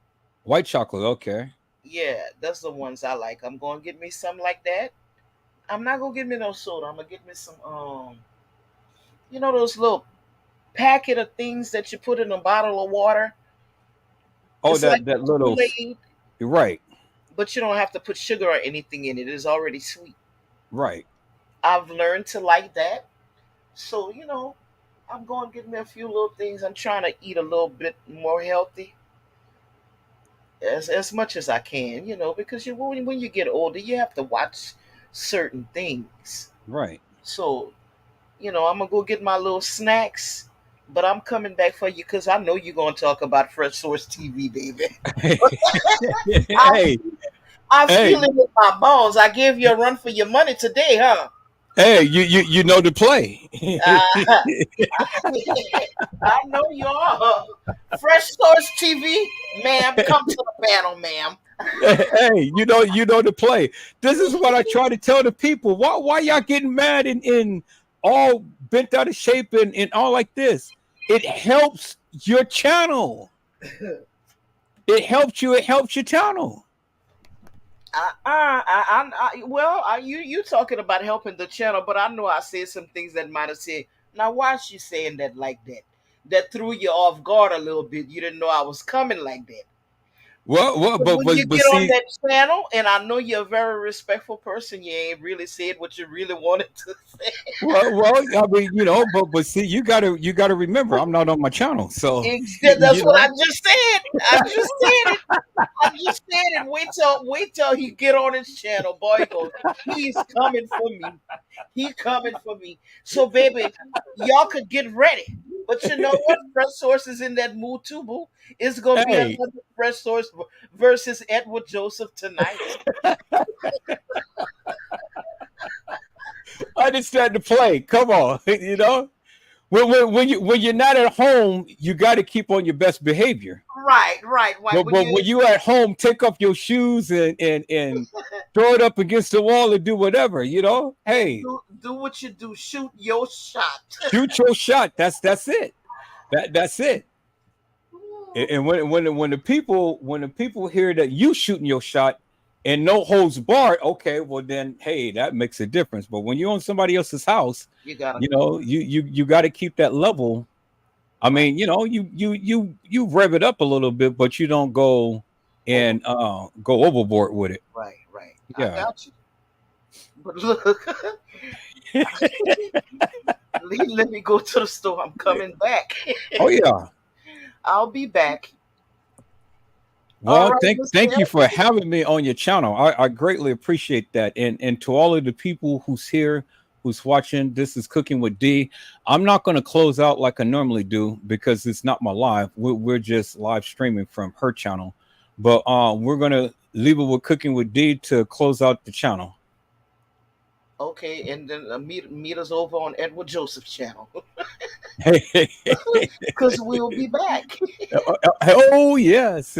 Okay, Mr. Edward. Okay. Blessings to you, man. You too. Thank you. Bye bye. Okay.